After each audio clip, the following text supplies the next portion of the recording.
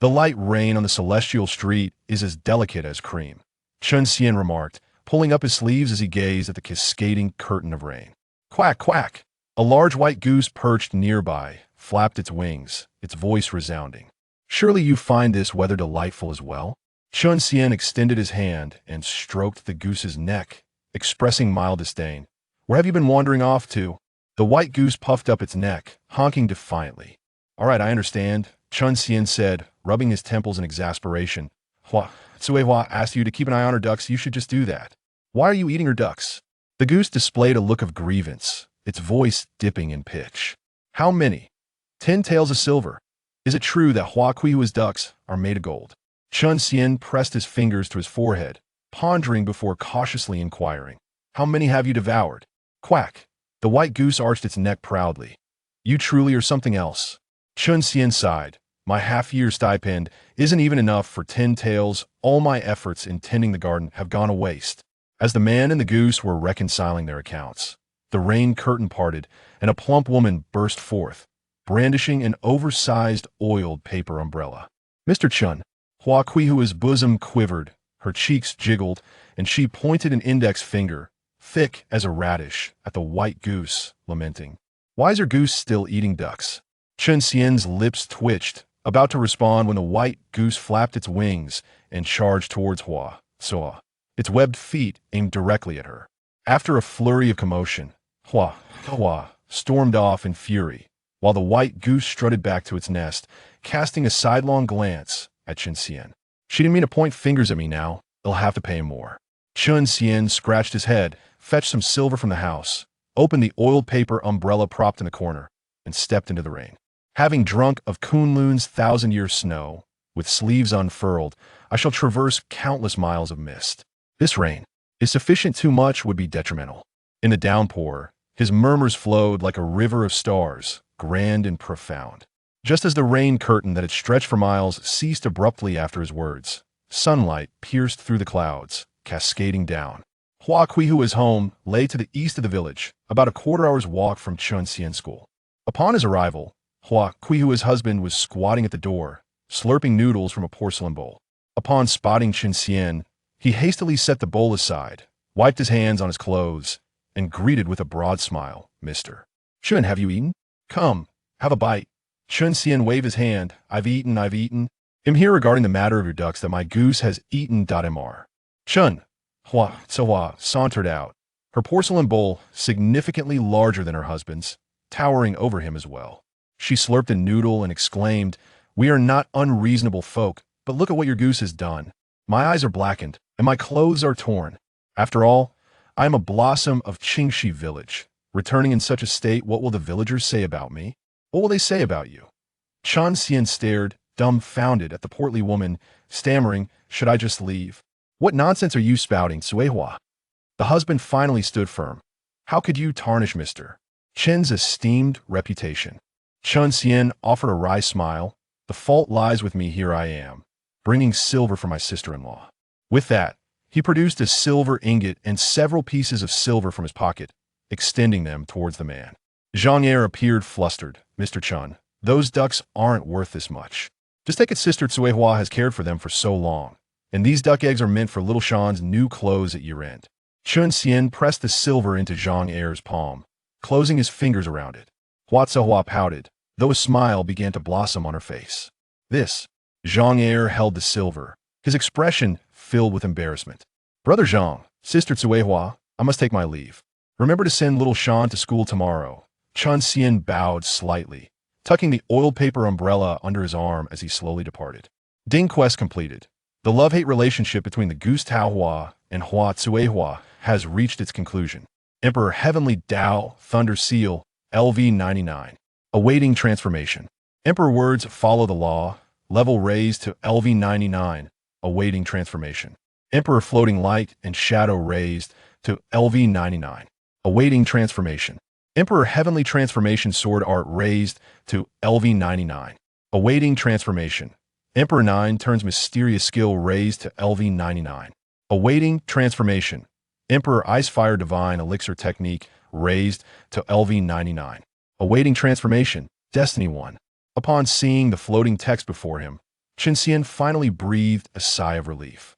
Since his arrival in this world, 1,000,000 years had passed.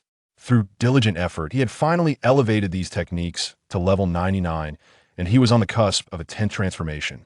Panel, Chen called, and a virtual interface appeared, visible only to him. Chen longevity, body current identity. Teacher at Qingxi Village School Realm. Techniques. Emperor Heavenly Tao, Thunder Seal, LV99, awaiting transformation. Emperor Words Follow the Law, LV99, awaiting transformation. Emperor Floating Light and Shadow, LV99, awaiting transformation. Emperor Heavenly Transformation Sword Art, LV99, awaiting transformation. Emperor 9 turns Mysterious Skill, LV99, awaiting transformation. Emperor Ice Fire Divine Elixir Technique, LV99, awaiting transformation. Destiny, 997 Strands Tasks. None the destiny born over these 10,000 years is finally in my grasp indeed. Taohua is my lucky star. Chen chuckled as he closed the panel, making his way back to his courtyard. The following day, Chen rose early, as today was the day for the village children to attend school. As their teacher, he could not afford to be lazy. In the small classroom of the East Wing, he meticulously wiped the desks, while the white goose Taohua stood proudly on the path in the courtyard, resembling a triumphant general. A little head peeked through the gate, glancing around before breaking into a smile upon sighting Taohua, bouncing joyfully into the courtyard. Taohua extended its grand wings, making a gesture for food. The little boy cheerfully retrieved a few pieces of dried fish from his satchel, gently placing them on Taohua's wings. Without hesitation, Taohua stretched its neck, pecking up the morsels with ease. The boy then reached out and stroked Taohua's belly, moving up to its neck, speaking affectionately, "I haven't seen you in days, Taohua." Quack, quack. Taohua lowered its neck, nuzzling into the boy's palm. "I'm sorry about yesterday." The boy's voice wavered with a hint of tears. "I didn't know why there was a monster in the pond." Quack. Taohua responded indifferently, conveying a clear message. "Do not fret. It was but a trivial matter." "Where's the teacher?" The little boy tiptoed to peek into the yard, inquiring. The white goose honked, its wings pointing towards the classroom. Zhang Xiaoshan smiled gently as he stroked the large goose. The spring breeze had arrived, and the sun shone brilliantly. Referred to as the peach blossom snow feather, the innocent child called out by the shallow water's edge. Note: the realms are classified as follows: Qi Refinement Foundation Establishment Core Formation Nascent Soul Spirit Transformation. Void Refinement Body Integration Great Ascension Tribulation Crossing Failure Loose Immortal Success True Immortal Celestial Immortal. Profound Immortal Golden Immortal Great Luo Immortal King Immortal Emperor. Chapter 2. In March, there are both spring breezes and bloodshed in the charming month of March, following a gentle spring rain. Qingxi Village lay beneath a cerulean sky. The voices of children, crisp and clear, echoed throughout the village as they learned in the schoolhouse. Chen, holding a scroll, occasionally nodded and glanced down at his 12 disciples, the only students willing to attend his lessons. Outside the window, many eager little heads peered in, though he knew they would soon be whisked away by their parents to tend to chores. In the courtyard, a large white goose basked in the sun. Not far from it lay a tiny black snake, trembling in fear and unable to lift its head to meet the goose and Appo's gaze. The goose, with a gentle honk, seemed concerned not to disturb the children's studies. The little black snake, however, quickly raised its head and nodded fervently. Suddenly, the goose flapped its wing, sending the snake tumbling out of the courtyard. Moments later, the snake slithered back in, its demeanor considerably diminished. The black snake lay before the white goose, resembling a woeful little wife. The goose glanced sidelong at the snake and pointed toward the south of the village. The snake nodded repeatedly before vanishing into the grass. Chen squinted, drawing back his consciousness from the southern stream, smiling as he shook his head. In this auspicious March, warm sunlight mingled with the caress of a spring breeze. Qingxi Village, crisscrossed by streams, was an inconspicuous locale in the vast southwest of the great Han immortal dynasty. On the afternoon of the third day of the third month, a woman adorned in a hooded cloak, a sword hanging from her waist, and 3 long swords strapped to her back, approached the southern entrance of Qingxi Village, crossing the Qingxi Bridge. 6 men clad in dark armor, armed with narrow blades, followed closely behind her. The water beneath the bridge was deep and tranquil, reflecting the woman and Appo's form. It struck her as peculiar that, despite being adjacent to the notorious Tianyao continent, Qingxi Village remained so quiet. The woman rested her left hand on the hilt of her sword, her pale right hand resting on the bridge and Appo's railing, surveying the serene landscape. "Milady, Qingxi village has seldom encountered troubles. The town and Apos' archives hold little record of events." One of the men said respectfully, cupping his hands. Bai Nishang frowned, recalling the recent string of gruesome skinning cases in the nearby Yuhe town, where 9 townsfolk had been flayed alive and their corpses displayed on an ancient locust tree. Strangely, each body bore ancient inscriptions along their spines, and the flesh appeared a ghastly shade of blue-purple, with remnants of talisman fragments lingering near their dantian. Moreover, human skin had been fashioned into lanterns and hung among the desolate graves outside the town, a scene of unspeakable horror. It was precisely due to these incidents that Bai Nishang, the inspector for the southwest region of the Great Han Immortal Dynasty, had been dispatched to investigate this bizarre case known as the skinning incident. There were only 2 small sects near Yuhe town, and the most powerful among them barely reached the foundation establishment stage. How could they dare provoke the authority of the Great Han Immortal Dynasty?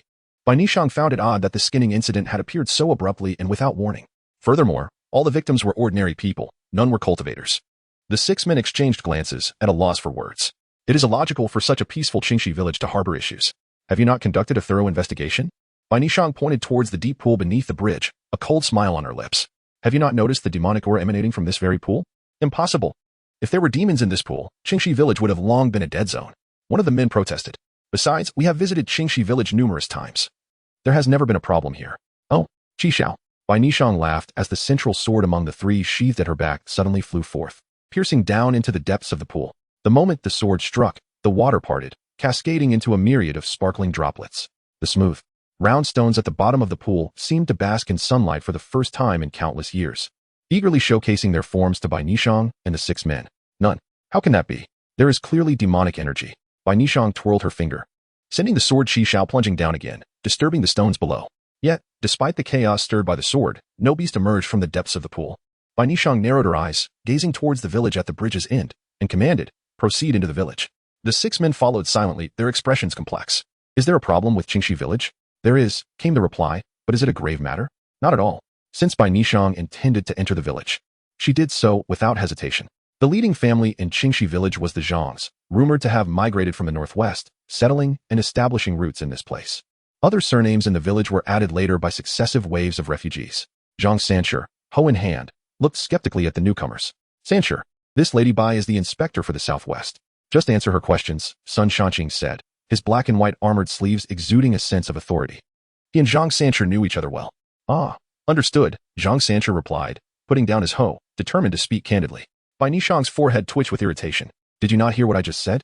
Has anything unusual occurred in the village lately?" she asked, her words deliberate and measured. "Nothing at all. What in Apos, the matter?" Zhang Sancher scratched his head, his dark complexion revealing confusion, innocence, and impatience in equal measure. "What is it to you if you and Apos, Inspector? Can you delay my farming? Mr. Chen provided the planting techniques and excellent seeds. If I Don and Apos plant them now, what will happen to the harvest?" Bai Nishang paused, taken aback. As the inspector of the southwest, a core member of the Great Han Immortal Dynasty, with 3 nurturing flying swords and a personal sword of her own, she was astounded by his insolence. "How dare you, a mere country farmer, speak to me like that? But there is clearly demonic energy at the village entrance," Bai Nishang insisted, pointing towards the village and Apos' edge. "Impossible." Mr. Chen said Qingxi village has no demons, Zhang Sancher insisted, shaking his head emphatically. "Mr. Chen? From the Haran sect?" Bai Nishang turned to glance at the 6 men behind her, particularly at Sun Shanqing, the head of the Yueva town enforcement. "No. He is a refugee who arrived last year, and is now teaching here," Sun Shanqing clarified. "He has learned some divination techniques." "And his cultivation level?" Bai Nishang inquired, intrigued. "He has not yet reached foundation establishment. He is still at the qi refinement stage," Sun Shanqing replied honestly, confirming that Chen Xian possessed only a faint aura of spiritual energy, indeed a novice cultivator. Bai Nishang fell into silence. In this world, if ordinary people were at the bottom tier, qi refinement cultivators were only slightly elevated above them. Could a mere qi refinement cultivator make such definitive claims? This Chen Xian must certainly be hiding something. Chapter 3. The Enlightenment Tea at the Leisure Cottage. Bai Nishang gazed at the courtyard before her and let out a cold laugh. The overwhelming aura of malevolence emanating from the courtyard was glaringly evident, revealing that this individual, Chen Xian, was indeed linked to the demon clan. Could it be that he was a suspect in the peeling case? "Disperse. Form the 7 luminaries demon-slaying formation," Bai Nishang commanded, as 3 nurturing flying swords, Qishao, Qinghuan, and Jinghong, soared into the air, arranging themselves in a triangular formation above her. Simultaneously, her own life-bound sword, Duomu, was drawn, its radiant light pulsating with immense power. Sun Shanqing and the other 6 exchanged glances, feeling somewhat helpless as they spread out to encircle the leisure cottage. Did they truly need to take such drastic measures against someone at the qi refining stage like Qin Xian? Ah, do not disturb the child, a long sigh echoed. And before Bai Nishang's eyes, the world shifted. The village shrank rapidly, layers of clouds passing before her eyes. Then, she beheld a young man standing amidst the white clouds above, clad in a cerulean robe, his hair secured with a peachwood hairpin, with all the brilliance of a starry river shimmering in his gaze. Bai Nishang was momentarily stunned. She could see the mountains and rivers beneath her, even the distant Yuehe town, Qingxi village, and the wild territories of the demon realm. With a mere flip of his hand, he could alter the very fabric of reality. What incredible power was this? Was he at the tribulation stage? Miss, you will not find the answers you seek in Qingxi village. Please return, Qin Xian said with a smile, his demeanor a blend of elegance and profound wisdom, leaving Bai Nishang uncertain of his true nature. Senior. Bai Nishang sheathed her flying swords, including her life-bound sword, Duomu, and clasped her hands in respect, stating, I did not know you were in secluded cultivation here. I hope my disturbance is forgiven. No offense taken, Qin Xian chuckled, intending to send her away while erasing her memories of him with the words become law technique. However, a sudden quest notification appeared before him. Ding series quest, by Nishang and Amp, Oppos, S life and death tribulation has been triggered. Quest requirement, ensure Bai Nishang remains alive until the series quest concludes. Note, there are 4 branches to this series quest. Quest reward, the end Amp, Oppos, Imperial and Amp, Oppos. Words become law LV99 will transform into an Amp, Oppos, Dao and Amp, Oppos, Heavenly Dao Mandate LV1. Branch quest, assist Bai Nishang in investigating the peeling case. Quest reward, Imperial artifact, Morning Bell of the Great Dao. Thus, Qin Xian swiftly altered his approach and inquired, is there still no progress on the peeling case in Yuehe town? Bai Nishang nodded. The remnants of the talismans on the corpses do resemble the blood curses of the blood demon sect, yet that sect has been extinguished for over a millennium. And I have not heard of any of its practitioners still being active. The blood demon sect? Qin Xian paused, recalling that sect from 1300 years ago. Senior, you are familiar with this sect? Bai Nishang's eyes brightened. Qin Xian nodded but chose to remain silent. Of course I know. I was the one who obliterated their mountain gate with a single strike. Otherwise, it would not have been so easy to eradicate such a prominent demonic sect given the military prowess of the Han Immortal dynasty. Senior, Bai Nishang wanted to inquire further, but suddenly found herself in a small courtyard. The sound of children reading filled the air, accompanied by the warmth of the March sun, inducing a sense of disorientation. Is he playing? Does being a great cultivator make one so powerful as to toy with me? A large white goose glanced at the dazed woman, tilting its head in evident disdain. Bai Nishang observed the aura of malevolence surging from the goose, her expression transforming like a palette. 3 parts astonishment, 3 parts disbelief, and 4 parts relief. 3 parts astonishment because it was, indeed, a goose. 3 parts disbelief due to the incomprehensible energy fluctuations emanating from it. 4 parts relief because this goose was raised by Qin Xian. Sit, Qin Xian waved his hand, and a tea table appeared before Bai Nishang, along with 2 small stools, peach blossoms, and tea preparations. The large white goose gave Qin Xian an indignant glance, causing steam to rise from the purple clay teapot on the table. Why did the Southwest send only you to investigate the peeling case? If it truly is a remnant of the blood demon sect, it is no laughing matter, Qin Xian inquired softly as he arranged the teacups. The internal affairs of the immortal dynasty have. Bai Nishang began, but swallowed her words. Though Qin Xian was powerful, he was not a member of the immortal dynasty, and some matters were not meant to be spoken of.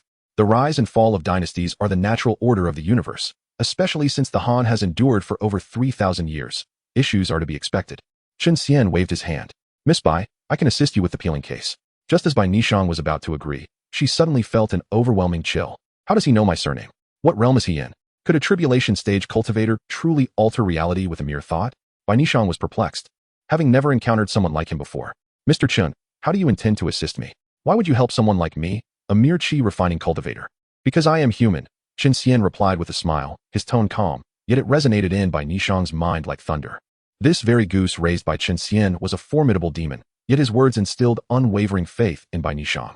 Once you finish this cup of tea, should you find yourself in trouble, simply call out, Mr. Qin, he said, pouring tea for Bai Nishang after the peach blossoms had brewed. Do not mind the tea leaves. I picked them myself. Bai Nishang stared in astonishment at the teacup filled with a fragrant brew that shimmered with Dao patterns, murmuring, is this enlightenment tea? The Dao patterns in the tea were a manifestation of enlightenment. It was not about the tea itself, but rather the person who made it. Enlightenment tea was not merely a type of tea leaf, but rather the Dao patterns that appeared within the tea infusion. At present, The tea leaves in Chen Xian's pot were indeed ordinary mountain tea, yet through his hands, the unremarkable tea transformed into a profound elixir brimming with Tao patterns. The astonishment this simple cup of tea evoked in Bai Nishang was beyond description. This is merely tea to drink, yet it leads to enlightenment. Dependent solely on one's fortune, Chen Xian chuckled. Go on, drink. Bai Nishang took a deep breath, cradling the cup with trembling hands. Her unease laid bare for all to see.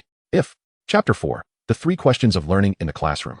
Zhang Xiaoshan gazed in admiration at the figure sipping tea in the courtyard, licking his lips in anticipation. Beside him, a young girl with a high ponytail. Her round face puffed up, slapped the back of Zhang Xiaoshan's head. Bewildered, he turned around. Zhang Yingying, what are you doing? I'm studying the 1,000-character classic. What about you? The girl huffed. The teacher said not to be distracted during class. You keep looking outside, and I will tell the teacher. Zhang Xiaoshan scoffed. If you're not looking at me, how do you know I'm gazing at the courtyard? You tell on me. I'll tell on you. Zhang Yingying pouted defiantly. Fine, go ahead and tell. The 2 children rose simultaneously and walked toward the courtyard. The large white goose, Taohua, honked as it approached them. Meanwhile, Chen Xian noticed that Bai Nikhang had vanished from his sight. Taohua, Taohua, the children called out in unison. She is distracted in class. Taohua, feeling a headache coming on, turned to leave. Such trivial matters occurred daily. It was best left for Chen Xian to handle. Chen Xian straightened up, placing his hands on his knees, and smiled at the 2 children. It is not good to be distracted while studying. After a moment of hesitation, Zhang Xiaoshan asked, what benefit is there in studying the 1,000-character classic? With so many characters, can it help me raise chickens, feed ducks, or farm? Chen Xian smiled and pointed at Zhang Xiaoshan, then at the sky. The 1,000-character classic is the foundation of enlightenment. It encompasses the essence of civilization and the cosmos. By studying it, you can recognize 3,000 characters and understand the celestial texts, illuminating the cycles of day and night. If you do not study it now, it is akin to a blind person walking in the dark. Though you may have the will, your vision is obscured. Yet, despite this, I cannot truly escape Qingxi village. For you know my parents can only afford 2 years of schooling before I must help with farming. Zhang Xiaoshan sighed and bowed deeply to Chen Xian. Thus, I believe it suffices to recognize characters. Why must I memorize the entire text? Chen Xian then adopted a serious tone, looking at Zhang Xiaoshan with surprise. After Zhang Xiaoshan performed his bow, Chen Xian returned the gesture and said, literature carries principles, and characters cultivate oneself. You may observe the path of virtue and vice, as well as glean humility from the teachings. The 1,000-character classic is not merely to teach you literacy. It contains the wisdom of sages.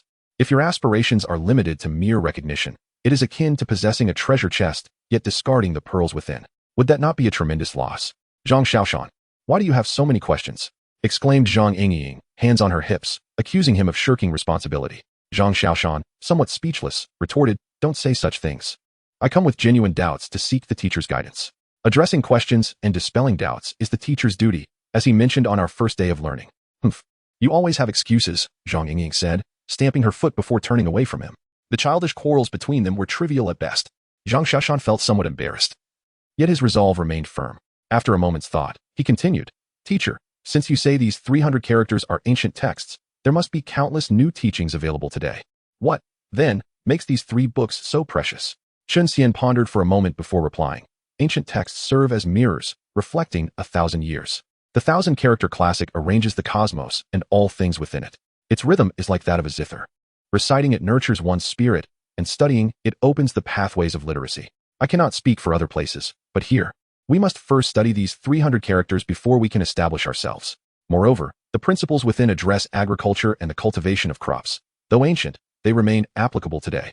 Zhang Xiaoshan stood with his hands hanging at his sides, silent for a long time. Chen Xian remained quiet too, observing the 8-year-old boy before him. The cultivation of breath is a practice. Alchemy is a practice. Experience is a practice. Fishing, woodcutting, farming, and studying are all forms of practice. In this child, he saw a remarkable literary spirit and a new path unfolding. Regrettably, this child was not destined to be his. As evening approached, Taohua stretched its wings, greeting each child, leaving the comfortable abode before settling under the lantern at the threshold, quietly watching the sun gradually descend behind the peaks. Chen Xian sat on the threshold with a bowl of noodles, eating without pretense. Quack! Taohua called out. Little Black has been hiding for so long. Only stealing a bit of poultry. Sending it to the demon would be tantamount to sending it to its doom. Chen Xian's mouth was stuffed with noodles, making his words somewhat garbled. Quack! Quack! Taohua called thrice more. Enough. You need to rein in that demonic aura. Even a sword cultivator at the nascent soul stage can sense it. Chen Xian poked Taohua with his chopsticks. Either transform or diligently refine that demonic energy. Taohua lowered its head, looking somewhat dejected. You don't want to transform? Then refine that energy to avoid trouble. Shinxian spoke earnestly. What is so good about being human? Your thoughts are quite admirable. Quack, quack, quack. Tao's spirit soared, calling out 3 times. All right, I certainly want to force you. The human realm can accommodate you. Shinxian chuckled. When he found this goose 100,000 years ago, it was indeed just a goose. 100,000 years later. Calling it Taohua or the great white goose might suffice in Shinxian and Appo's company. However, once it left Qingxi village and Shinxian and Appo's side, calling it the Taohua Immortal King would be the only name it would acknowledge. Upon returning home and setting down his satchel, Zhang Xiaoshan's mother, Hutsue Hua, approached, her hands busy with her apron. Upon seeing the smile on her son's face, she asked, "Why are you so happy today? Did your teacher not give you a hard time?" Zhang Xiaoshan's expression fell. "Mother, how could the teacher possibly hold yesterday's incident against me? Do you think so little of him?" Hutsue Hua chuckled awkwardly. "Not at all. It's just that those 10 or so taels of silver feel a bit too valuable." "You know," Zhang Xiaoshan exclaimed with exasperation, "I told you, there's a large black snake in the stream that ate our ducks. But you didn't believe me." "Nonsense. There's no large black snake in that stream. Your father swam there all the time when he was young." Hutsue Hua scoffed and hurried into the kitchen. Zhang Xiaoshan sighed. Yet he took out several ancient, worn-out books from his satchel, which the teacher had lent him that day. The teacher had said, as a scholar, one should kindle a perpetual lamp in their heart to illuminate understanding and cultivate oneself. He also said that within books like Golden Houses and Beauties. Chapter 5. The reappearance of the skinning case when Bai Nishang awoke. She found herself standing at the entrance of Qingxi village, with Sun Shanqing and 5 other members of the capture division behind her, just as they had been at noon. "Lord Bai, there is no issue with Qingxi village. Shall we return?" Sun Shanqing appeared entirely oblivious to the circumstances, his sense of time seemingly muddled. He still believed they had just arrived in Qingxi village. Bai Nishang had already been astonished multiple times today, and Sun Shanqing's demeanor elicited little reaction from her. She merely nodded. "Yes, let us return to Yue town." After sipping a cup of enlightenment tea, Bai Nishang felt her nascent soul within her become more consolidated, hinting at a potential breakthrough beyond its current grade. The path of cultivation is governed by a rigorous hierarchy. The 3 talents of heaven, earth, and humanity represent the triad of ranks within the realm of cultivation, beginning from the foundational stage. The disparity between heaven grade and earth grade foundations is most manifest in the stability of the roots and the quantity of vital energy they can contain. For instance, while an earth grade foundation can harbor 1,000 units of vital energy, a heaven grade foundation can accommodate a staggering 100,000. It is from this foundational stage that the distinction between prodigies and ordinary cultivators truly becomes apparent. As a nascent soul sword cultivator of the great Han Celestial dynasty, Bai Nishang's nascent soul was originally of earth grade, yet after consuming a mere cup of enlightenment tea, the shackles binding her nascent soul began to loosen. What realm does Qinxian occupy?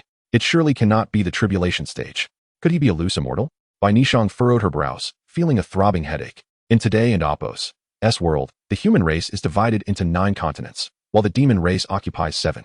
Among the human 9 continents, Zhengzhou, where Bai Nishang currently stood, was the only human land bordering the demon race's Tianyazu. The vast expanse of Zhengzhou is filled with human celestial dynasties in great sections. The Great Han Celestial Dynasty's dominion in the northwestern territories is hardly considered top tier, at best ranking among the first tier. In the official inn of Yue town, Bai Nishang set aside her book, feeling weary. Despite her fondness for Water's Edge, Lake's View, she found herself unable to immerse in its pages tonight. As if the words had been devoured by bookworms, the sound of a gong resonated through the night sky, and as a sword cultivator of the nascent soul stage, Bai Nishang promptly leapt from her room to the rooftop. The gentle breeze stirred the books on the table, and the ancient cover of Water's Edge, Lake's View closed. Inscribed in seal script above it, with the date of the 3rd month in the year of Gingxin, gifted by Laish, its seal now blurred, faintly revealing the character's floating life. From her vantage point, Bai Nishang noticed the flickering candlelight and the continuous lanterns emanating from a nearby grand residence. "Lord Bai, the Zhou family is in trouble." Sun Shanqing rushed in, breathless, bowing towards Bai Nishang on the rooftop. She nodded, summoning her flying sword, Qi Xiao, which hovered beside her feet. With a step, she launched towards the Zhou residence. The Zhou family, among the top 10 families in the town, thrived on the cultivation and trade of tea and cotton, amassing considerable wealth. However, this night, the Zhou family was destined to descend into a hellish nightmare. Bodies, skinned and lifeless, lay scattered throughout their expansive 3-courtyard estate. Bridges, living rooms, fish ponds, and bedrooms were all tainted with horror. Bai Nishang's brow furrowed deeply as Qi Xiao floated ominously by her side, reflecting her inner turmoil. 37 lives, none were spared. Sun Shanqing's expression darkened. The methods resemble those of the skinning case. The blood curse remnants are still quite clear. The Zhou residence is merely 3 streets away from my inn, A mere 600 meters. Bai Nishang surveyed their surroundings, her voice low.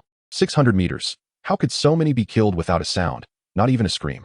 Sun Shanqing clasped his fists, saying, "We discovered that the one who found the Zhou family slaughtered was a local ruffian named Lin Wu. He had been drinking and, upon seeing the Zhou's door ajar, harbored ill intentions, thinking to pilfer some silver. However, upon entering, he stumbled upon the skinned body of old Zhou. Bring him here," Bai Nishang commanded, her finger gesturing as Qi Shao returned to its sheath. "Have the capture division conduct a search. If anything seems amiss, signal immediately with fireworks." Sun Shanqing obeyed, and soon, a trembling Lin Wu was brought before Bai Nishang by another capture division officer. "When you entered the Zhou residence, did you notice anything unusual? Perhaps a peculiar scent?" Bai Nishang, uninterested in idle chatter, cut straight to the point. Lin Wu hesitated, wanting to lift his gaze to Bai Nishang, but was firmly held down by the officer beside him. "Reporting to the Lord, I was intoxicated and in a daze. Truly did not notice anything amiss. Upon entering the Zhou residence, I saw old Zhou's body lying there," Lin Wu explained, his head bowed. "Old Zhou's body. Was the skin still intact when you saw it?" Bai Nishang detected a flaw in his account. A skinned body would not be easily recognizable. Given that Lin Wu was inebriated, the most plausible scenario was that the murder had just occurred, and the perpetrator had yet to conduct the eerie skinning ritual. Wait, how has the skin of the body vanished now? Lin Wu, glancing sideways, accidentally caught sight of a bloodied corpse, causing him to recoil in fright. Bai Nishang observed the ruffian Lin Wu silently, her innate flying sword, dazzling, suddenly unsheathed, descending toward Lin Wu and Apos' head. A hissing sound erupted as a wisp of black mist surged like a living entity to intercept the blazing sword light descending from dazzling. Yet, how could the sword of a nascent soul stage sword cultivator be thwarted by such a lowly technique? The sword struck, shattering the black mist, while Lin Wu's body crumpled to the ground like a noodle. 7 luminaries sealed demon, bind. Bai Nishang pointed her sword, conjuring 6 walls of vital energy that converged from all directions, ensnaring the black mist within, forming a palm-sized crystal resembling a cube, resting in her palm. "You have quite the audacity, thinking I am merely a decorative vase." Bai Nishang gazed at the writhing black mist within the vitality crystal, a cold smile gracing her lips. "Wait for me to capture you, wretch. The foundation of the Great Han Celestial Dynasty lies within the 7 luminaries celestial sect. As both an inspector of the Great Han Celestial Dynasty and a core disciple of the 7 luminaries celestial sect, Bai Nishang's status was not uncommon in the current world. There exists no decree forbidding cultivators from mingling with the mundane. After all, ordinary people are the very foundation of the cultivation realm. Their populations, beliefs, incense offerings, labor, and even their deceased remains can nourish the lofty realm of cultivation. Chapter 6. The Falling Star Emperor's Gate. Zhang Sanshi lingered at the entrance of his quaint abode for quite some time, ultimately summoning the courage to stride into the courtyard with a clenched fist. The good news was that the ferocious goose was absent. The bad news was that Mr. Chen was also nowhere to be found. After circling around, Zhang Sanshi encountered Zhang Er, the village chief, just as he was about to exit. Zhang Er scratched his head, inquiring, "What are you doing here?" Zhang Sanshi hesitated, glancing around cautiously before whispering, "Are you here to consult Mr. Chen about planting techniques as well?" Zhang Er shook his head. "No, I have a different matter to discuss with Mr. Chen. Do you know where he has gone at this late hour?" Zhang Sanshi clicked his tongue, realizing that with the favorable weather of recent days, the villagers were eager to begin their cultivation. "I must be off then," Zhang Er replied earnestly, turning to leave. His visit was initially intended to return the silver he owed from the previous day, but with Mr. Chen absent, he decided to return at another time. For a farmer who toiled daily, a scholar like Mr. Chen was deserving of respect. Although he believed his son's education might not lead to a prosperous future, it would undoubtedly broaden his horizons. Zhang Er's thoughts were simplistic. He had never received an education and was illiterate, yet his son could read, which he considered progress. Perhaps even his grandson would advance further still. Step by step, they might eventually escape the confines of this mountainous region. Such honest individuals as Zhang Er possess a limited scope of thought, yet it is precisely these kind of people who constitute this vast world. Zhang Sanshi waved his hand, signaling Zhang Er to proceed. He wished to wait a little longer for Mr. Chen. After all, as the village chief, the harvest was of utmost importance, especially with taxes to be paid. "I'll take my leave then, village chief," Zhang Er remarked. Feeling the weight of the silver in his pocket, beads of sweat forming on his forehead as he worried that his wife might have discovered the missing money. Each night before bed, she would inspect their silver, and the hour for her to retire was fast approaching. Is something off with Zhang Er? Zhang Sanshi pondered, scratching his head in confusion as he spotted a large white goose. Quack! The goose leaped 3 feet into the air, its wings flapping against Zhang Sanshi and Apos' head, leaving him dazed and exclaiming, Peach Blossom, it was my mistake. Please stop." Peach Blossom, however, paid no heed, continuing to leap and flap. Hadn't an Amp, Apos, this creature once intended to devour him? Had it not been for Mr. Chen and Amp, Apos, As intervention, there would have been at least 100 bumps on its head. Stop it, stop it.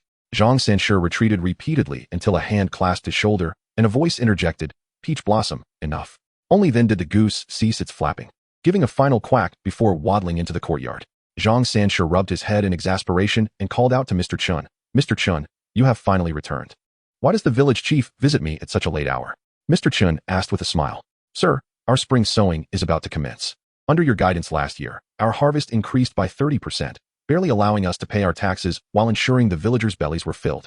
However, this year, you are aware that the village has seen an increase in population. Zhang Sanshi spoke somewhat sheepishly. The additional 30% was indeed a tremendous blessing for a village. But, was the village chief implying that he wished for an even greater harvest this year? Mr. Chun maintained a calm demeanor. Zhang Sanshi nodded. Is there any way you could assist us? Mr. Chun looked up at the sky, where the stars twinkled brilliantly. After a prolonged silence, he shook his head. There is none. Zhang Sanshi hesitated, wishing to articulate something further, but Mr. Chun gestured for silence. 30% is sufficient. Any more would be beyond your capacity to manage. Suddenly, Mr. Chun inquired, Village Chief, you do not resent me for my limitations, do you? Zhang Sanshi shook his head, offering a wry smile. How could I? This year, I shall manage the village and Appos, as fertility to prevent it from spiraling out of control. That is good to hear, Mr. Chun replied, patting Zhang Sanshi on the shoulder. Now, you may return. Zhang Sanshi returned home in a daze, realizing that certain matters had vanished entirely. Meanwhile, Mr. Chun grasped a swirling mass of dark energy, reflecting somberly, the insatiable greed within one's heart is truly endless. And it is no wonder that the demonic forces stemming from the falling star emperor and Appos, Esgate continue to proliferate. Quack! Peach Blossom called out. Do not rush, Mr. Chun commanded, clenching his fist, causing the dark energy to dissipate. When I constructed the falling star emperor and Appos, Esgate, it was merely to serve as a warning to this realm. Yet it appears to have had little effect. Quack, quack, quack. Peach Blossom squawked again. Would you like to see the falling star emperor and Appos, Esgate? Mr. Chun smiled and nodded, flicking his finger lightly. Before them, a magnificent and boundless imperial gate loomed, spanning the galaxy. South of the river, stars shone brilliantly. North of the river, darkness reigned supreme. The great goose, Peach Blossom, gazed on in wonder. The mountain need not be tall. If a deity resides within, it shall be renowned. The water need not be deep. If a dragon dwells therein, it shall possess spirit. Nestled in the southwestern region of the Han Celestial Dynasty, the Chang'an Mountain stretches north to south, bordered by the Han Celestial Dynasty to the east, and the territory of the Heavenly Demon Continent to the west, representing the narrowest point between the two lands. The sprawling Demon Suppression Great Wall, extending thousands of kilometers, perfectly divides the two realms, compelling the dynasties and sects of the western continent to pay various resources to the Han Celestial Dynasty. After all, one suffers, all suffer. One flourishes, all flourish. Bai Shang alighted on a beacon tower atop her flying sword, her patrolling attire and the distinctive 7 luminary runes immediately capturing the attention of the disciples stationed there. Have there been any unusual occurrences recently? As a core disciple and a Yuan-ing realm sword cultivator, Bai Shang's status far exceeded that of the disciples rotating at the Demon Suppression Great Wall, and given the increasingly chaotic situation, she addressed the matter directly.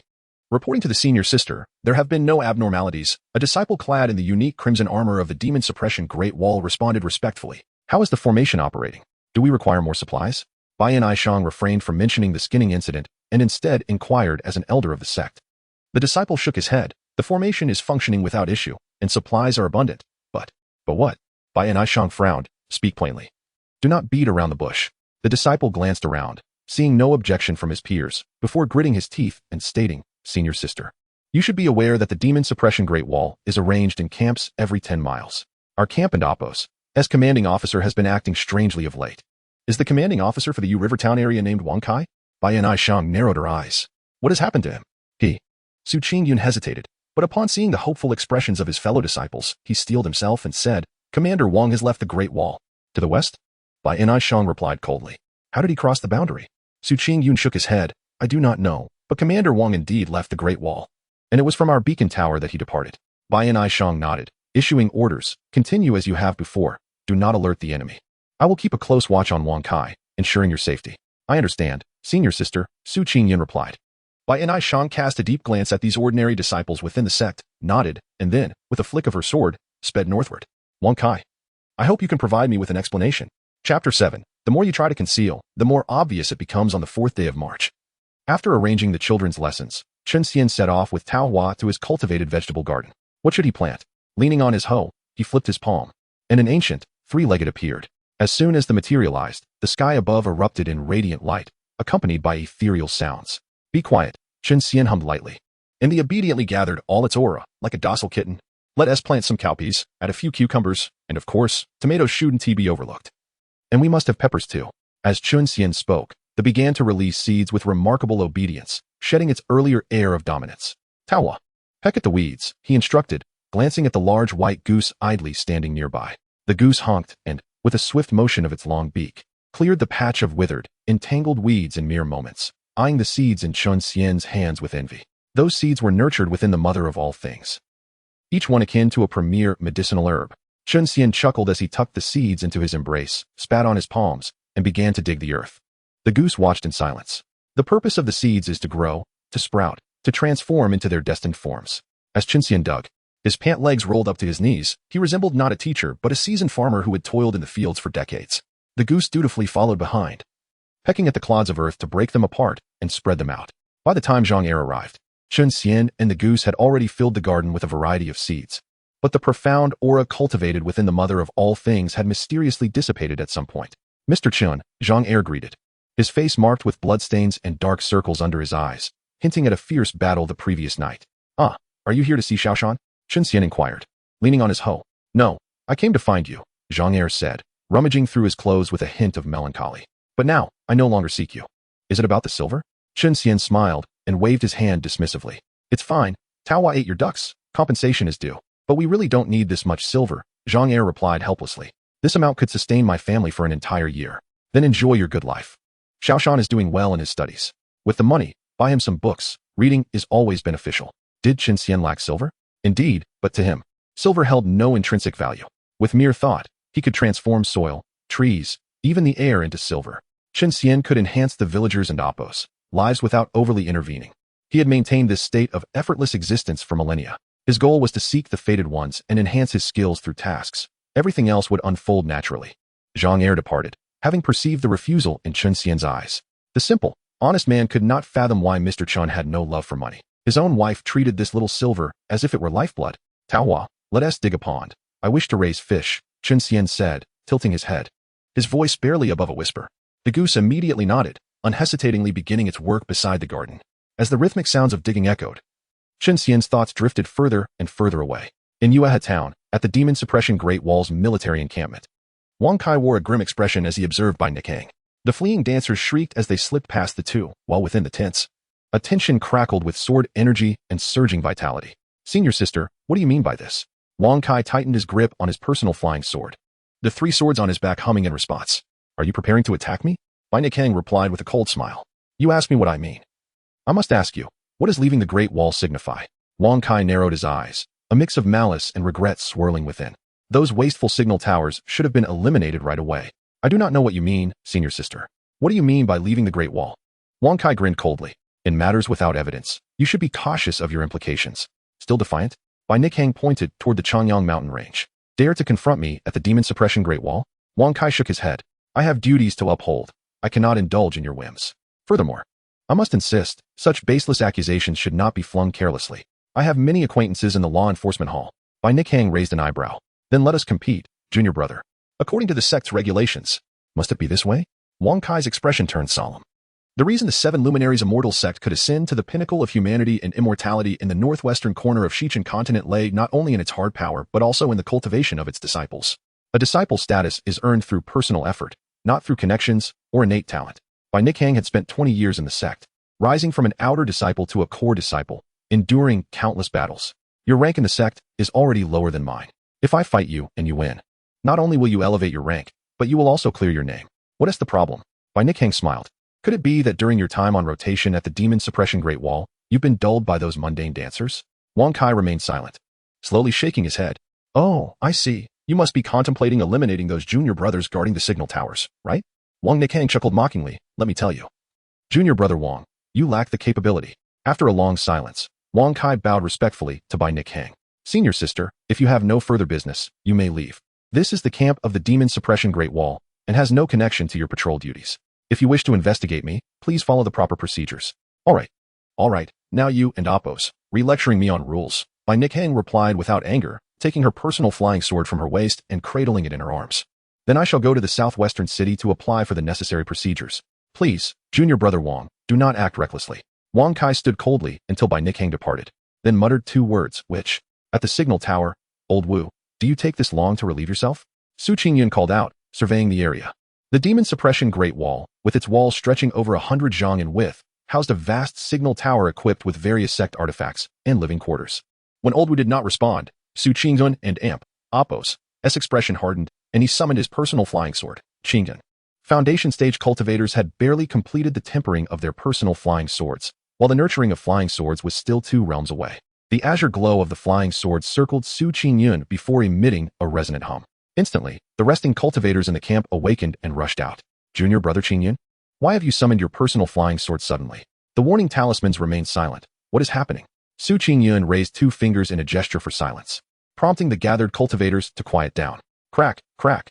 The sound of thick chewing accompanied the faint cracking of bones, yet in the stillness of the night, it resonated with startling clarity. Whoosh. The flying sword Qingyun soared into the sky, azure vitality swirling and transforming into rippling waves that spread outward in all directions. Immediately, above the beacon tower, a colossal and menacing beast had emerged, its elongated vertical pupils reflecting the azure sword light. Dangling from its jaws was a severed leg. Swaying in accordance with the creature and Appos, S movements. An enemy assault. The Xianyin Bone Maiden. Su Qingyun was instantly filled with dread. The flying sword, Qingyun, split into 2. And then into 4, transforming into hundreds of beams of sword light that descended upon the demon beast known as the Xianyin Bone Maiden. With a guttural sound, the Xianyin Bone Maiden moved its mouth, swallowing the severed leg that dangled from its jaws. In an instant, countless black lights erupted from its back, and a dense barrage of Xianyin spikes shattered Su Qingyun and Appos, S sword light, and simultaneously annihilated the surrounding cultivators. With a thunderous roar, the massive Xianyin Bone Maiden, having decimated this group of human cultivators, unleashed its long and grotesque bony tail in a sweeping motion, reducing the beacon tower to ruins. Subsequently, this beast from the demon continent vanished in a swirl of black light, leaving behind only a shattered section of the city wall and the remnants of mangled corpses. Chapter 8. The Heart and Appos, S guiding light on the 5th day of the 3rd month. Under a clear sky, Chen Xian presented several books to Zhang Xiaoshan. Take your time to read them, and come find me once you and Appos, VE finished. Chen Xian remarked as he handed the books over. Yes, sir, Zhang Xiaoshan replied, carefully placing the somewhat aged tomes into his satchel. Curiously, he inquired, Sir, my mother forbids me from lighting an oil lamp to read at night. Yet when I opened the book, the words seemed clear. Am I imagining things? Gently ruffling Zhang Xiaoshan and Appos' hair, Chen Xian replied softly. Those who cherish reading possess a perpetual inner flame. Even in darkness, they can grasp wisdom. Conversely, those indifferent to books may read 100 times. Yet the moths of ignorance will consume the words they know. This is a natural phenomenon. Do not take offense. Zhang Xiaoshan was taken aback. Xiaoshan, Chen Xian said earnestly, should you venture beyond these mountains one day and behold a broader world, will you remain true to your heart and labor diligently? Zhang Xiaoshan scratched his head. I suppose I would. I am unsure what the outside world is truly like. My mother spoke of Moon River Town, where the houses are grand, the streets paved with smooth stones, and the townsfolk clad in silks, feasting on fine rice. Do they also study? Of course. Those who neglect their studies will never encounter the guiding light within. Chen Xian smiled and nodded. Xiaoshan, keep striving. Zhang Xiaoshan clenched his fist and waved it vigorously before departing from the tranquil abode. Once Zhang Xiaoshan left, Chen Xian wandered to the pond adjacent to the vegetable garden, where the white goose, Taohua, continued to compact the earth with its long beak. Using no magic must be exhausting. Chen Xian squatted down, pressing his palm against the ground. That should suffice. Take a break. The white goose honked and jumped out of the pit. Chen Xian snapped his fingers, intending to visit De Chunzhou to procure some tree sap from the old tree. Quack! Taohua exclaimed excitedly. Do not be overly exuberant, nor let your emotions guide you recklessly. You must have your own sense of judgment regarding what is permissible and what is not, lest you fall prey to malevolent entities. Chen Xian waved his hand. Return in a month. The white goose nodded eagerly, flapping its wings as it soared towards Changyang Mountain. To reach De Chunzhou, one must first traverse through Tainyazu. Having accompanied Chen Xian for nearly 100,000 years, Taohua rarely frolicked outside. This journey to De Chunzhou brought joy to Taohua, for the old tree was a being of leisure. During the month-long visit, Taohua would likely spend at least 20 days in its company. After Taohua vanished, Chen Xian gazed at the pond and murmured, water rise, lotus bloom, fish come. Instantly, the pond, spanning 40 zhang, filled with water, and lotus flowers blossomed from nothingness. Soon, fish leapt from the surface, frolicking amidst the lotus leaves. This felt much better. Reflecting for a moment, Chen Xian extended his hand, summoning a gold dragon, as thick as a thumb, that had been slumbering within the mother cauldron of all things, which flew into his palm. Flowing sands, why do you persist in this folly? Shattering destiny, causing the fall of celestial sovereigns? After 1,000,000 years, who will still remember you? With a downward motion of his arm, he released the golden dragon into the pond. As it entered, the dragon's eyes fluttered open, and it licked Chen Xian's palm before swimming away, quickly vanishing from sight. Chen Xian observed the pond, his gaze laden with complexity. For countless millennia, the 3 destinies he had bestowed upon others all met tragic ends. Sigh. A long sigh escaped him, and his figure faded into nothingness. Soon after, Bai Nishang learned of the deaths of Su Qingyun and the group of cultivators guarding the beacon tower. The Xianin Bone Woman is a Yuan-Ing realm demon, and her breakthrough did not trigger any alarm. Bai Nishang's face flushed with anger. She had no authority to investigate Wang Kai in the southwestern border city, as she had been surveilling him instead. However, Wang Kai had spent the past few days training soldiers and indulging in merriment within the camp until the news of the destruction of the beacon tower at Moon River Town reached him, prompting him to dispatch personnel to the scene. Soaring on her flying sword, Bai Nishang coldly observed the pretentious Wang Kai amidst the ruins, where the disciples who lay among the debris had trusted her, yet she had failed to provide them with adequate protection. If only she could have alerted the sect. If only she had called out to Mr. Chan, would things have turned out differently? At that moment, Bai Nishang and Amp, Appo's inner remorse reached its zenith, the Yuan-Ing hovering in her sea of qi emanating black threads, a faint, sinister laughter echoing in her ears. Upon noticing Bai Nishang, Wang Kai clasped his fists and began directing the restoration of the beacon tower. If the Xianin Bone Woman could breach the boundary, would the next to come be a transformation realm demon? Or perhaps a refining void realm demon? Bai Nishang and Appo's eyes twitched, her voice chillingly cold. The flesh lying in the ruins had been living beings just days prior, and they were disciples of the Seven Sons immortal sect. Soldiers organized by the celestial dynasty to quell demons. Sister, I do not comprehend your words, Wang Kai replied, cupping his hands. How would I know why the Xianin Bone Woman managed to destroy the Great Wall without alarming the defenses? You have been watching me for days. Have I utilized any magic? You are a remnant of the blood demon sect. Bai Nishang shot Wang Kai a glare, her eyes sharp as swords. As the 2 swords at her back began to hum, their sword aura gradually spreading, Wang Kai and Appo's expression darkened. Sister Bai, can you take responsibility for your words? This talk of the blood demon sect is utter nonsense. You are agitated. Bai Nishang grasped the hilt of her shining sword, drawing forth both the Jinghong and Qinghuan swords. I will not wait any longer. Even if it defies sect rules and the laws of the celestial dynasty, I will capture you. Impudent. Wang Kai formed a sword seal with his fingers, summoning his 3 nurtured flying swords and his life sword, which began to tremble. Bai Nishang, I will remember this day. Very well.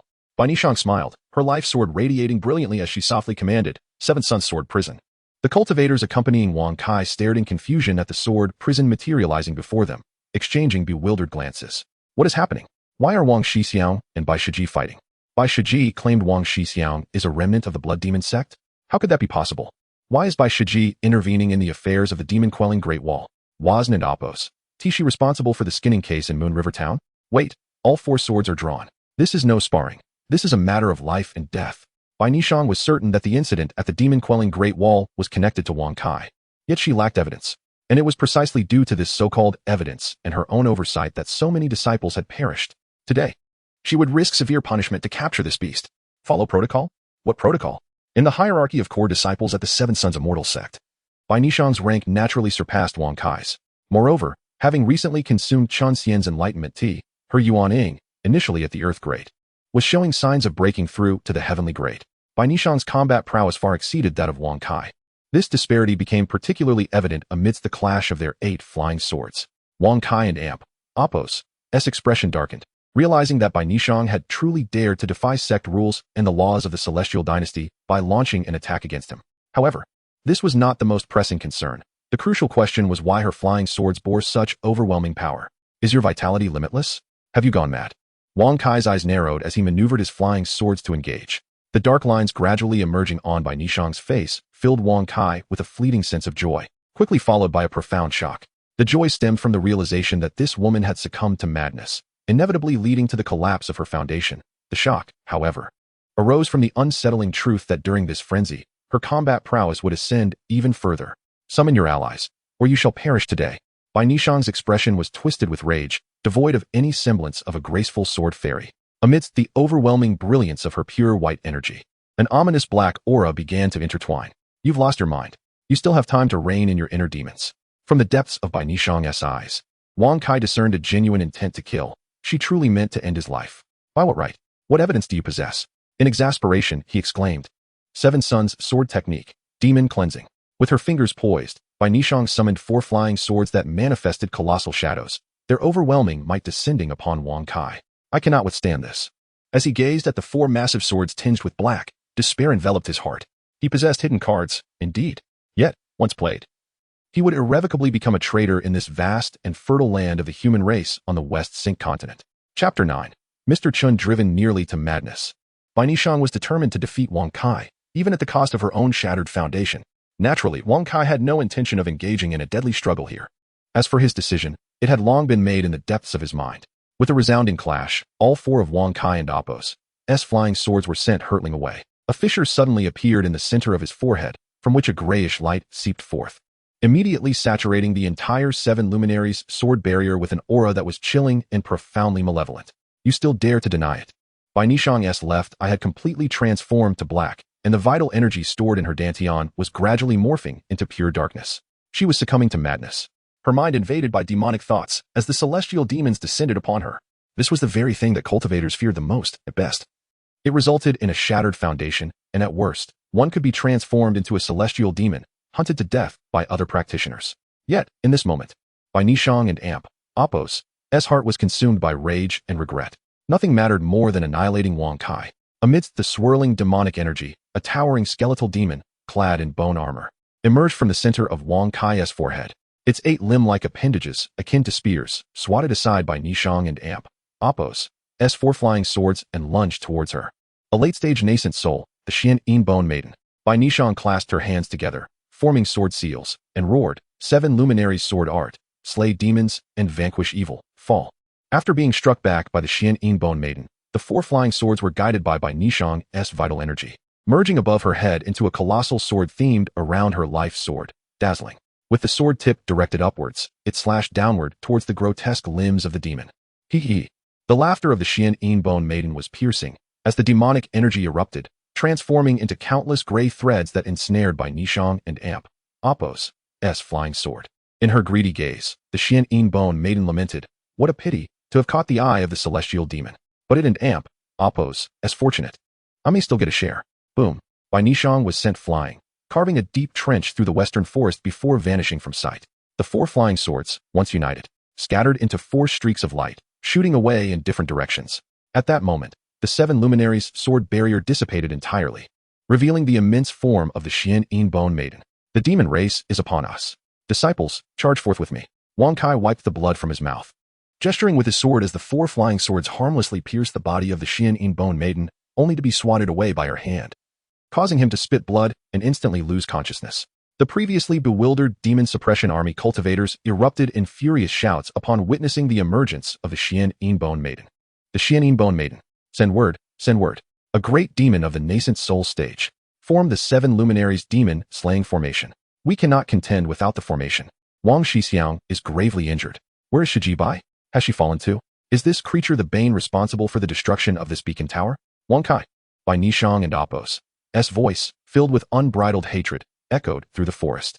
As birds took flight, the 4 flying swords seamlessly linked, transforming into a radiant rainbow that shot forth. The Xian Bone Maiden extended a limb, effortlessly snatching Wang Kai, who lay on the ground, and tossed him into her mouth. With a sinister grin, she stepped forward. Her towering form, infused with potent demonic energy, morphed into a grotesque skull, charging towards the ranks of the demon suppression army. But that was not all. Her lower body twisted a full 180 degrees, her 8 limbs pivoting towards Bai Nishang, as a deep gray orb of light rapidly coalesced, brimming with an extraordinary amount of demonic energy. Bai Nishang was taken aback. She had not anticipated that Wang Kai, this wretched creature, would resort to such a tactic. If the Xian Bone Maiden took him away, Wang Kai's death would be an inevitability. And who would the new Wang Kai become? What was the true reason behind the peeling case?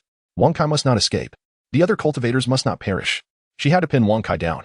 However, the late-stage Xian Bone Maiden had completely suppressed her, and coupled with her own inner demons, she found herself utterly powerless. Mr. Chun, as Bai Nishang watched the gray orb effortlessly send her flying sword spiraling away, she finally cried out those 3 words. I am here. A deep, resonant voice echoed, and everything before Bai Nishang came to an abrupt halt. In a green robe, with a peachwood hairpin, his face like jade, and eyes sparkling with the cosmos. He appeared before her. It seems you are in quite the predicament, Chun Xian said, reaching out to grasp the black energy within by Nishang's dantian, transforming it into a grotesque visage that howled incessantly. The celestial demon, born of hatred and regret, would eternally dominate you. Sometimes, failure to consider matters thoroughly can lead to profound regret. With a firm grip, Chun Xian obliterated the grotesque visage in his palm. Mr. Chun, Bai Nishang was utterly convinced by Chun Xian and Apos' prowess, believing he must be a celestial being. Fortunately, avenging their grievances could serve as a form of restitution. Chun Xian extended his hand again, and the eyes of the Xian Yin Bone Maiden, now immobilized, were filled with boundless terror as it involuntarily opened its mouth. Subsequently, the figure of Wang Kai, who had been swallowed and feigned death to conceal everything, flew out from its maw, tumbling to the ground before Bai Nishang. Cough. Wang Kai was bewildered. Wasn't the outcome already decided? Why am I out again? What about the black energy of Bai Nishang? And why isn't the Xian Yin Bone Maiden moving? Who is this man in green? Mr. Chun, Bai Nishang inclined her head respectfully towards him. May I take this wretch? I am willing to pay a price. No need. He is yours to take, Chun Xian replied with a smile. Resolving the peeling case is more valuable than anything else. Bai Nishang nodded, bowing deeply in gratitude. Then, with a swift motion, her life sword dazzling pierced Wang Kai and Apos' Peepa Bone, blood splattering as she placed the blade against his throat. Wang Kai, however, remained defiant, coldly gazing at Bai Nishang. Did you orchestrate the peeling case? Her voice betrayed no emotion, yet Wang Kai understood that she was far from a benevolent figure. I know you are obstinate, but that is of no concern. The Seven Luminaries' heart-searing needle specializes in dealing with stubborn individuals. Bai Nishang gripped the sword hilt, her vital energy surging. On the blade of dazzling, one by one, needles of vital energy coalesced, immediately piercing into Wang Kai and Apos' neck, coursing through his veins. The previously expressionless Wang Kai and Apos' visage contorted in agony, blood gushing uncontrollably from his mouth. His teeth grinding audibly. Do not rush. This is only the sixth Seven Luminaries' heart-searing needle. When 99 of them converge in your dantian, you will know what true suffering is. Bai Nishang grinned, her expression turning ferocious. Speak, and I shall grant you a swift end. Chapter 10. A variety of situations. Do you dare to kill a core disciple?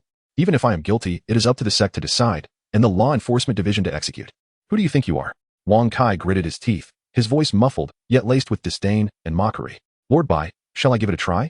Chun Xian, feeling somewhat bored, remarked. The skinning case was merely one of the series of tasks triggered by the character by Nick Hang. He did not wish to waste too much time. He was eager to witness the might of the first-tier Dao-level cultivation technique. Very well, I entrust this to you, sir. Bai Nikhang, filled with immense trust in Chun Xian, was astonished by his previous insights from the Dao Ti and his current ability to condense space, which surpassed her understanding and imagination.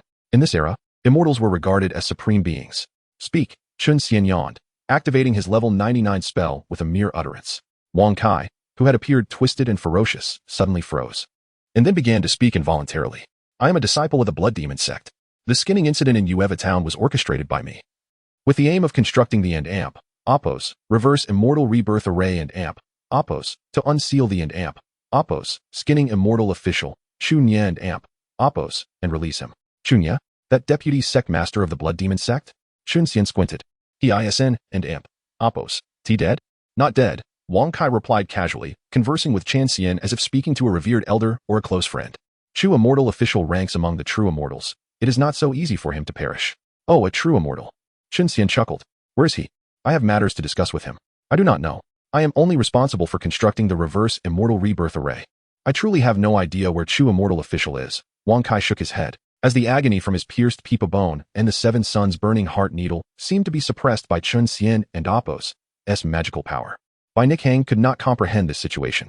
What was this skinning immortal official Chunya? What was a true immortal? Could someone of her mere nascent soul cultivation truly grasp such matters? Who is the person above you? Chun Xian was genuinely astonished. Years ago, he had shattered the Blood Demon sect and Apos' foundation, erasing its entire future. How could so many still emerge? Chunya? The true immortal I defeated with a mere glance? Fascinating. Truly fascinating. I do not know. I have only been taught some spells by him. He has always contacted me actively. This recent act of murder and skinning was also his suggestion, Wang Kai said, somewhat bewildered. Chun Xian pondered for a moment and then waved his hand. Wang Kai let out a harrowing scream. The pain returned. It seemed certain forces were stirring anew. Chun Xian stretched lazily and turned to Bai Nikhang. I have sealed his meridians and energy sea. Take your time to interrogate him. I have some matters to attend to. As for this Inbone woman, she is also yours. I trust she will be eager to divulge something. Bai Nikhang nodded, somewhat confused. Without hesitation, Chen Xian stepped forth, activating his level 99 illusory shadow technique, and the myriad mountains and rivers passed in an instant. Ding, series task, branch task of Bai Nichang's life and death tribulation. Assist by Nick Hang in investigating the skinning case has been completed. You have received the Imperial Artifact, Morning Bell of the Great Tao. Branch task, the hidden hand has been triggered. Task requirement. Discover the reason behind the resurrection of the Blood Demon Sect and Appos, S disciples, and assist by Nick Hang in burying the Blood Demon Sect once more. Task reward. Imperial Artifact, Evening Drum of the Long Night. A palm-sized bronze bell appeared in Chun Xian's right hand, adorned with intricate patterns, faintly revealing images of the sun, moon, stars, mountains, rivers, and myriad beings traversing the designs. A profound aura began to emanate, only to be swiftly suppressed by Chun Xian. The Morning Bell of Tao, a fine imperial artifact, Chun Xian declared, clasping his hand, causing the bell to vanish without a trace. The burial ground has always been one of the most treacherous forbidden zones on the Jiuzhou continent. There are 3 burial sites in the western Sink continent: the Blood Demon Valley, the devouring Immortal Lake, and the Dragon Burial Plain. Among these 3, the Blood Demon Valley lies at the border between the Great Han Immortal Dynasty and the Great Yin Immortal Dynasty. Though called a valley, it is, in fact, an abyss stretching for thousands of miles. Legend has it that this Blood Demon Valley was cleaved by an immortal's sword. At the end of the valley, the sword intent left by that immortal still lingers, whether true or false, who can say? Not far from the outskirts of the Blood Demon Valley, in a small town, a disciple clad in the garb of the Qingshan sect set down his wine bowl, speaking with longing. This town is named Blood Demon Town, governed jointly by the Great Han and Great Yin. To the west lies the Great Han, and to the east, the Great Yin. This town was established for cultivators to use as a transit point for their explorations in the Blood Demon Valley. As a mid-tier sect of the Great Yin Immortal Dynasty, the Qingshan sect was not far from the Blood Demon Valley, and their disciples frequently ventured there in search of opportunities. Brother Chong, it seems that no one has ever approached the end of the Blood Demon Valley to this day, a female cultivator remarked, setting down her chopsticks. Even that esteemed elder from the Seven Sons Immortal sect met his demise outside the valley. Never mind, such places are beyond our reach. It suffices to search for some spiritual herbs and fragments of magical treasures around the periphery, Brother Chong replied, maintaining a pragmatic outlook. He had visited the Blood Demon Valley numerous times, and, though he had little to show for it, at least he had preserved his life. Compared to those seniors from various sects, whose realms surpassed his and whose talents eclipsed his own, only to perish within the valley, he felt fortunate indeed. Although the path he explored yielded few opportunities, it was safe. Indeed, the Blood Demon Valley is fraught with peril. We should be content to follow Brother Chong and reap some benefits. The female cultivator nodded in agreement, then inquired, Brother Chong, do you think the Seven Sons Immortal sect and Kuanping Cliff will send someone this year? I cannot say. It is best for us small sects to refrain from overly concerning ourselves with matters of first-rate sects, Brother Chong sighed. The core disciples of those sects are already at the nascent soul stage, while the elders of smaller sects like ours are merely at the same level. The disparity between them is glaringly evident. Are you companions intending to venture into the Blood Demon Valley? Might I join? A young man clad in green robes rose and clasped his hands in greeting. A loose cultivator? What business does a chi refining cultivator have in the Blood Demon Valley? Brother Chong was taken aback. Even if you found an opportunity, you would not be able to safeguard it. The young man smiled. It matters not. I only wish to witness the Blood Demon Valley. As for opportunities, I do not dare to hope for them. Brother Chong exchanged glances with several other disciples, and seeing no objections, he pondered for a moment before saying, 3 low-grade spirit stones will grant you entry. For 10, as long as you do not wander about recklessly and provoke others, I will guarantee your safety. The young man nodded, rummaging in his pocket for 10 low-grade spirit stones. After some hesitation, he gritted his teeth and handed them over. Brother Chong solemnly accepted the stones, then took 2 for himself, tossing the remaining 8 onto the table. The other 4 disciples of the Qingshan sect cheerfully pocketed their share of the spirit stones. Chapter 11. Disparity for a cultivator of senior Brother Chong and Appos, S modest foundation establishment realm. Those 2 low-grade spirit stones represented a windfall akin to a common family suddenly acquiring enough wealth to live carefree for months. This was the primary reason they hadn't refused the young man's request to join their party. Otherwise, why would they, a group of 5 foundation establishment cultivators, accept a mere chi refining cultivator into their midst? By the way, may I inquire as to your esteemed name? Senior Brother Chong asked with newfound cordiality after accepting the spirit stones. The young man cupped his fist in salute and replied softly, my surname is Chun. My given name Fuxing. You may address me as fellow Taoist Chun. Chongli nodded and began introducing his companions. My surname is Chong, and this junior sister is surnamed Li. These 3 junior brothers are surnamed Zhang, Liu, and Gao respectively. May I ask why fellow Taoist Chun is so insistent on entering Demon Blood Valley? 10 low-grade spirit stones must be a considerable sum for a rogue cultivator such as yourself. Chen Fuxing sighed. A friend and Amp, Oppos, remains lie within the valley. I wish to enter and search for them. Rest assured, I will not cause any trouble for you. Shangli nodded. Indeed. Too many cultivators have perished in Demon Blood Valley. I presume this is not your first visit? Your friend is fortunate to have such a comrade. On the path of cultivation, death without a complete corpse is commonplace, let alone having a friend assist in collecting the remains. Such a friend is a true friend indeed. Alas, what good is it? To this day, I know not who took his life. Even if I did, I would lack the power to exact vengeance. I can only do what is within my means. Each year, my goal is to earn spirit stones and search once more. Chen Fuxing waved his hand somewhat apologetically. Is the barrier about to open? There and Oppos, still time. Come, let us partake in some wine before we depart. Changli held a certain admiration for Chen Fuxing. Anyone capable of such persistence could not possibly be a villain. Besides, even if he were, what havoc could a chi refining cultivator possibly wreak? Chen Fuxing did not stand on ceremony. It was merely some mundane wine. Well, if it isn't junior brother Changli. Only 5 of you from Azure Mountain sect? A shrill voice cut through the air as the 6 companions enjoyed their drinks. Chen Fuxing looked up to see a group of cultivators approaching, their upper bodies bare and their skin adorned with arcane sigils. There aren't an Amp, Oppos, many of you from Armored Hide sect either. If sheer numbers could breach Demon Blood Valley, it wouldn't an Amp, Oppos, be a burial ground. Changli retorted with a sneer. The Armored Hide sect members were all bare-chested. Had they possessed well-honed physiques, it would have been one thing. But they relied solely on the arcane sigils on their bodies and magical artifacts for combat prowess. In the Azure Mountain sect leader's words, they were nothing more than good-for-nothings causing trouble. Junior brother Changli, I and Oppos, am afraid your secret passage has been discovered. The leader of the Armored Hide sect, a burly man, spoke in a voice that belied his physique, effeminate, shrill, and utterly devoid of masculinity. Changli turned and rose to his feet, his right hand resting on the hilt of the long saber at his waist. He narrowed his eyes and said in a low voice, what is the meaning of this? Senior brother Sun? Sun Gang grinned, revealing his teeth. No particular meaning. Just informing junior brother Chang that your path may no longer be so safe. Sun Gang paused and turned his gaze to Chen Fuxing. Oh, and might this fellow Taoist be planning to enter Demon Blood Valley with junior brother Chang and Oppos' group? Chen Fuxing nodded. Indeed. Then you must be cautious, haha. Sun Gang laughed before adding, why not join our group instead? We offer safety, stability, and one and Amp, Oppos, steal your opportunities. Most importantly, it and Amp, Oppos, more affordable. Look at these fellow Taoists, they and Amp, Oppos, all with me. Chen Fuxing shook his head.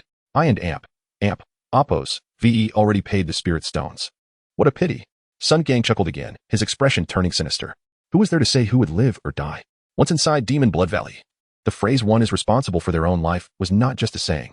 The peril of the burial ground stemmed not only from its inherent dangers, but also from external factors. Since this little chi refining rogue cultivator was so ungrateful, he would be made an example of. Changli gripped his saber hilt but refrained from drawing his weapon. Sun Gang, a core formation elite disciple of the Armored Hide sect, outranked him. Gripping his saber merely conveyed his stance. It seemed that this venture into Demon Blood Valley would inevitably lead to a confrontation with Sun Gang, possibly resulting in their annihilation. Fellow Taoist Chun, if you wish to withdraw, you may do so now. We will return your spirit stones, Changli said, surveying his junior brothers and sisters before turning to Chen Fuxing. Danger? Chen Fuxing appeared bewildered. Surely not. Isn't the Armored Hide sect a righteous sect? How could they? Changli chuckled wryly. What an innocent child. I know not how you embarked on the path of cultivation. Within Demon Blood Valley, there is no distinction between righteous and wicked. The female cultivator surnamed Li picked up a peanut and tossed it into her mouth, chewing thoughtfully. If you wish to withdraw, do so now and find another guide. I shall not. Chen Fuxing smiled. I trust you. Changli paused, then said slowly, your trust in us is of no use. We are bound to clash with the Armored Hide sect, and our survival is uncertain. We cannot protect you. It matters not. Although I am but a chi refining cultivator, my self-preservation skills are top-notch. Chen Fuxing smiled. Just don't blame me if I am unable to assist you when the time comes. Changli laughed and patted Chen Fuxing on the shoulder. No wonder you are so persistent in searching for your friend's remains. True altruists are rare in the cultivation world. You are also a good man. Chen Fuxing looked at Changli and said earnestly. Chen Fuxing did not lie. Changli could indeed be considered a good man, at least for being willing to return the spirit stones he had already pocketed. Very well. After entering, see to your own safety. The Armored Hide sect has only sent 3 individuals this time, but Sun Gang and Oppos' cultivation level surpasses ours. To prevail, we must fight with our lives. Although there is a difference of 1 realm between foundation establishment and core formation, it is not the same as between core formation and nascent soul. We still have a chance of winning. Changli sighed. The Azure Mountain sect and the Armored Hide sect were not enemies. In fact, they would even unite against external forces, especially higher-ranking sections. But within Demon Blood Valley, one had little control over their fate. After about half an hour, the barrier of Demon Blood Valley rippled like water. A speck of golden light began to spread from the center of Demon Blood Town, eventually forming a gateway. Outside the gateway stood 2 nascent soul elite disciples from the 7 Luminaries Immortal sect and the Kuanpeng Cliff. Entry fee, 1 low-grade spirit stone per person. This rule was established by the 2 first-rate sects, and the surrounding sects and rogue cultivators largely adhered to it. Fellow Daoist Chun, do you have any spirit stones left? Chongli asked, a hint of envy flashing in his eyes as he regarded the 2 nascent soul cultivators. The resources enjoyed by first-rate sects, especially those that had established immortal dynasties, were beyond Chong Li's imagination. I have 1 remaining, Chen Fuxing said with a wry smile. Each time I come, I prepare an extra one. That will suffice. Chongli sighed. The 2 first-rate sect disciples at the entrance to Demon Blood Valley stood aloof and superior, while sect disciples and rogue cultivators like them were as insignificant as dust. Chapter 12. Summon your ancestor to greet me. No need to reiterate the rules. 1 low-grade spirit stone per person for entry. Queue up and pay. The youth, clad in the attire of a core disciple of the 7 Luminaries Immortal sect, cast a sidelong glance at the long line, extending his palm as a storage bag materialized, its mouth agape, exuding an ethereal aura. Damn, every time I see them using storage bags to hold low-grade spirit stones, I sense an overwhelming aura of superiority, Chongli muttered under his breath. A first-rate sect is indeed a first-rate sect, overflowing with wealth. Keep your voice down, senior brother. They are at the nascent soul stage. Junior sisterly said with a hint of helplessness and envy. In the vast expanse of the Western Sun continent, there are hundreds of immortal dynasties, large and small, and countless sects, yet only 10 are considered first-rate. The Great Han Immortal Dynasty and the Great Yin Immortal Dynasty, located in the northwestern corner of the Western Sun continent, are controlled by the 7 Luminaries Immortal sect and the Kuanpeng Cliff, respectively. These 2 sects are genuine first-rate sections. Their disciples either serve in the imperial court or roam the world, all renowned nascent soul cultivators. Chen Fuxing clutched a low-grade spirit stone in his hand, his face etched with worry. In the eyes of Changli and the others, this expression naturally conveyed concern. The Demon Blood Valley is so vast, and you've been searching for so many years. It's best to let nature take its course, lest your state of mind collapses and you suffer a chi deviation. Changli advised, the path of cultivation is long, and there will inevitably be many regrets. Chen Fuxing nodded and inquired, what is Daoist Chang's regret? Chongli sighed. No relatives or friends, no place to call home. My talent is lacking. It took me 60 years to barely establish my foundation. But those 60 years were my family's entire lives. That is indeed a regret. Chen Fuxing also sighed. I, too, will never see my family again. The few friends I had are either dead or wounded, which is even more distressing. Chongli lamented the vicissitudes of life, such as the path of cultivation. Although they are revered as mountain deities in the eyes of mortals, there is still a vast disparity between mountains. Even the sect leader of the Azure Mountain sect is merely at the nascent soul stage, barely enough to qualify as a core disciple in a first-rate sect. The line moved swiftly. After Sun Gang and his armored disciples of the Armor sect paid their spirit stones, he turned to glance at Chongli, ran a hand across his throat, and stepped into the Demon Blood Valley. Same as always, gather at this coordinate after entering. Chongli extended his palm, the coordinate flashing for a fleeting moment. Chen Fuxing knew that the coordinate was meant for him, as Changli and the others already knew how to rendezvous. He gratefully cupped his fist towards Chongli. Let's go in. Hopefully, we won't encounter Sun Gang immediately. Chongli inhaled deeply, solemnly placing a low-grade spirit stone into the storage bag of the 7 Luminaries Immortal sect disciple before stepping into the Demon Blood Valley. You come every year, yet none of you have broken through to the core formation stage. It's amusing how solemnly you hand over a single low-grade spirit stone each year. The 7 Luminaries Immortal sect disciple mockingly scanned the remaining disciples of the Azure Mountain sect.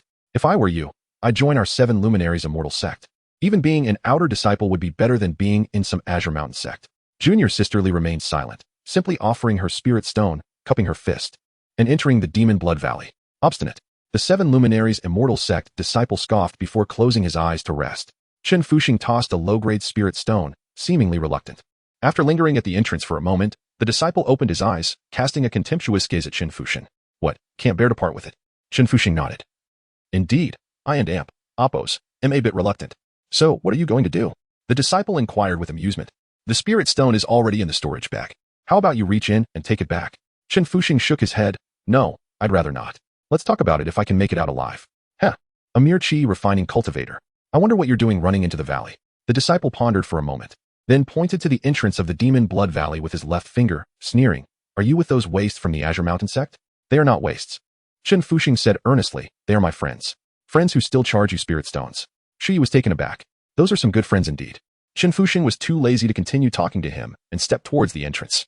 You don't seem to fear death? Shi was genuinely surprised. A mere chi refining cultivator, while he was a nascent soul cultivator and a sword cultivator at that. This young man was neither servile nor overbearing in his presence, showing no reverence whatsoever, which piqued Shu Yu's interest. If I feared death, I wouldn't be here, Shen Fuxing retorted, turning to give Shu Yu a deep look.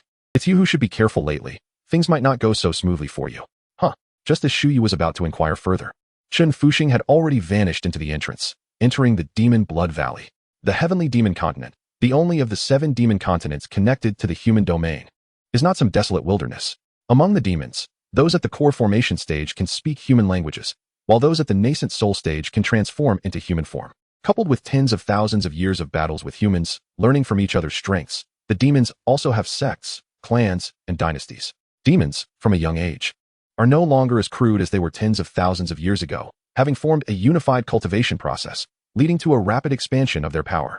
Similar to the Great Han Immortal Dynasty in the Western Sun Continent, the territory bordering the frontier line of the Heavenly Demon Continent is not a sect, but a top-tier sect called the Profoundine Sect.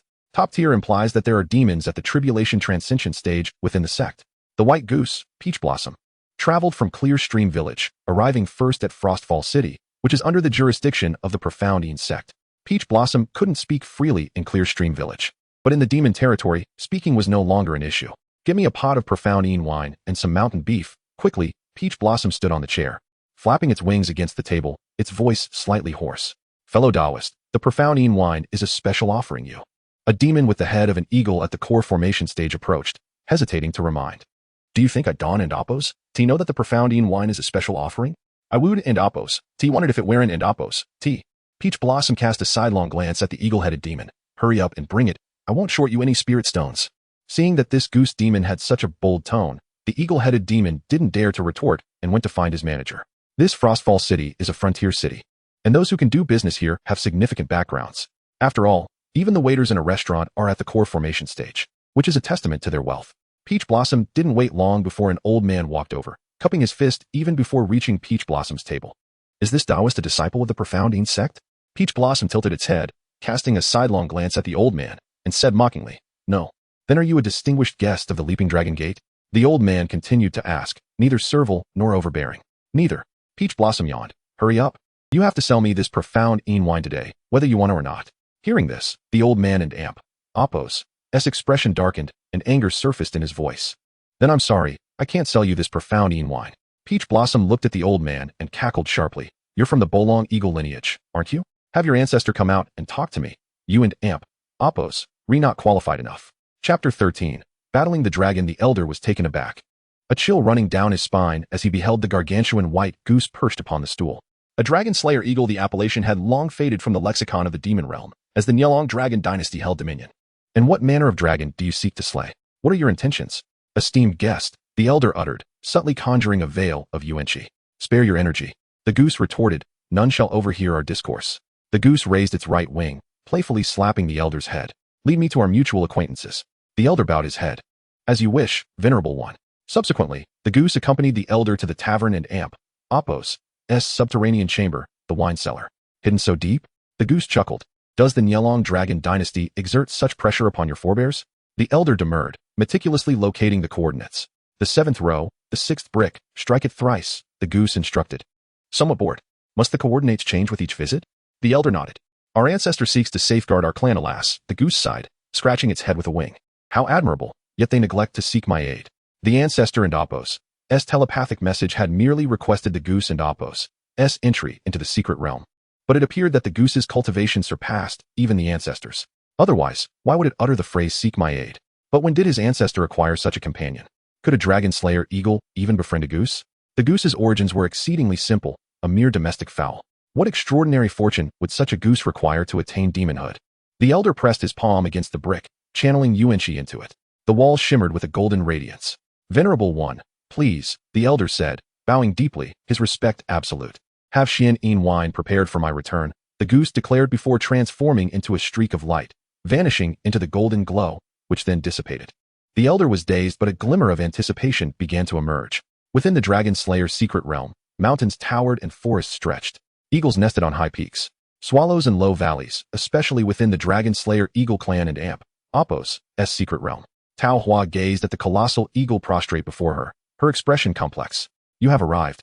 The eagle rasped, its plumage faded, lacking any semblance of majesty, its voice exceedingly feeble. Why not assume human form? Tao Hua asked, her form dwarfed by the eagle. I am aged, my lifespan dwindling. Why expend yuan qi on such trivialities? The eagle lowered its head, its eyes reflecting the goose. You, however, remain unchanged, old friend. Was it the Nyelong dragon and Appos' doing? Tao Hua inquired, her eyes downcast. You are a late-stage tribulation transcender. Why not attempt to ascend? To become an immortal and extend your life indefinitely? The eagle chuckled, its vast wing gently nudging the goose, its voice devoid of lament. It is futile.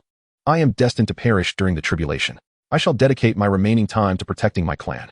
Tao Hua's neck stiffened. Why did you not seek my aid? Why would I trouble you? The Dragon Slayer Eagle ancestor sighed, a hint of contentment in its voice. Master Chun forbade your intervention in demon affairs, lest you face severe repercussions. I would not have my friend suffer for my sake. Tao Hua spread her wings, yearning to shield the fledgling beneath her wings as she once had, only to realize her insufficient stature. To see you one last time before my demise is enough. The Dragon Slayer Eagle ancestor said, its clouded eyes straining to gaze upon its dearest friend. In its youth, the Dragon Slayer Eagle ancestor would have perished without the goose and Appos' protection, meeting and understanding. That is true friendship. I can save you, Tao Hua declared resolutely. Undergo your tribulation. I shall help you weather the heavenly trial. Absurd. The Dragon Slayer Eagle ancestor's voice rose sharply. Begone. I have seen you, and I wish not for you to witness my demise. I am serious, Tao Hua said, casually swiping a wing. The Dragon Slayer's secret realm and Appos' formidable barrier shattered. A fissure extending for hundreds of miles. You have not yet undergone tribulation, and thus are unaware of my capabilities. Once you ascend, you shall understand the weight of my words. The Dragon Slayer Eagle ancestor remained unconvinced. You are but a common goose. Your talent, to put it mildly, is utter garbage. Were it not for your association with Master Chun, you would not even qualify for demonhood. And now you stand before me, offering to assist me in enduring the heavenly tribulation. Do you comprehend the magnitude of a heavenly tribulation?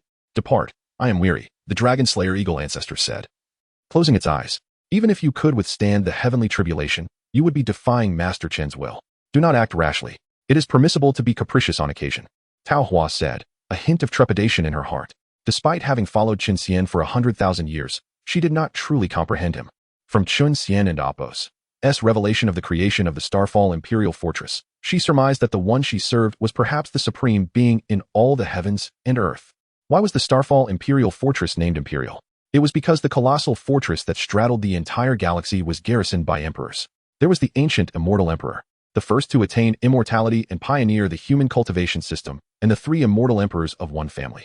The vast universe immortal emperor, the raging sea immortal emperor, the sky-rending immortal emperor. There was the empress wielding a cyan lotus, and the demon emperor standing with a staff. Those immortal emperors, merely standing atop the city walls, were an epic poem sung for millennia. And behind these immortal emperors stood Master Chun. Do not be capricious. My clan is a defeated one. In the demon realm, such is the fate of the vanquished. The Dragon Slayer Eagle ancestor coughed, a viscous, foul-smelling fluid streaked with white threads oozing from its beak. This is the Nyelong dragon and Appos' soul-severing technique. With a wave of its wing, the goose dispelled the white threads, transforming them into a wisp of smoke resembling a serpentine dragon. I shall assist you in your tribulation, and you shall seek vengeance. I shall plead for forgiveness from Master Chun.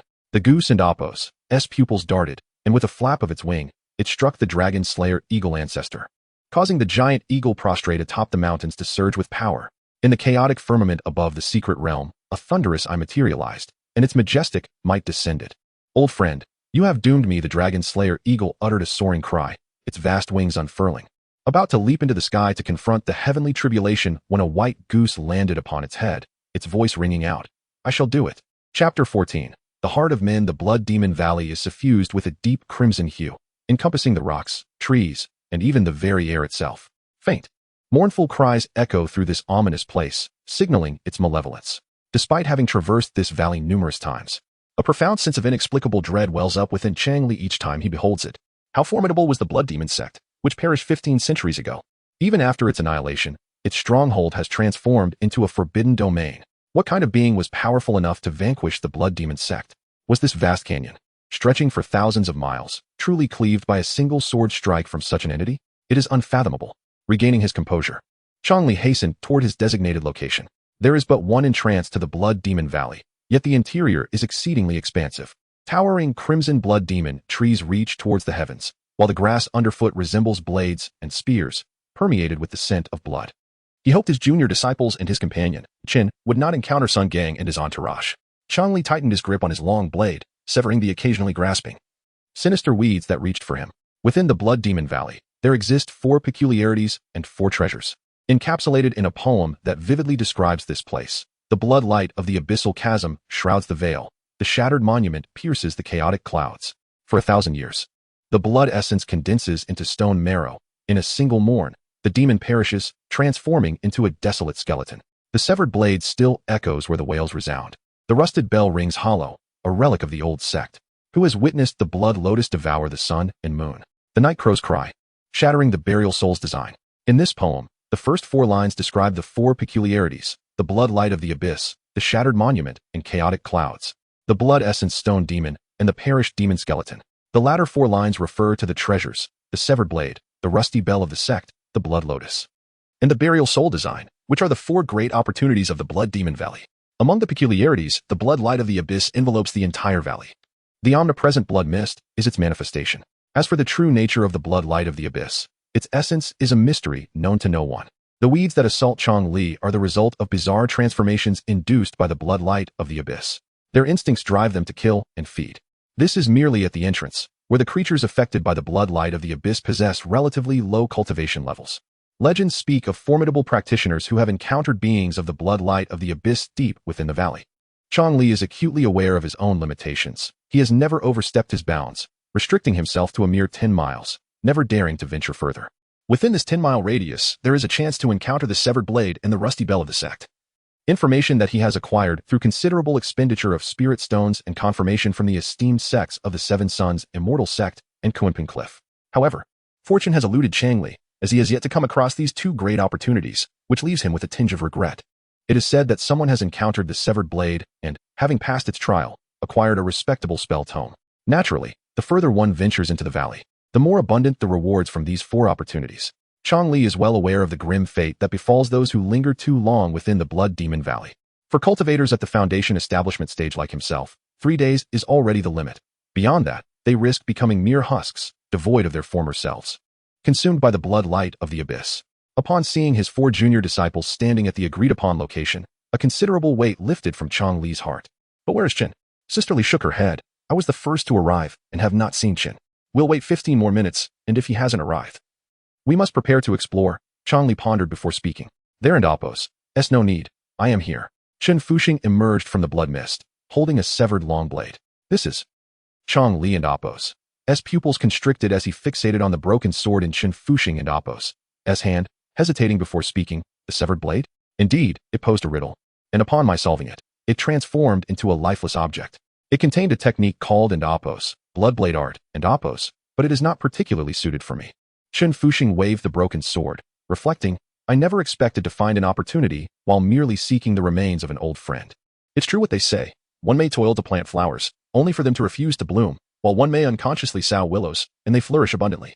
Changli hesitated before inquiring, what grade of spell is this bloodblade art? Yuan Ying, Qin Fuxing smiled. Do you wish for it, Chang? Changli shook his head. I cannot afford it. The expressions of the 4 disciples from Qingshan sect began to shift. A Yuan Ying level offensive spell, whether sold or cultivated, holds an incalculable value. Now this spell is held in the hands of a mere qi refining cultivator. Junior brothers and sisters, remain steadfast. Changli's expression darkened, and his long blade emitted a resonant hum, a wave of pure energy washing over the 4. The female disciple, surnamed Li, showed a momentary change in expression before ultimately sighing. However, the other 3 disciples, though they masked their expressions, could not fully conceal their avarice, prompting Changli to sigh inwardly. Some are drawn to violence by their possession of a deadly weapon, while others attract covetous eyes due to their treasures. Moreover, this is the Blood Demon Valley. Once we exit, you should find a trustworthy merchant to sell it and remember to conceal your identity, Changli advised, averting his gaze from the severed blade. Understood. Qin Fuxing smiled. Can we proceed now? Yes. Once inside, conceal yourself. We will undoubtedly attract the attention of Sun Gang and his group, Changli replied. As soon as Changli's words fell, the 3 junior disciples behind him launched their attacks simultaneously. One wielded a long blade, its gleaming edge radiating a green light, aimed at Sister Li, while the other 2 struck at Changli. Qin Fuxing, a mere qi refining cultivator, was of no concern to them. You, Sister Li could scarcely believe that her 3 junior brothers, with whom she had formed a team for years, would suddenly turn on her with lethal intent. Changli, too, found the betrayal from behind utterly devastating and despair-inducing, so he closed his eyes as the 2 disciples attacked. There is no avoiding what cannot be resisted. The disparity in cultivation levels among the 5 was negligible. Changli was merely the senior due to his earlier initiation. They truly cannot withstand even the slightest trial. Chen Fuxing sighed. The long blades of the 3 Qing Shan sect disciples abruptly halted upon making contact with Changli and Sister Li, beginning to disintegrate from the blade tips. The 3, filled with dread, watched in horror as their weapons vanished into nothingness, followed by their hands, arms, and heads, until they were reduced to mere ashes, scattered upon the ground. Changli waited, expecting excruciating pain to ensue, but upon opening his eyes, he witnessed the scene of his 3 junior disciples turn to ash. Sister Li blinked and looked at Chen Fuxing, stammering, "Senior?" Chapter 15. The tribulation by Nishang awaited the arrival of the Celestial Realm Master from the southwestern domain, Xiao Xian, at the ruins of the Demon Suppression Great Wall. Wang Kai, a remnant of the Blood Demon sect, had colluded with the demons of the Xian sect from the Heavenly Demon Continent. As Xiao Xian descended, 4 flying swords hovered beside him, exuding an imposing aura akin to mountains. Master, by Nishang greeted with cupped fists. It was he who perpetrated the skinning case in Yue Town. He also commanded that Xian Bone woman to act at the beacon tower of the Demon Suppression Great Wall. Xiao Xian cast a cold gaze at Wang Kai, who lay on the ground like a pile of mud, and then at the Xian Bone woman prostrated behind them. Wang Kai, having been thoroughly tormented by the 7 Suns' heart-piercing needle and rendered powerless after Chen Xian dismantled his vital energy sea, weakly protested, "Master, this is a misunderstanding. Bai Nishang is slandering me. You know my character. How could I commit such an act? Shameless. Master, do not trust Wang Kai. He is a villain." Indeed. We all witnessed that Xian Bone woman emerge from his forehead, yet he still dares to argue. I have never encountered someone so brazen. Master, have you heard of the title Skinning Immortal Official? Bai Nishang hesitated before uttering the name Wang Kai had mentioned. Skinning Immortal Official, Chunya? Upon hearing this, Xiao Xian's body trembled slightly. Where did you hear that name? These 6 words instigated a bloody storm in the Western Sink continent a millennium and a half ago. Had it not been for the sudden annihilation of the Blood Demon sect, Wang Kai claimed. He said the skinning case was initiated to forge the reverse immortal rebirth array, to break Chunya's seal and release him. Bai Nishang again cupped her fists, saying, "Master, there must be others backing Wang Kai. Otherwise, how could a mere nascent soul cultivator attract such attention from the Heavenly Demon Continent and orchestrate such high-level affairs?" You speak correctly. The realm of this Xian Bone woman is nearing the god transformation stage, which certainly exceeds Wang Kai's control. Xiao Xian composed himself, raising his hand to compress the towering Xian Bone woman into a palm-sized form, grasping her firmly. 7 Suns Soul Search, activate. Xiao Xian was not one to show mercy. If Wang Kai possessed little knowledge, he would directly probe the soul of this Xian Bone woman. Wang Kai trembled, his eyes wide with horror at the scene before him. Xiao Xian, a master of the god refinement realm, was about to unleash the 7 Suns Soul Search. While this technique was the fastest means for the practitioner to acquire information, it was a nightmare for the subject of the spell. A nightmare far more terrifying than the 7 Suns' heart-piercing needle. "Ah!" The palm-sized Xian Bone woman screamed as she was enveloped by the surge of vital energy. Yet how could a mere nascent soul Xian Bone woman withstand the might of Xiao Xian in the god refinement realm? Amidst her continuous cries of agony, Xiao Xian flipped his hand, and the miniature Xian Bone woman vanished, swiftly turning his attention back to Wang Kai with the same method, enveloping him in the 7 Suns Soul Search. As the soul search proceeded, Xiao Xian's expression shifted from calm to furious, then to astonished, exhibiting a spectrum of emotions. Bai Nishang, observing this, cautiously inquired, "Master, what is happening?" Xiao Xian shook his head.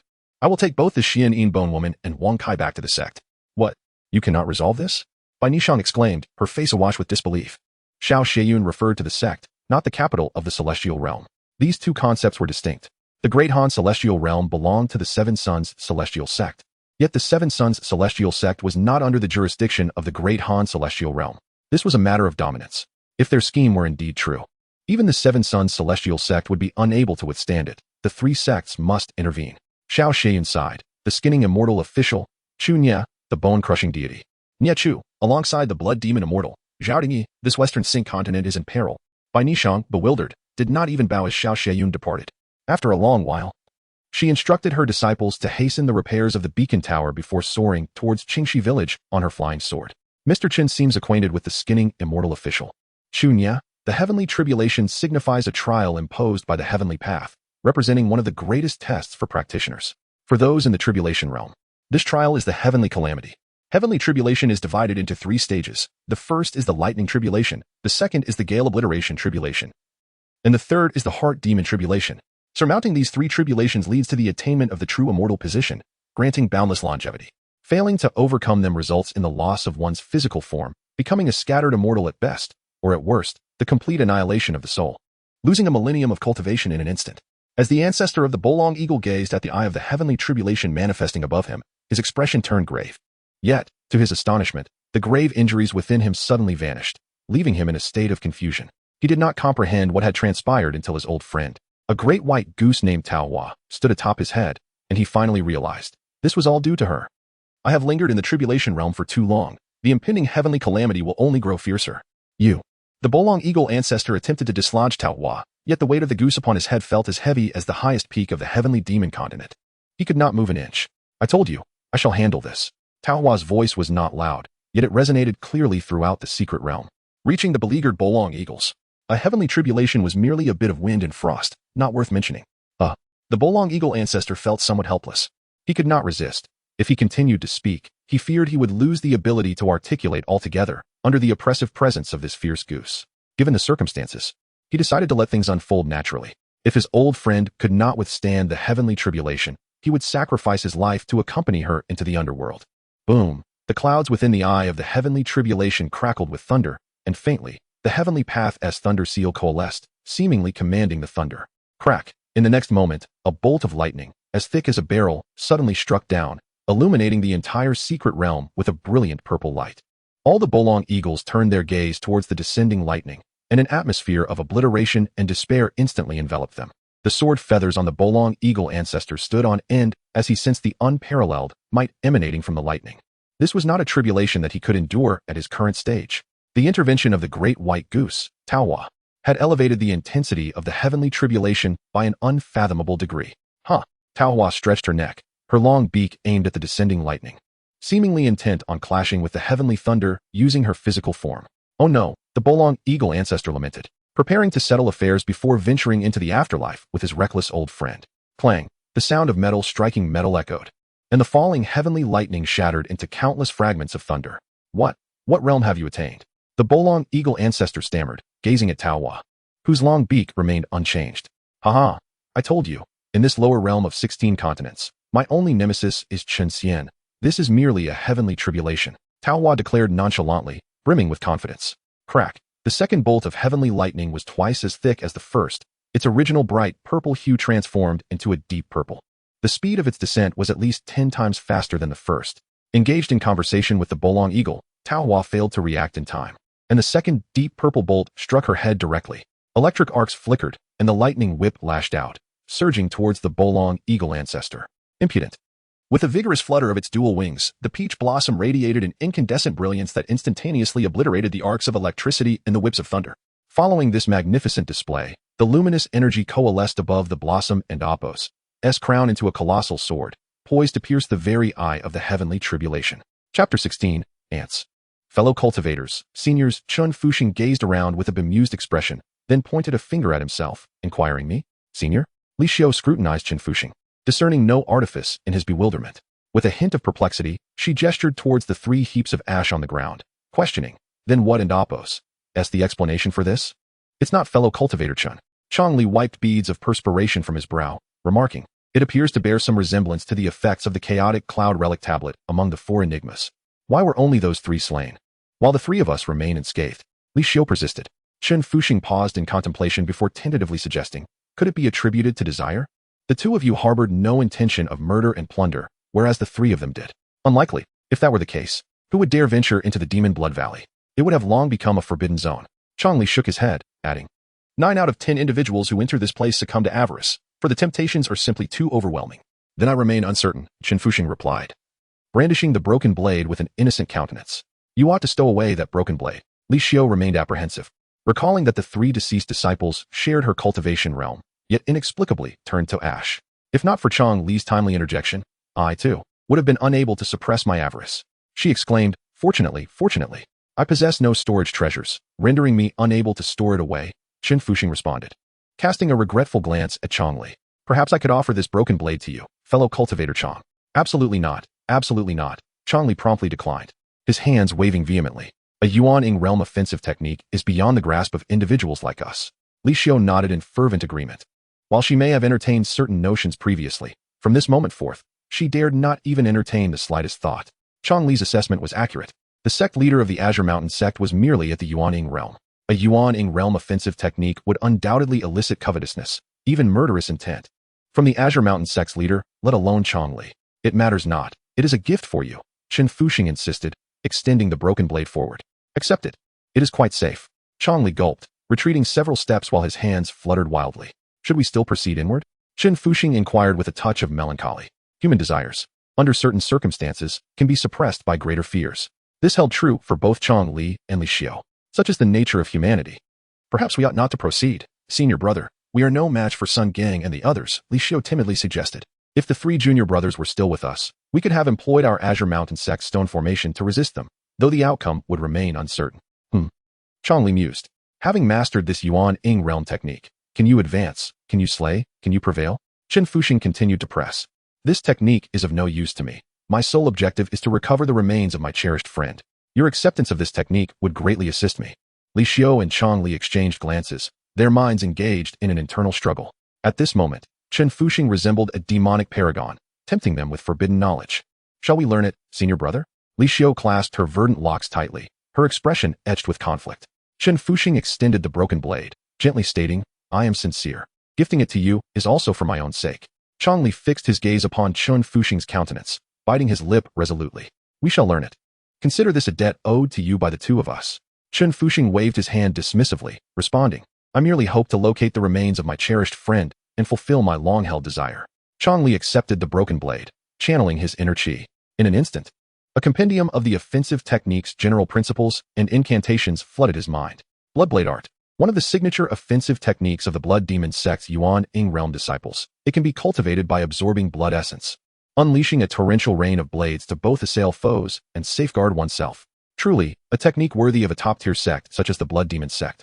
It is a revelation, Changli exclaimed, exhaling deeply. After glancing at Li Xiao, he placed his palm upon her head, imparting the technique's incantations to her. In the ensuing moment, the rusty, mottled broken blade dissolved into ash, scattering upon the ground. How fares it? Chen Fuxing inquired with a genial smile, squatting down and using a shard of rock to begin excavating the soil. You 2 should commence your cultivation. I shall prepare some sustenance. Changli and Li Xiao nodded in unison. Indeed, this location proved to be ideal for cultivating the bloodblade art, as the Xian Yuan bloodlight's corrosive properties could be significantly refined. Does this imply that we shall remain here for more than merely 3 days? Li Xiao inquired, her face lighting up with delight. The gain shall be immense. Misfortune may be a blessing in disguise, and blessings may conceal misfortune. Congratulations to you both, Chen Fuxing remarked, rising and bowing slightly with a smile. Thank you, fellow cultivator. Changli and Li Xiao responded in unison, returning the salutation. Ants, fellow cultivators, and seniors represent 3 immutable realms within the world of cultivation. The fact that Changli and Li Xiao refrained from derisively addressing Chen Fuxing, a qi-refining realm cultivator, as an ant was commendable. Within humanity, there remains a glimmer of light. Shuyu was beset by vexation. After collecting fees from those ants for opening the gate, he discovered that all the low-grade spirit stones in his storage pouch had vanished. In response, he scoured every cultivator in Demon Blood Town who had not yet entered Demon Blood Valley, nearly engaging in a brawl with that insufferable wretch from the Kunping Cliff. Yet the spirit stones remained elusive. As if that were not enough, just as he had used his own spirit stones to cover the Demon Blood Valley entrance fees, the flying sword he had been nurturing inexplicably broke. Nurturing flying swords differs from nurturing natal flying swords. Nurtured flying swords are external objects, while natal flying swords are magical artifacts born from within one's golden core. Natal flying swords can be repaired through one's qi, but nurtured flying swords require materials for restoration. What in the world is this? Shuyu muttered, repeatedly examining his flying sword, unable to discern the source of the problem. Yet it simply refused to obey his commands, unable to take flight. Shuyu stared at his flying sword in silence. The 7 Luminaries Immortal sect is a sword sect. Flying swords are the very lifeblood of 7 Luminaries Immortal sect cultivators. Now his lifeblood was afflicted. That qi-refining realm and advised me to exercise caution lately, as things would not proceed smoothly. Shuyu pondered, concluding that the only individual who had uttered such words was that minor cultivator. And ever since those words were spoken, he had been plagued by misfortune. Damn. That ant. Shuyu gritted his teeth, retrieving a crimson talisman from his storage pouch. If you are indeed responsible for this, then do not blame me for my lack of courtesy. The Blood Fiend Tracking Talisman was a talisman Shu Yu had acquired within Demon Blood Valley, a signature assassination technique of the Blood Demon sect from a millennium ago. The talisman writhed, transforming into a 3-inch-tall armored figure wielding a long spear. The diminutive figure bowed to Shu Yu before piercing through space and charging towards the location of Demon Blood Valley. Shu Yu's expression remained unchanged as his hands executed a series of incantations. The Demon Blood Valley remained open for 10 days. During those 10 days, Shu Yu maintained the valley's entrance in a semi-closed state. By manipulating his incantations and expending some of his magical power, he could pry open a slight fissure. The armored figure formed from the Blood Fiend Tracking Talisman paused momentarily at the entrance before slipping through the gap. Shu Yu manipulated his incantations, and a crimson glow materialized before his eyes, revealing the scene within Demon Blood Valley. Chapter 17. True Immortal. The ancient ancestor of the dragon-hunting eagle stared blankly, murmuring to himself, his words incomprehensible. Above the heavens, the eye of heavenly tribulation, formed by the convergence of the Tao, had shattered. His old companion, a great white goose named Tao Hua, stood with wings akimbo, wearing an expression of cold amusement. How did you accomplish this? The voice of the dragon-hunting eagle ancestor was dry, still reeling from the magnificent sight of the shattered eye of heavenly tribulation. That was the eye of heavenly tribulation. How could a mere goose achieve such a feat? Just a little poke, and it shattered. The great white goose waved a wing dismissively. Don't dwell on trifles. It's a small matter. The dragon-hunting eagle ancestor sighed. The second tribulation is approaching. The great white goose casually draped its wings in a manner that seemed oddly out of place for a goose. The wind blade tribulation. I can withstand it with my corporeal form. The dragon-hunting eagle ancestor shifted his body, only to find himself still unable to move, and awkwardly remarked, "Could you refrain from stepping on my head? You can't withstand it, my friend." The great white goose flapped its wings. "This is my tribulation, not yours." The dragon-hunting eagle ancestor felt a bit weary. "If you continue like this, Mr. Chun will surely punish you." "Not a problem. Worst case, I'll just chop off a leg to make it up to him." The great white goose chuckled. "I'm merely doing a good deed. It's not like I'm." Before the great white goose could finish, the space before it cracked open, and a small stick emerged, striking the goose on the head with a dull thud. Simultaneously, a voice echoed forth. "You saved this dragon-hunting eagle. What will happen to the illusory C.S. nefarious dragons once it ascends to immortality? Will they be held accountable? What will become of the entire heavenly demonic continent? A bloodbath? Though you are saving it, are you not also harming others? Only this once. There shall be no second occurrence." As the voice faded, the small stick vanished as well. When it appeared, the tribulation clouds above had ceased to coalesce. Moreover, the dragon-hunting eagle ancestor and all other dragon-hunting eagles fell into a state of ignorance and insensibility. The great white goose pursed its lips and nodded. Chun Xian has long advised against interfering with the operations of the lower realms. Otherwise, with Tao Hua's level, a mere yawn could restore the chaotic balance of the world below. The lower realms must not cease to exist, for they are the foundation of the upper realms, the backyard of the falling star Emperor's domain. However, the emergence of the demonic beasts is intertwined with the three realms, with each influencing the other. Once the stick disappeared, the entire secret realm of the dragon-hunting eagles returned to normalcy, and the tribulation clouds began to gather once more. "Eagle, once you transcend the tribulation, please refrain from seeking vengeance against the illusory C.S. nefarious dragons." Tao Hua squinted at the sky, her voice devoid of the previous teasing tone. The dragon-hunting eagle ancestor fell silent for a moment and replied, "Our kind reproduces slowly. I have no intention of becoming the ruler of the heavenly demonic continent. At most, I'll visit the illusory sea dragon palace for a chat." "Good." The great white goose nodded, opened its long beak, and commanded, "Futu, arise." A red and white flying sword emerged from its mouth, piercing toward the gathering tribulation clouds. "This is my innate flying sword, Futu. When did you become a sword cultivator?" The dragon-hunting eagle ancestor gazed enviously at the red and white sword, his voice somewhat distorted with awe. "Oh, Chinskin gifted me a sword manual, and as I practiced, I became a sword cultivator." The great white goose waved its wing nonchalantly. The flying sword plunged into the tribulation clouds, stirring them momentarily before scattering the clouds that represented the wind blade tribulation. The dragon-hunting eagle ancestor could only stare in disbelief.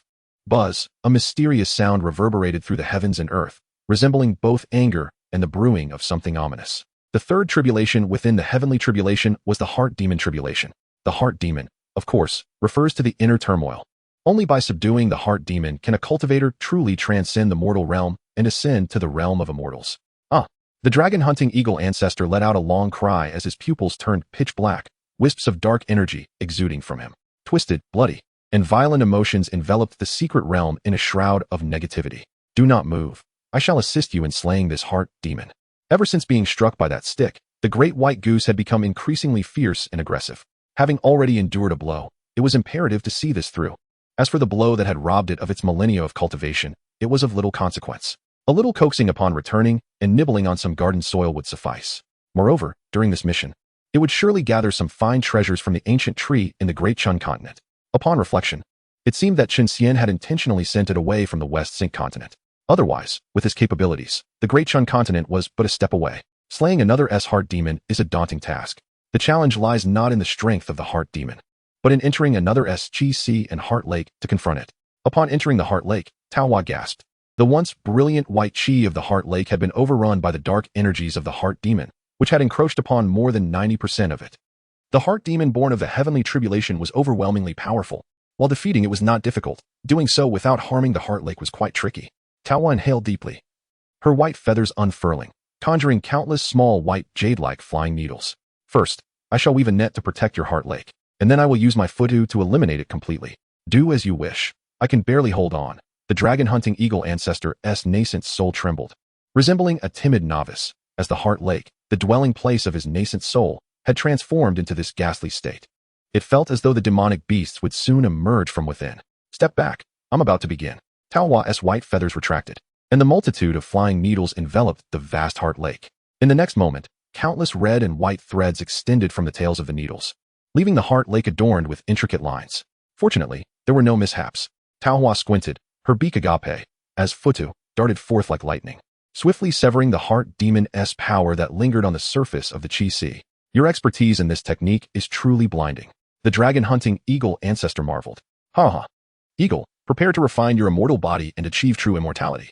The great white goose laughed heartily. It's merely a small path. I can't believe you're so naive. The dragon-hunting eagle ancestor remained silent. The Heart Demon's power crumbled rapidly under Tao Hua's Futu sword. Were it not for this tribulation directly affecting the dragon-hunting eagle ancestor's Chi Sea, it would have likely been obliterated the moment it appeared. As the Heart Demon's power dissipated, the physical form of the dragon-hunting eagle ancestor began to undergo a qualitative transformation. From mortal to immortal. This is the ultimate dream of every cultivator. It represents a leap in the realm of existence and the ultimate goal of defying fate. Without ascendant immortality, even during the tribulation period, lifespan remains constrained. However, upon achieving immortality, the passage of time for the immortal body slows significantly. Infinite longevity, true immortal. This infinite does not imply boundlessness but signifies that, in the eyes of mortals, a true immortal can transition from a figure known to those nearby into a legend. Then a myth. Immortals, exalted and divine. Chapter 18 Intuition. After sprinkling some seasoning on the shelf, a delightful aroma wafted from the rabbit on the grill. Chen Xian did not hasten to indulge. Instead, he turned his gaze towards Chong Li and Li Xiu. The blood knife technique was indeed an offensive spell of the nascent soul realm. Given the talents of Chong Li and Li Xiu, even with the presence of the Xianyuan bloodlight, mastering it would not be a matter of mere days. Yet, Chen Xian uttered two words, congratulations. These words destined Chong Li and Li Xiu to embark on this technique's journey in a remarkably short span of time. Complemented by the fortuitous circumstances and favorable location within the Blood Magic Valley, everything aligned perfectly. If they were to fail, there would be little Chen Xian could do. As expected, Chong Li, who was meditating, was the first to open his eyes. A sharp, blade-like bloodlight flickered in the depths of his gaze. He rose, cupping his hands towards Chen Xian. Thank you, fellow cultivator, for the gift of this technique. I shall forever remember your kindness. Chen Xian waved his hand dismissively. No need for such formalities. Come, enjoy some roasted meat. Chong Li chuckled, feeling a bit guilty about hastily taking those 10 low-grade spirit stones. Should I return them?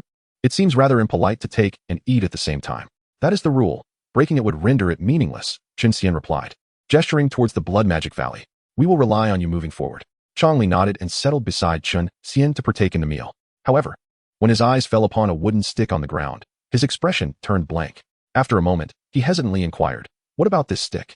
Oh, I spotted a large white goose while hunting earlier and merely gave it a light tap. It escaped unscathed, Chen Xian replied with a smile, picking up the stick, shaking it to cleanse it of its residual aura, and then snapping it in half before tossing it into the fire. This left Chong Li somewhat dazed. Just a glance at that stick had made him feel as if he were gazing into two immense eyes, like the sun and moon suspended in the sky. Overwhelming pressure almost crushing him. The vital energy within his dantian was still roiling. And yet, this stick was so easily broken and discarded into the flames. Go on, eat. Chen Xian clapped his hands and exclaimed, Ah, Li Daoist has awakened as well. It appears this spell truly suits you both.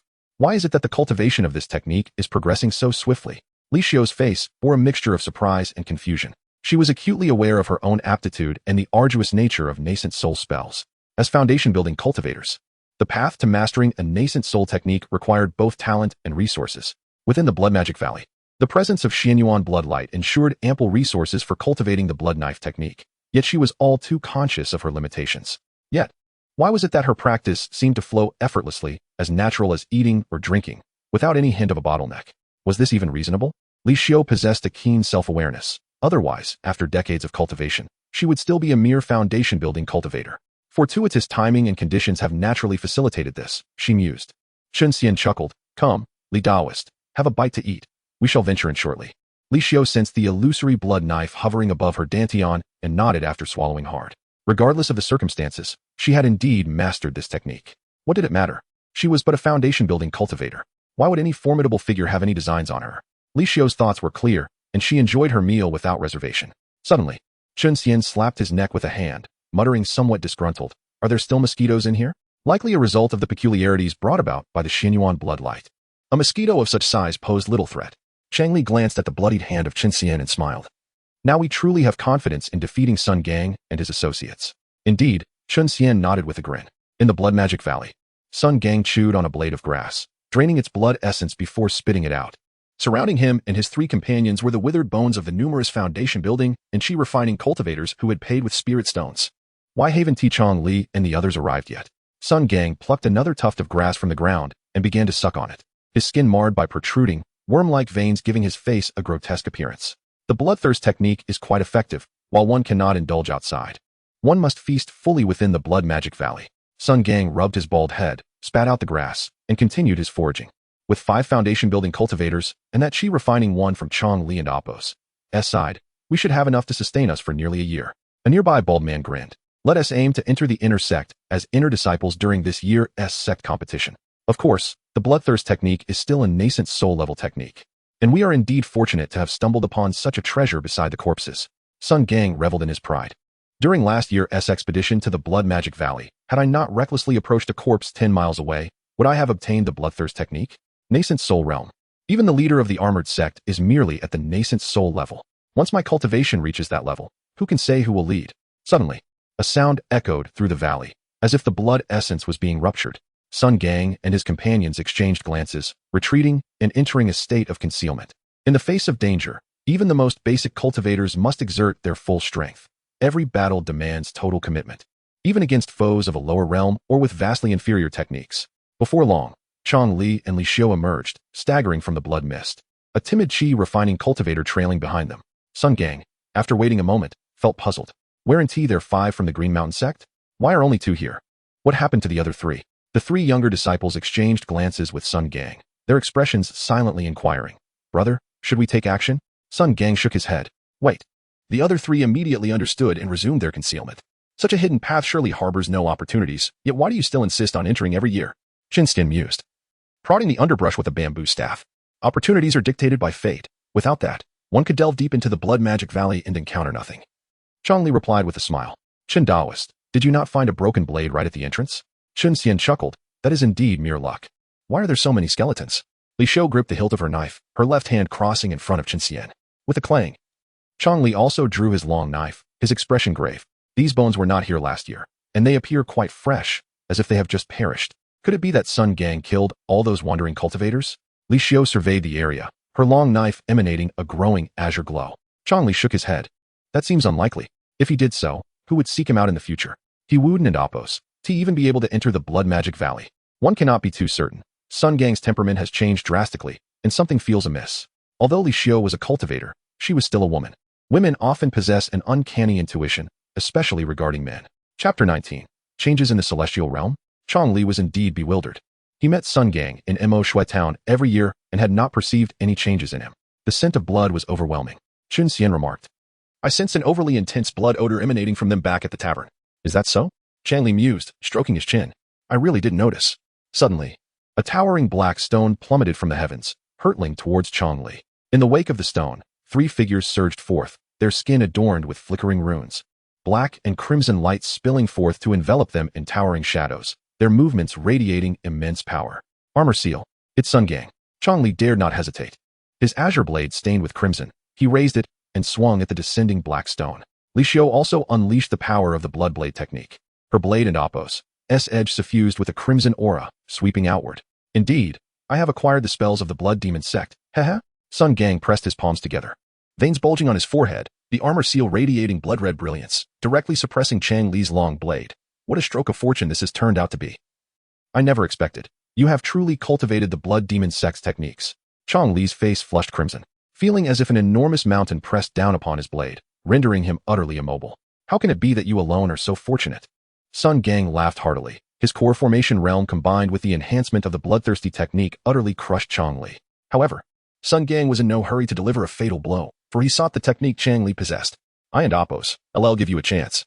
Reveal the incantation of the blood demon sect's techniques, and I shall let you go. Sun Gang scratched his bald head, grinning malevolently. Chang Li turned with great difficulty, only to find his junior sister, Li Xiu, already in dire straits, on the brink of suppression. As for Qin, well, his chi refinement realm rendered him inconsequential. He had never calculated that luck would favor anyone. I know I cannot survive. Let my junior sister and Qin go, and I shall divulge the incantation of the blood blade technique.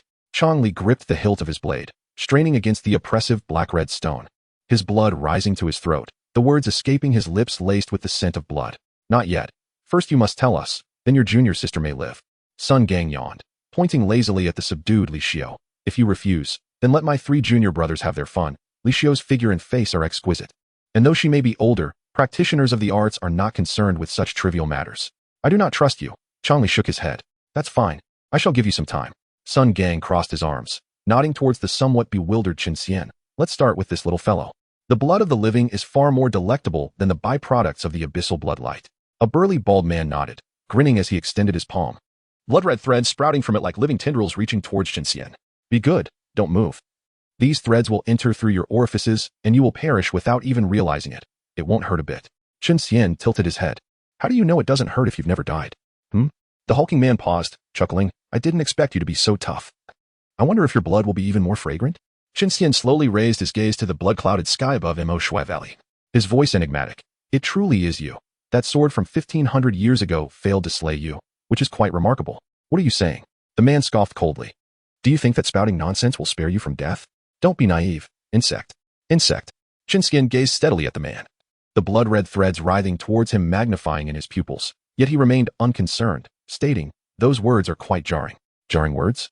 Mind your tongue in your next life. The man clenched his fist, causing the blood-red threads to accelerate, but contrary to his intention, they disintegrated into a mist before reaching Qin Xian. The man himself stood frozen, as if encased in amber, utterly oblivious. I have no next life, nor do you. Qin Xian flicked his fingers, shattering the armor seal that oppressed Chang Li into powder, causing Sun Gang, connected to it, to spew blood, his vitality instantly waning. How is this possible? Sun Gang stared in horror at this chi refinement insect. That was my life treasure. All treasures, whether celestial or terrestrial, are of equal worth before me. Qin Xian approached Sun Gang, looking down at the disciple of the armor sect, inquiring, I have seen the bloodthirsty technique, though it belongs to the blood demon sect. It does not involve the consumption of flesh. Speak the incantation so that I may hear. Sun Gang snickered, preparing to refuse, yet his mouth betrayed him, uttering it. Use blood as a medium, consume to expand the meridians and energy sea, solidify the foundation of the path, nourish the nascent soul. Upon hearing this, Qin Xian reached out, grasping at the air, a myriad of characters materializing in his palm. Let me see what secrets you conceal within. Qin Xian's fingers danced, rearranging the words according to his will. In no time, the extensive incantation of the bloodthirsty technique, once sprawling across thousands of characters, transformed entirely. Beyond the Milky Way, desires flourish. The progenitor of the heavenly demons, the demon of all demons. First slay the eternal, then slay the celestial.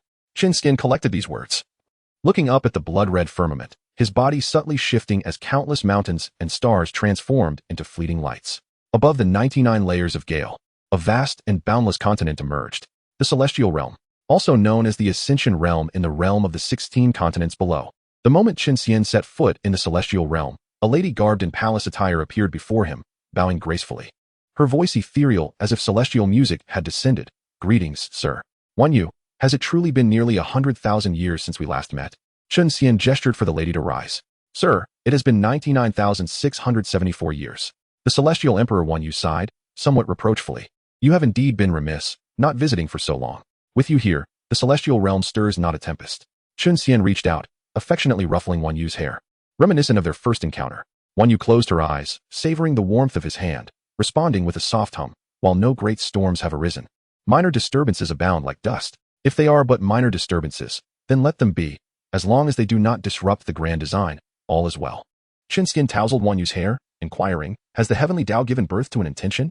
Not yet, but signs are emerging, Wan Yu replied, her delicate nose creasing slightly. Should we refine it? Why such bloodthirst? Shinxian chuckled. Let it be born. We were able to slay it then, and we can do so again. Is the resource supply at Starfall Emperor and Apos Escate sufficient? Shinxian inquired. Wan Yu nodded. It can sustain for another 10,000 years, but we must prepare in advance. With so many celestial emperors at the gate, the consumption is indeed excessive. 10,000 years, you say? How's the progress of the evolving Shumi world? Shinxian gazed at the countless stars suspended in the celestial realm. The swiftest world of Sumeru shall not give birth to truly intelligent beings for at least 60,000 years. Moreover, according to the predictions of the fate prediction device, if we do not intervene, the emergence of both humanity and the demon race will be postponed by approximately 300,000 years. The moon-embracing immortal emperor spoke respectfully. Sir, given the current circumstances, should we intervene? Certainly, 360,000 years is an excessively long duration, Shinxian replied, shaking his head. The beings created from nothing possess no utility, as their potential is far too limited. To execute that grand design, it is simply unfeasible. However, the humans and demons you have created lack desires, the moon-embracing immortal emperor remarked, pursing her lips. Ah, are we to revisit this topic? Shinxian chuckled. There is no need to discuss it further. I have my own convictions. Very well, sir, you shall take the lead. Chapter 20. Disposition. Having released the demon ancestors' remains from their confinement, let us assess the situation. Shinxian stretched languidly, remarking. Why do I find my sojourn in the immortal realm somewhat disagreeable? It seems the mortal realm possesses a more invigorating vitality. With a gentle smile, the immortal empress Wan Yu elegantly waved her sleeves, causing the manifold black cuboids to morph and coalesce in a kaleidoscopic fashion, ultimately forming a colossal bronze sarcophagus spanning 100 zhang. The demon ancestors' remains lay dormant within. Shinxian extended his hand, causing the bronze sarcophagus to erupt violently, unleashing a cataclysmic torrent of demonic energy that swept across the firmament. The immortal empress Wan Yu, startled, instinctively moved to suppress the malevolent aura, but recollected the presence of her esteemed mentor. Her surging qi subsided once more. Heh, Shinxian chuckled, his right hand clenching forward. The scattered demonic energy, as if reversing through the river of time, instantly recoiled and was grasped within his hand, casually compressed into nothingness. Yet, the demon ancestor's cadaver, which should have been interred within the bronze sarcophagus, was conspicuously absent. This, the immortal empress Wan Yu exclaimed, her countenance displaying profound astonishment. She prepared to manipulate the flow of time to discern the truth. Cease your temporal manipulations. They are futile, Shinxian interjected, gently restraining her hand. The demon ancestor's true spirit has long been obliterated by my hand, rendering resurrection impossible. However, this cadaver could be employed to create a monstrous entity of unparalleled terror. Master, what has transpired? The seal of the demon ancestor has remained under my vigilance, opened only for your inspection. It has never been breached in these 100 millennia.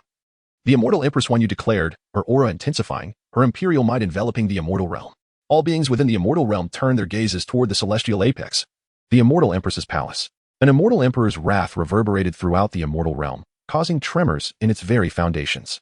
The immortal empress Wan Yu's indignation was understandable. As the steward of the immortal realm for the past 100 millennia, entrusted by her esteemed mentor to guard the demon ancestor's sarcophagus, she now discovered that while the sarcophagus remained intact, the remains within had vanished. This was an affront to her authority, a challenge to the dignity of an immortal emperor. Alas, Shinxian sighed, a hint of weariness in his tone. Wan Yu is admirable in many respects, yet possesses a certain obstinacy.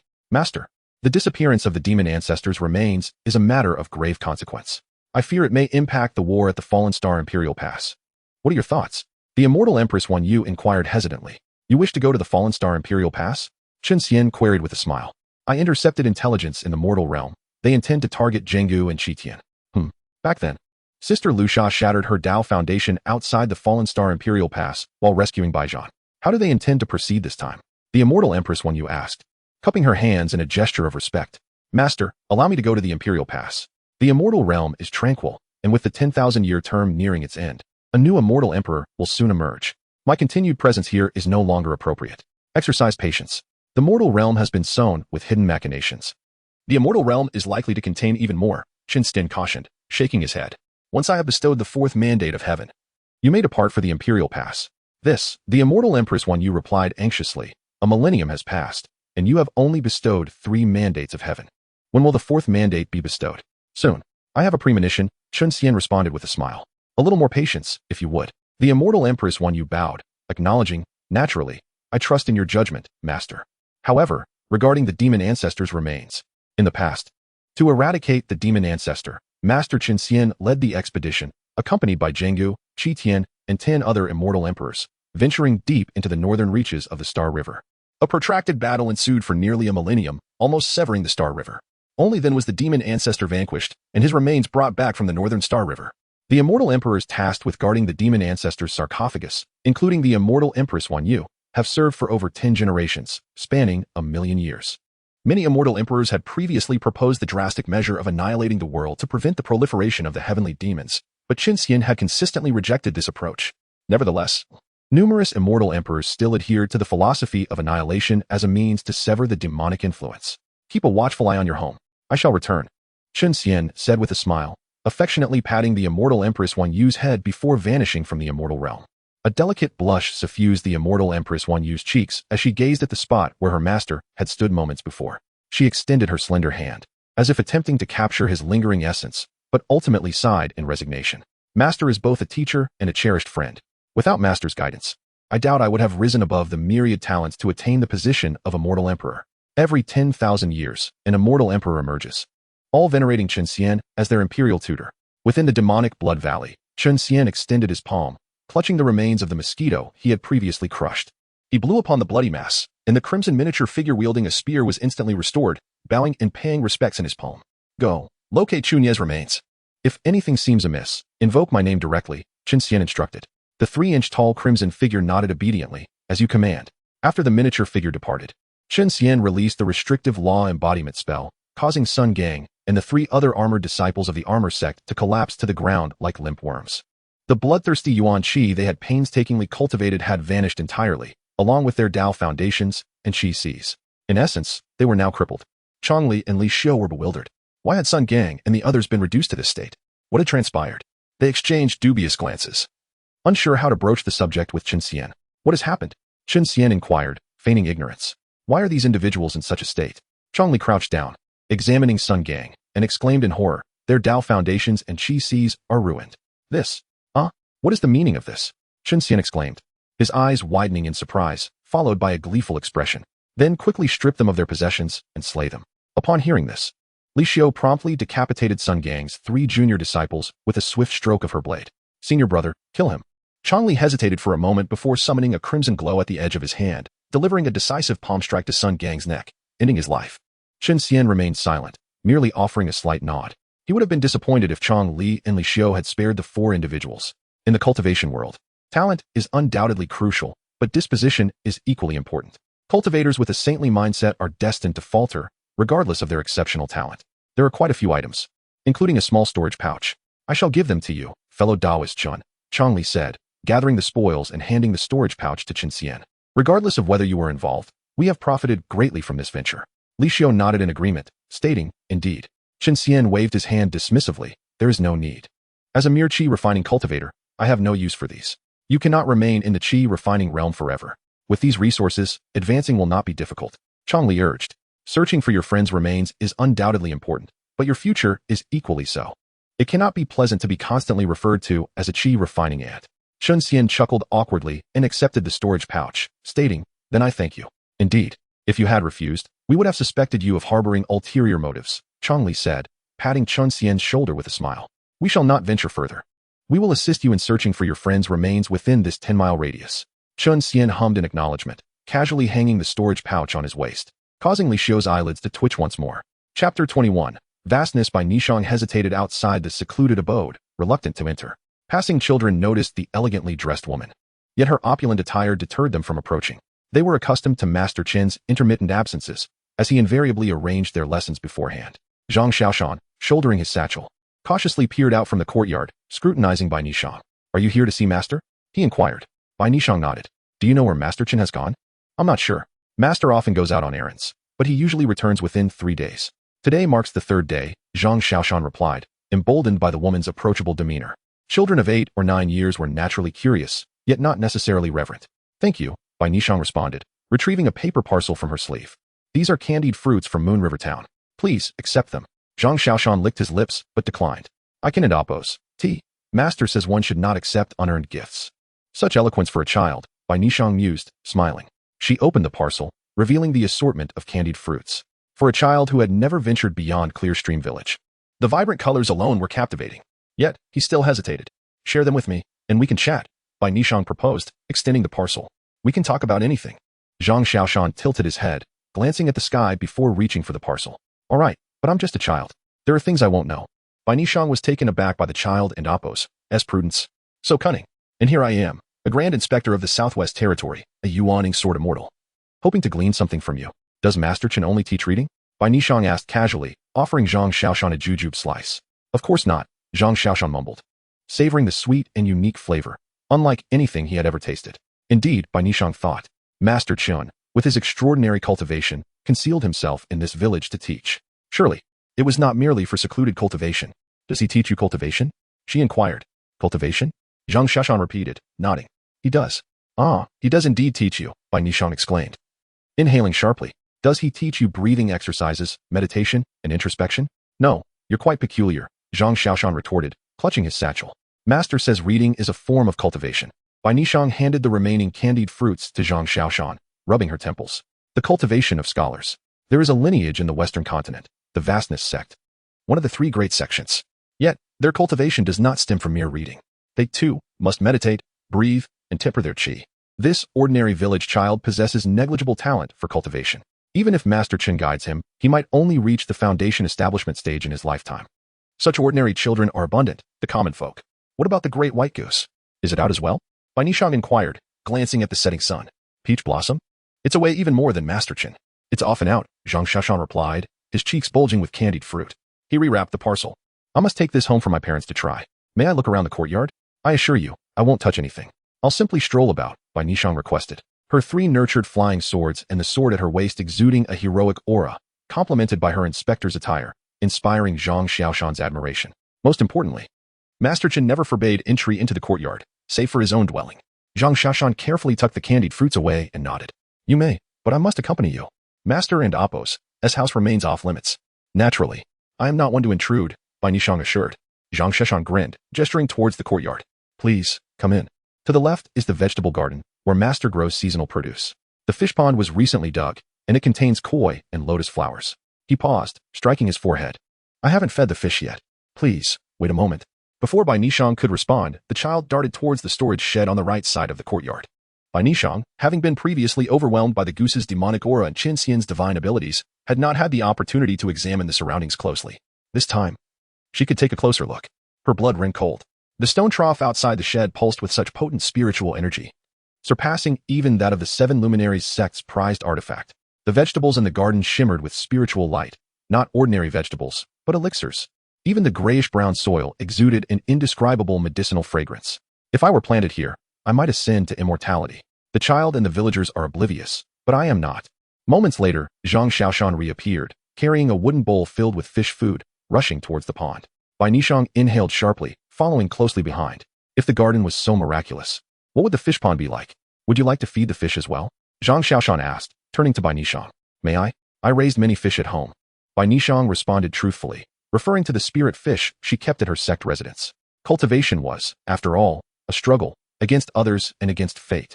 You may, here, take a handful and toss it into the pond. They enjoy it greatly. Zhang Xiaoshan offered the bowl. Bai Nishang's eyes widened in disbelief. She stared at the contents of the bowl, her mind reeling. You call this fish food?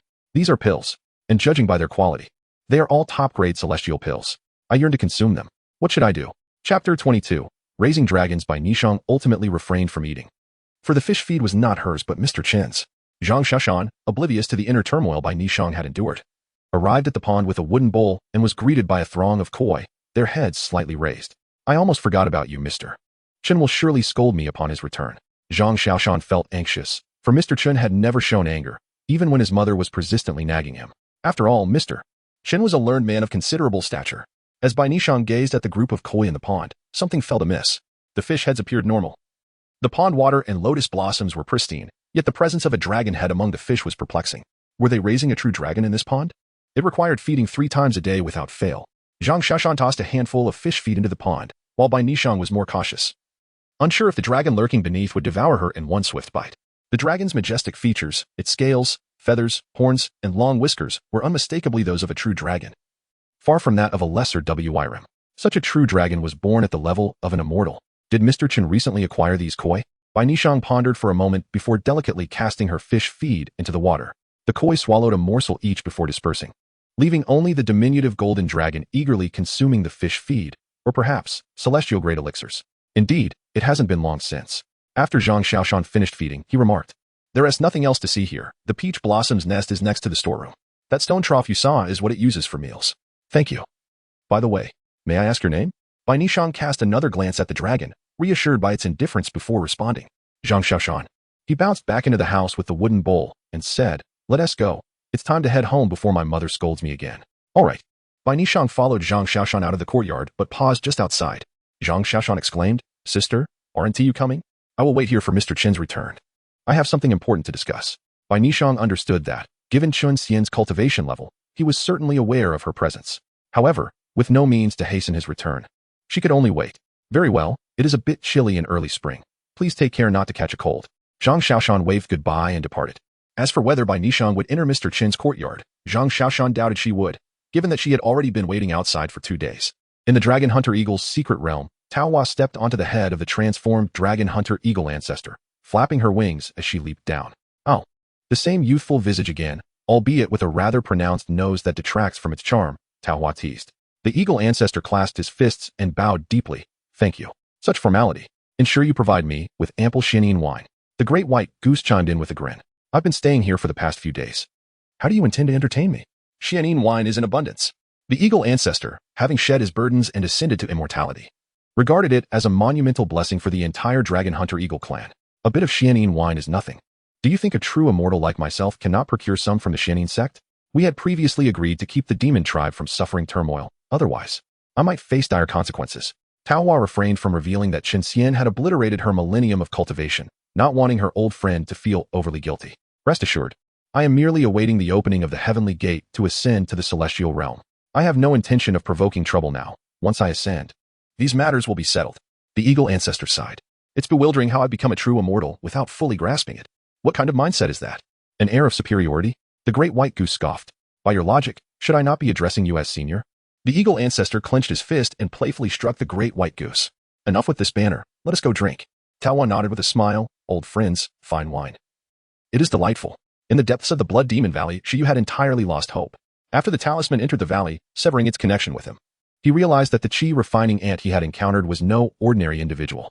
It was no wonder that such a mere ant showed no sign of subservience when standing before someone of his nascent soul level. When the Blood Demon Valley opened, disciples from smaller sects regarded him with awe, admiration, and envy, their emotions laid bare. The cultivation world operates on such principles. Individuals like that boy either possess formidable connections or remarkable strength, otherwise, they would not survive long. However, Shiyu pondered, if he was indeed so formidable, why seek out disciples from a lesser sect like the Qingshan sect to enter the valley? So I am the true ant. Shiyu sighed, knowing that nurturing a damaged flying sword would require considerable resources and time, leaving him with no choice but to swallow his frustration. The spell that influences the fortunes of others was something he had neither seen nor even heard of. Within the Blood Demon Valley, Chang Li stood before Chen Xian, his expression grave. "We cannot proceed further. The entrance's 10-mile radius is our limit. If we venture deeper and encounter the 4 great peculiarities or other individuals, we may not survive. But we have searched this area thoroughly and found nothing." Chen Xian replied, his face tinged with helplessness. "If we cannot find anything this time, I doubt I will have the confidence to return next year. Friend Shun, the area beyond 10 miles is exceedingly perilous. My brother and I cannot ensure our own safety, let alone protect you. How about this? Grant us a year's time, and we shall reconvene at Blood Demon Town next year to explore further." Li Xiu was self-aware, yet understood that the debts of gratitude among cultivators are the hardest to repay. Chen Xian offered them offensive techniques at the nascent soul stage, which they would feel compelled to reciprocate. "If you wish, you may return while I venture further. After all, you have gathered plenty of resources already." Chen Xian sighed. "I will search a bit longer. If I truly cannot find anything, I will exit without risking my life here." Changli and Li Xiu exchanged glances, feeling the weight of the situation. Leaving Chen Xian behind was certainly an option, but neither could bring themselves to do so. "Very well, we shall accompany you for another mile, but after that, you must leave with us, understood?" Changli hesitated before finally stating, "There's no need. I can manage on my own. You both are under no obligation to accompany me." Chen Xian chuckled. Do not feel guilty. The blood blade technique is inherently your opportunity. Why else would I be unable to cultivate it while you excelled? But Chang Li began to protest, but Chen Xian interrupted him. There are no buts. You both should leave. Venturing deeper isn't suitable for you. Friendship. Li Xiao attempted to persuade him, but suddenly, everything around them blurred. And they found themselves back in Blood Demon Town. Chang Li stared at the familiar streets, rendered speechless. Li Xiao gritted his teeth. Realizing the truth, he had indeed been playing the part of a fool all along. What? Are you the tiger here? Chang Li finally managed to sputter after a long pause. Neither are you, Li Xiao retorted. Chapter 23, The Blood God. After sending Chang Li and Li Xiao out of the Blood Magic Valley, a diminutive figure, no taller than 3 inches, appeared before Chen Xian. Brandishing a blood-red spear. With a gesture of its left hand, it pointed behind it, revealing a visage filled with horror. Fear not, Chen Xian replied with a smile, pointing at the diminutive figure. Our fates are intertwined. Though that fellow seeks vengeance against me, his transgressions do not warrant death. You shall remain here in the Blood Magic Valley for 10 years, after which you may depart. I am aware of the disappearance of Chu En's remains. Yet I have further plans within this valley. The blood-colored figure thrust its spear behind it, and hastily bowed, sensing that its fortunes were about to change. As the essence of a talisman, it embodied the spirit of the charm, its very soul. Ordinarily, this figure would vanish upon completing its duty. But this individual before it had severed the connection between itself and the talisman with remarkable skill. Moreover, he had aided in crafting a vessel capable of containing its essence. Such extraordinary prowess demanded unwavering loyalty. From this moment forth, your name shall be Chen Shui, and you shall serve the honorable, supreme purple extreme, boundless 9 heavens, 10 earths. All transforming, overcoming calamities, illuminating virtue, primordial Tao Lord, as the divine guardian, executing his commands and administering rewards and punishments, while overseeing the Blood Magic Valley. It had been long since Chen Xian had proclaimed his title, and in the presence of this newly awakened blood figure, he exhibited great patience. Tao Lord. The blood figure knelt on one knee, gazing up with fervor at the feet before it, its voice resonating like thunder. After 10 years, seek me in Qingxi village. Yuehe town, in the southwest of the great Han immortal dynasty. Chen Xian instructed with a flick of his finger, bestowing upon it a millennium of cultivation, enabling it to attain the form of the blood god, while admonishing it to remain true to its essence and to refrain from indiscriminate slaughter. In an instant following Chen Xian's gesture, the blood figure swelled dramatically, growing to a towering height of over 30 feet. Its aura escalating exponentially until it reached the tribulation stage. Call me master. And while your foundation is commendable, I can only elevate you to the tribulation realm. Further advancement shall depend upon your own efforts, lest your foundation become unstable, giving rise to inner demons, which would be detrimental to you. After a moment's contemplation, Chen Xian joined his fingers and, with a touch, imparted the Blood God Sutra, a once malevolent technique of the Blood Demon sect, now transformed through his verbal command. I hope you diligently cultivate this. Thank you, Master, Chen Shui exclaimed, prostrating deeply, overwhelmed with gratitude. When he finally raised his head, the one who had granted him a new existence had vanished without a trace. Outside the quaint cottage, Chen Xian noticed Bai Nishang lost in thought on the steps. He smiled and inquired, why does Lady Bai not come inside? Master, Bai Nishang quickly rose and bowed. I dared not enter while you were away. It would be improper. Come in, Chen Xian beckoned, opening the courtyard door. Once Bai Nishang entered, the door closed behind them, sealing away any trace of mundane life. Master, matters have become quite complicated, Bai Nishang said anxiously, having waited patiently for 2 or 3 days. Upon Chen Xian's return, she recounted the situation. Chuan, Niechu, Zhaodingi. Chen Xian waved his hand gently, responding with warmth. I am aware. What shall we do? Bai Nishang implored. If the 3 true immortals break free, the entire western continent will be engulfed in chaos. Chen Xian waved his sleeve, and a tea table with a teapot and cups appeared. Please, have a seat, he instructed. Though Bai Nishang was anxious, she restrained her impatience and sat across from Chen Xian. A small hearth ignited, bringing the water in the teapot to a boil. While Chen Xian observed the bubbling lid, seemingly lost in contemplation. After a while, once the water reached a boil, he prepared the tea and pushed a cup toward her. Let us drink first, then discuss. Bai Nishang gazed at the rippling tea, her heart in turmoil. The Enlightenment tea. This is the Enlightenment tea. The last cup nearly propelled my Earth-level Yuan Ying to a breakthrough into the heavenly mechanism. This cup will surely solidify my foundation. Master, if those 3 truly escape, Bai Nishang began, her thoughts racing. The ruins of the Blood Demon sect have long transformed into the Blood Magic Valley, a site of burial. Even if Zhao Dingy were to resurrect, he would not do so here. Thus, we must not act hastily. Do you have confidence in confronting the 3 true immortals? Bai Nishang inquired, blinking rapidly as she sipped from the cup, her Yuan Ying rejoicing above her sea of energy. Seek the new stronghold of the Blood Demon sect. And then simply call out Master Chen when you arrive, Chen Xian replied without elaborating. For someone at the Yuaning stage, true immortals were like lofty mountains, far removed from the heavens. Yet, to Qin Xian, true immortals were merely common beings within the celestial realm, as numerous as the stars in the sky. Thank you, master. Bai Nishang placed her cup down and bowed deeply. Do not mention it. It is merely a matter of mutual benefit. Qin Xian's statement bore no falsehood. Bai Nishang's mission was intertwined with the ascension of verbal command, and his assertion of mutual benefit was not unfounded. However, Bai Nishang found it hard to believe. After all, her family's pond housed a genuine dragon. What connection could she, a mere Yuan, have with him? Was it merely a desire for her beauty? Such thoughts seemed ludicrous. After attaining immortality, anyone could reshape their appearance. Before you achieve the heavenly level Yuan, remember to place your natal flying sword into your sea of energy. Otherwise, if your sword's grade does not keep pace, it will become a shackle, greatly hindering your cultivation. After pouring another cup of tea, Qin Xian summoned a small golden dragon that had been swimming in the pond into his palm. The little golden dragon, upon seeing the tea before it, glimmered with excitement and began to struggle. Drink from the cup, not the teapot. We have guests, Qin Xian advised, extending his hand.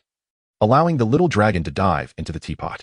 Bai Nishang sat in silence, observing with wide eyes. Do you know why you can see this? Qin Xian asked with a smile. Bai Nishang hesitated before responding. Master allows me to see, thus I can see. Qin Xian merely smiled in response. Though Bai Nishang was not destined to be his fated partner, her mission was linked to him, so he had not cloaked her senses. In this lower realm, despite the myriad disputes, they are but trivial squabbles, inconsequential in the grand scheme. Qin Xian's hands were folded in his sleeves, presenting an appearance not of a learned teacher or grand cultivator, but rather that of a weathered farmer.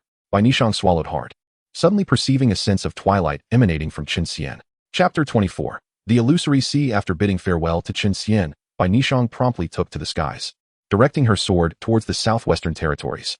From the information provided by Qin Xian, she discerned that the resurrection of the three true immortals from the Blood Demon sect was now an unstoppable tide. Her sole objective was to locate the current whereabouts of the Blood Demon sect and call out for Mr. Qin. Thereafter, the remaining affairs would likely resolve themselves. Bai Nishang pondered why Mr. Qin did not seek the sect himself, given his cultivation level. Finding the hiding place of the remnants of the Blood Demon sect should not pose a significant challenge. However, after receiving Mr. Qin's assurance, her anxiety regarding the impending catastrophe dissipated. How formidable could someone who could nurture a true dragon in a mere pond be? After her audience with Xiao Shiyun, the lord of the southwestern territories in the refining void realm, she learned that Wang Kai and the Xian Yin Bone Maiden had been taken away by representatives of their sect and should now be within the sect's confines. Furthermore, the three premier sects, Haoran sect, Yuhua sect, and Shichuan temple, were also dispatching envoys to the Qiao immortal sect to deliberate on matters pertaining to the Blood Demon sect. Do you believe the Blood Demon sect will boldly declare their return to the world? Bai Nishang mused, contemplating the sect's stance.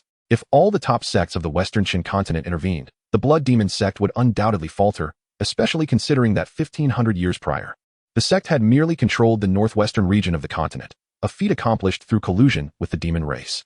It was impossible for a single sect to oppose an entire continent. I am uncertain, Xiao Shiyun replied, shaking his head.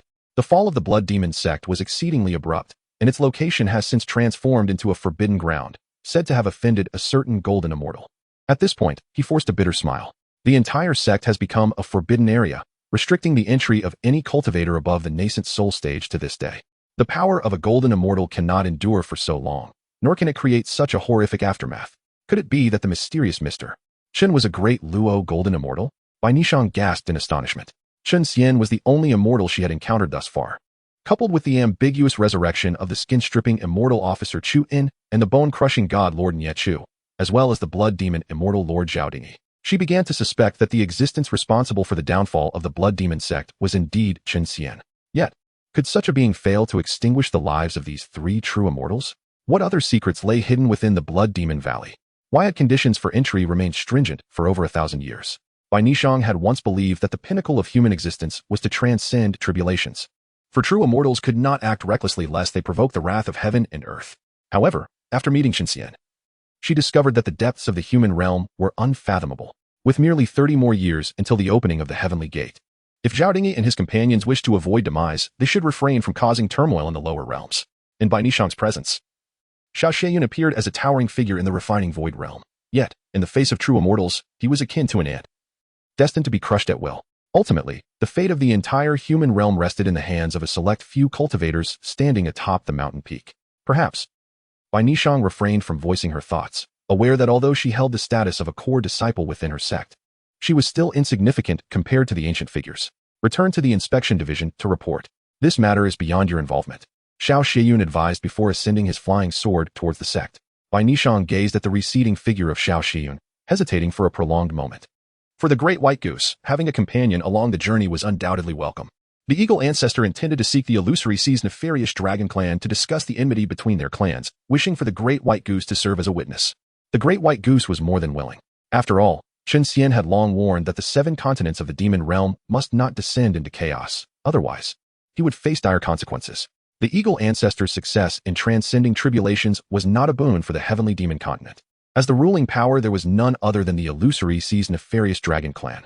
The illusory sea was not an actual sea, but rather a vast lake situated in the central region of the heavenly demon continent, where the nefarious dragon clan had produced an extraordinary talent over the millennia, one with the potential to transform into a true dragon. Clouds floated beneath the eagle ancestor's feet as the great white goose stood beside him, chuckling. Are you saying you can't defeat them in the late stage of tribulation? The eagle ancestor, feeling a bit awkward, rubbed his face. There is a saying among mundane warriors that youth can overpower the old. It's only natural that I, with my old bones, cannot prevail. Then you're still the Baolong eagle, yet you couldn't win? Tao Hua teased, laughing heartily. The eagle ancestor shrugged. That nefarious dragon is indeed a genius. The heavenly demon continent could be unified under him, but not under my reign. Thus, he must not falter. Tao Hua's tone turned profound. He understood Chen Xian's intentions. Regardless of the turmoil between the human realm and the demon realm, the fundamental balance must not be disrupted. What constituted this fundamental balance? Was it not the talents of both humans and demons? An emperor of immortals emerging once every 100,000 years is predominantly not from the immortal realm, but rather from the lower realms. In Chen Xian's eyes, the immortal realm existed merely as a transit station, a place for troop assembly and resource accumulation. Rest assured, I am not a naive youth, the eagle ancestor chuckled. Acknowledging the gravity of the situation, even if my grievances are considerable, isn't it possible to resolve them? The great white goose nodded, after visiting the illusory sea. I shall head to the Dazhong continent. The Dazhong continent? That place is infested with tree demons. What business do you have there? The eagle ancestor inquired, puzzled. Are you looking down on tree demons? Isn't the 6 Harmonies immortal emperor just a common 6 Harmonies tree? Tao Hua shot back. Do you think your roots are any better? The eagle ancestor rubbed his face, but you can't use exceptions as a standard. How many tree demon emperors have achieved success? Tao Hua leaped up, flapping his wings and playfully striking the eagle ancestor's head, scolding, Big data, big data? What big data do you have? If it weren't for me, you'd be perishing in that shabby secret realm along with your big data. The eagle ancestor chuckled. So, luck is also crucial. Tao Hua paused, then scoffed. You don't genuinely believe this is merely luck, do you? Chen Xian's actions are never arbitrary. When he assigns a task, he certainly knows I would come to the heavenly demon continent, and once I arrive, I must partake in the Xianyin wine. The eagle ancestor scratched his face, pondering. What you perceive as coincidence and fortune is merely a casual move by Chen Xian. I assure you, once you ascend to true immortality, he will undoubtedly seek you out. Tao Hua asserted emphatically. Do you believe it, or not? I would be delighted. The eagle ancestor laughed heartily, if even this goose possesses such prowess. What could possibly be amiss in following Mr. Chen? Tao Hua gazed at the grinning eagle ancestor, sighing, your intellect is indeed limited. Chapter 25. Morning couplets. Eagle ancestor was not angered. He merely smiled slightly, for the illusory sea had arrived. Bring forth that wretched dragon, he commanded. The peach blossom, with wings crossed over its chest, stood proud and lofty, resembling a victorious general. Eagle ancestor cleared his throat and released his formidable aura. The overwhelming celestial presence descended. And within the vast, tranquil lake below, countless transparent lotus flowers suddenly bloomed, seemingly welcoming the arrival of eagle ancestor. The waters stirred, and several enormous creatures, their bodies a deep azure and exceeding 100 meters in length, emerged, hovering in midair. Their heads were predominantly dragon-like, save for slightly denser scales and a pair of horns that were still somewhat lacking. Senior, the leading wretched dragon transformed into a young man clad in a blue robe. After a brief moment of astonishment upon seeing eagle ancestor, his expression darkened. You are the hunter dragon eagle ancestor? Eagle ancestor scratched his head and replied, if you call me senior, will you be at a disadvantage? The young man's expression shifted several times before he eventually clasped his fists and bowed. Has senior come today to annihilate my clan? I had considered it before, but not anymore. Eagle ancestor chuckled. I have come this time to seek peace and resolve our conflicts. The young man scrutinized eagle ancestor for a while before inquiring, why? It is simply rather tedious. After all, we are both of the demon race. Moreover, I have successfully transcended my tribulation, and once the heavenly gate opens, I shall ascend. Engaging in the futile games of mutual slaughter with someone of your youth holds no appeal for me.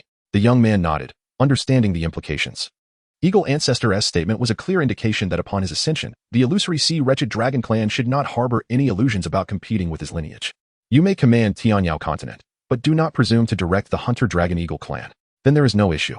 I shall escort this old friend to the borders of Tianyao continent. In return, Eagle Ancestor waved his hand in dismissal. At that moment, the young man and the several illusory sea wretched dragons finally noticed the large white goose that stood beside Eagle Ancestor, wings crossed before it. This esteemed elder is? The young man inquired, bowing respectfully to the great white goose, puzzled. You shall come to know in due time, young one, the great white goose responded, speaking as if it were an elder. The young man felt no offense. After all, the presence of this great white goose beside Eagle Ancestor spoke volumes. Additionally, despite having been gravely injured by him, Eagle Ancestor had now attained true immortality. Very well, esteemed elder, may I invite you to my dragon palace? Our illusory CS dragon source wine is rather exquisite. The young man, a prodigy of the illusory sea wretched dragon clan and the current leader of Tianyao continent, was a force to be reckoned with both politically and militarily. Regardless of whether this great white goose was the one who aided Eagle Ancestor's ascension, it was certainly worth befriending. Not today, perhaps next time, Peach Blossom yawned. Be wary of the Xianyin sect. They have dealings with the human race. Let us not invite unnecessary troubles. The young man clasped his hands in acknowledgement, ready to speak, when suddenly, both Eagle Ancestor and the goose vanished without a trace. Elder, I must trouble you to visit the Xianyin sect and investigate the matters mentioned by our esteemed elder. The young man immediately began to make arrangements. The Xianyin sect was established by the Xianyin demon clan and stood at the forefront of the human-demon conflict, supported by all the demon clans on Tianyao continent. Otherwise, it could not withstand the humans' counterattacks. Therefore, it was imperative that the Xianyin sect remained unscathed. Chun Xian returned to his leisurely days of fishing, gardening, and teaching. Among the children, Zhang Xiaoshan exhibited the best comprehension, while the girl with horn braids, Zhang Yingying, had the greatest potential, though she struggled with adaptability. In recent days, Zhang Er had approached Chun Xian several times, clutching silver coins and insisting on returning them, but Chun Xian had declined each time. Ultimately, Hu Tsuehua had dragged him away by the ear, and Chun Xian did not concern himself with how long or how severely he would be punished. Is Mr. Chen at home? A timid voice called from the entrance. Chun Xian immediately recognized its owner, Gao Ling, one of the few outsiders in the village. Yes, Gao Ling. What brings you here? Chun Xian set down his teacup and stepped outside, smiling at the tall, slender boy. My mother has passed away. I would like to ask you to help me write a mourning couplet, Gao Ling said, kneeling down and choking back tears. I beg you. With a sigh, Chun Xian helped the boy to his feet and replied, Of course, I shall fetch my writing supplies. Please wait a moment. Gao Ling was indeed a child of misfortune. Shortly after his birth, his father suffered grave injuries while hunting in the mountains and, upon returning, could only utter the words Ling, Zaiwanzi before passing away. His mother, stricken by grief and weakened from childbirth, soon fell ill due to the upheaval, leaving her with lasting health issues. Over the years, if not for the villagers' support, Gao Ling would not have survived to the age of 12. Today, his frail mother had finally succumbed to her illness. Thank you for your trouble, sir. As Gao Ling saw Chun Xian emerge with a bundle, he quickly bowed and reached for the package. Not at all. Chun Xian waved his hand dismissively. Upon arriving at Gao Ling's home, the morning hall was already prepared. 3 priests were performing rites, and a simple coffin lay in the center of the hall, while numerous villagers bustled in and out, attending to various tasks. Chun Xian entered the morning hall and first paid his respects to Gao Ling's mother before being guided by Gao Ling to sit at a table on one side of the hall. After unpacking his writing materials, Gao Ling began preparing the ink. Chun Xian exchanged a few words with the priests and gathered information from the chief steward of the funeral, Zhang Sanshur, regarding the proceedings, just as Gao Ling finished grinding the ink. According to custom, your mother may only receive a name couplet, and not one that conveys sorrow and landscapes, Chun Xian remarked, lifting his right hand to grasp a brush, looking at Gao Ling. Do you understand? Gao Ling nodded. I understand, sir. Very well, Chun Xian replied. But you, having grown up on the kindness of others and always willing to help, have not gone unnoticed. Gao Ling pursed his lips and softly responded, It is what I ought to do. Ding, a series of tasks. Gao Ling's counterattack has been triggered. Task requirements. Ensure Gao Ling naturally becomes a true immortal within a millennium. Please do not forcibly enhance, or the task will fail. Note, this series of tasks has a total of 4 branches. Task rewards. Emperor, Flickering Shadows LV99 transforms to Dao times Wanderer LV1. Branch task. Write a landscape mourning couplet for Gao Ling's mother, and enshrine her as the great deity of the mountains and rivers. Task rewards. Imperial artifact, Scroll of Mountains and Rivers. Chun Xian paused, realizing the truth of the matter. Some tasks do not trigger immediately. They require action and interaction to reach a certain threshold before they emerge. This task was indeed one of those. Chapter 26. Landscapes. Upon this realization, Chun Xian smiled. Musing that intention and execution are disparate matters, and that true benevolence lies in the unity of knowledge and action. Thus, he offered to compose a landscape elegy for him. A surge of elation washed over Gao Ling's previously numb countenance. Without hesitation, the boy prostrated himself, knocking his head against the ground thrice, and exclaimed in a trembling voice, thank you, esteemed sir. Landscape elegies and name-embedded elegies occupy different echelons. The former serves to inform the heavens, bestowing upon virtuous and benevolent individuals the title of deity of mountains and rivers, while the latter is merely a simple expression of grief. Although no one can witness their deceased loved ones being enshrined through a landscape elegy, the symbolism alone is enough to fill the bereaved family with joy. The disparity between the two is vast, and most are reluctant to compose landscape elegies for fear of karmic entanglement. What if the deceased lacks the merit to be associated with mountains and rivers? For deities exist in this world. Chun Xian's willingness to compose a landscape elegy signified his acceptance of Gao's mother's karma, hence Gao Ling's elation. Nay, esteemed Mr. Chun, the eldest of the three Taoists cautioned, setting down his bell, though Gao Zhaoshi was not without merit and was an exemplary wife and mother. She is not worthy of having her soul enshrined in mountains and rivers. Indeed, another Taoist added, Gao Zhaoshi was but a common peasant woman without meritorious deeds. Each word of a landscape elegy weighs 1,000 pounds, and her soul would be unable to bear it. It matters not, Chun Xian declared, gripping his brush firmly. I shall bear this karma. The old Taoist shook his head, though the stroke of a pen is easy. The trials of heaven and earth that follow the creation of a landscape elegy are difficult to endure. Mountains stand majestic, receiving heaven's decree. Rivers flow vast, honoring divine spirits. Mountains and rivers united in reverence. Chun Xian wrote swiftly, his brush sweeping across the page with vigor. In the blink of an eye, 2 columns of cursive script appeared on the white paper. His brush strokes resembled a dragon's dance, and the words exuded a profound and boundless aura. With a soft thud, Chun Xian placed his brush down and retrieved a square-inch seal from his bosom, pressing it directly beneath the horizontal inscription of mountains and rivers united in reverence. The crimson and black intertwined, the seal's inscription faintly visible, emanating an indescribable charm from the couplet. Very well, hang the elegy, Chun Xian instructed Gao Ling hold. The old Taoist interjected, striding towards the table. He gazed at the landscape elegy, his expression solemn. Turning to Chun Xian, he inquired, esteemed Mr. Chun, are you certain you wish to compose this elegy? Chun Xian nodded. Is there something amiss? Zhou Xingzi hummed in agreement, stating, are you attempting to enshrine the great deities of the mountains and rivers?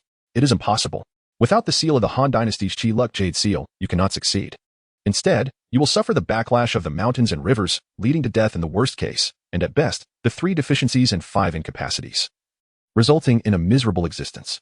Among the mountains and rivers, mountains are revered as the Yu and waters as the Du. Chun Xian's elegy sought to enshrine Gao Shi, an ordinary peasant woman who was neither a celestial official nor a cultivator, as a great deity of the Yu and Du. Are you jesting? It matters not. I have my own measure, Chun Xian replied, cupping his fist. The seal has been affixed, it may be hung. Zhou Xingzi sighed, glancing at the inscription on the horizontal scroll. The series of small seal characters appeared to be celestial script, incomprehensible to him. As he attempted to focus his mind, the inscription seemed to vanish, elusive and indescribable. The old Taoist sighed, cupping his hands and stepping aside. Let the enshrinement proceed. I have said what I needed to say and done what I needed to do. This Mr. Chin's cultivation is only at the Qi refining realm. Although composing elegies can increase one's merit, it should not be done to this extent. Zhou Xingzi lamented that the struggles of cultivators were reflected in all things. He and his 2 junior brothers were also cultivators at the Foundation establishment realm. Logically, they should have no connection to the lives and deaths of these mortals. However, performing rituals for the deceased could increase merit and reduce the likelihood of inner demons appearing. This alone was enough for cultivators to mingle in the mortal world. Chun Xian was aware of the old Taoist's good intentions. After signaling Gao Ling to hang the elegy, he cupped his hands once more. Zhou Xingzi's expression was complex. He returned the salute, then returned to the ritual platform. He respected individuals like Chun Xian, but would not emulate them. Gao Ling hesitated at the door, holding the elegy. Steward Zhang Sanshi, puffing on his opium pipe, approached and inquired, what's wrong? Why isn't the elegy hung yet? We need to post the Zodiac clash notice. Aye. Gao Ling glanced at the morning hall, catching Chun Xian's gaze. He gritted his teeth, kicked the bench to the side, turned the elegy over, fetched a bowl of paste from the kitchen, and brushed it on the back of the elegy. Zhang Sanshi tapped the ashes from his pipe and tucked it into his waist. Go up, I'll hand it to you. Be quick. Gao Ling hummed in agreement, placing the bowl of paste under the bench, and began to paste the elegy. Oh, Mr. Chen wrote a landscape elegy. Your mother is blessed, Zhang Sanshi remarked, a hint of envy on his face as he observed the black characters gradually appearing on the white paper. As the village chief, Zhang Sanshi was present at most of the village's weddings and funerals, and had interacted with many monks and Taoists. Landscape elegies were far superior to name-embedded elegies. According to those in the know, Those capable of writing landscape elegies typically did not do so for others, as it involved too much karmic entanglement. Yet Chen Xian had written one, and for a peasant woman at that. I don't know how to thank Mr. Chen, Gao Ling said, standing before his mother's coffin. Kowtowing to Chen Xian repeatedly. As Chen Xian helped him up, the mission reward arrived. Ding. The branch mission of the series Mission Gao Ling's counterattack compose a landscape elegy has been completed. You have obtained the Emperor artifact, Rivers and Mountain Scroll. Branch mission dash, accept disciple has been triggered. Mission requirement, accept Gao Ling as a disciple and teach him the art of cultivation, breathing exercises, and eating qi for longevity. The mission will be completed when Gao Ling enters the qi refining realm. Mission reward, Emperor artifact, Chronos Tower. A roll of ancient silk appeared in Chen Xian's palm, its soft texture extremely comfortable to the touch. The fluctuations of the Emperor artifact were directly suppressed by Chen Xian's palm, not a trace escaping. After a brief examination, he understood the effect of this Emperor artifact to collect rivers and mountains to reshape the universe. After storing it in his bosom, Chen Xian's gaze towards Gao Ling became fervent. This child is a blessed one. Chapter 27. Territory. Gao Zhang's funeral was exceedingly simple, bordering on the austere. After sending off the 3 Taoist priests, it was already the afternoon of the following day, and the villagers who had come to assist were gradually departing, leaving only Zhang Sanshi and Chen Xian behind. Zhang Sanshi insisted on settling the accounts before he could leave, while Chen Xian awaited the arrival of a disciple. Over the millennia, Chen Xian had not taken many disciples. Most who addressed him as master had merely received his guidance without any systematic learning by his side. However, for Gao Ling, becoming Chen Xian's disciple meant that his background would be unparalleled in the 3 realms, transcending even the heavens. Of course, Gao Ling was unaware of this. After bidding farewell to Zhang Sanshi, Gao Ling once again knelt on the ground, expressing his gratitude to the master. You haven't rested for 2 days. It would be wise to take an early rest today. Perhaps in your dreams, you may yet see your mother, Chen Xian remarked, lifting the young man to his feet with a smile. If you have nothing else to attend to in the morning, come visit me. Gao Ling nodded solemnly. Allow me to escort you, master. There's no need, my child. You have been weary these past few days. This evening, you must light the everlasting lamp. Rest for now, and come again tomorrow. Chen Xian patted Gao Ling's shoulder, increasingly pleased with the young man. For Chen Xian, the aptitude of a disciple was of little consequence. Although he possessed merely 6 spells, his level soared to a staggering 99, vastly surpassing the typical stages of cultivation. Moreover, his previous disciples had all been celestial emperors. Gao Ling hesitated for a moment before asking, Master, does the landscape couplet you wrote truly not affect you? I heard that Taoist priest mention. It is of no consequence, merely a trivial matter, Chen Xian replied, hands clasped behind him as he ambled towards his courtyard. Gao Ling bowed deeply once more, holding the solitary scholar of the village in the highest esteem. Despite his inability to provide a token of respect due to family circumstances, he had listened intently and learned from outside the academy, and Chen Xian had graciously offered him a chair. Yet, due to his obligations caring for his mother and tending to farm work, his time for study had been limited. Nevertheless, that chair was always kept clean and ready for him. After lighting the everlasting lamp on the large stone by the mountain stream, darkness enveloped the small village on the northwestern frontier. Shadows loomed thickly in the woods, and Gao Ling walked the path back to the village without even a torch. After his mother's passing, there still remained a single ray of light to guide him through this world. Silently he walked, glancing once more at the couplet as he entered his home, a faint smile gracing his lips. Perhaps, his mother had become a deity of the mountains and waters. In the Great Han Celestial Dynasty, the capital city of Qiyue was adorned with 7 floating palaces, each crowned with a distinct symbol representing the sun, moon, Venus, Jupiter, Saturn, Mars, and the North Star. The Great Han Celestial Dynasty was governed by the 7 luminary sect, with the sun and moon regarded as the highest authorities. Every century, the Sun Palace presided over the Celestial Dynasty, and at that moment within its halls, a gaunt, bearded elder stared in disbelief at the floating sand table of the Great Han's territory. Had the topography of this vast expanse vanished? Startled, the Sun Palace Master, Jiang Qing, exclaimed, how is this possible? The entire Celestial Dynasty's geography is intertwined with the dragon veins. How could it suddenly disappear? Jiang Qing performed a series of hand gestures, summoning the 9-dragon imperial seal, which spun in the air, channeling the celestial energy towards the sand table. Yet, no matter how he attempted to fill the void in the northwest corner, the missing mountains and rivers remained unfilled. What is happening? Jiang Qing was bewildered. He had never encountered such a situation before. On the sand table, the Chang'an mountain range and the rivers flowing from it had all transformed into black voids. Were it not for the emblem of the demon suppression Great Wall still present, Jiang Qing might have thought the sand table was malfunctioning.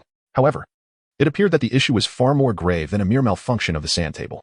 The area of the Chang'an Mountains and its surrounding rivers equated to a quarter of the entire southwestern territory of the Great Han Celestial Dynasty.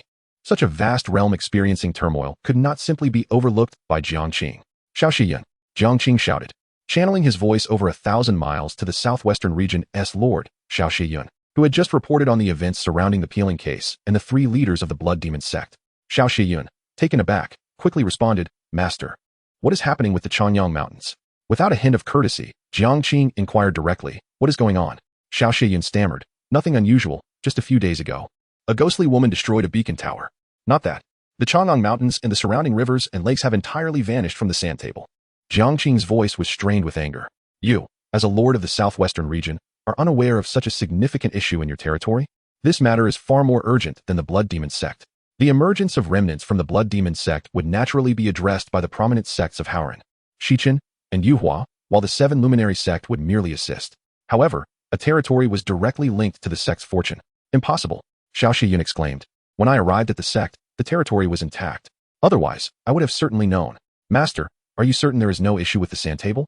Jiang Qing scoffed. The sand table is more precious than you. Do you think it would malfunction? The problem arose after my arrival. Master, please be discerning. Xiao Shiyun hesitated, reluctant to return to the sect.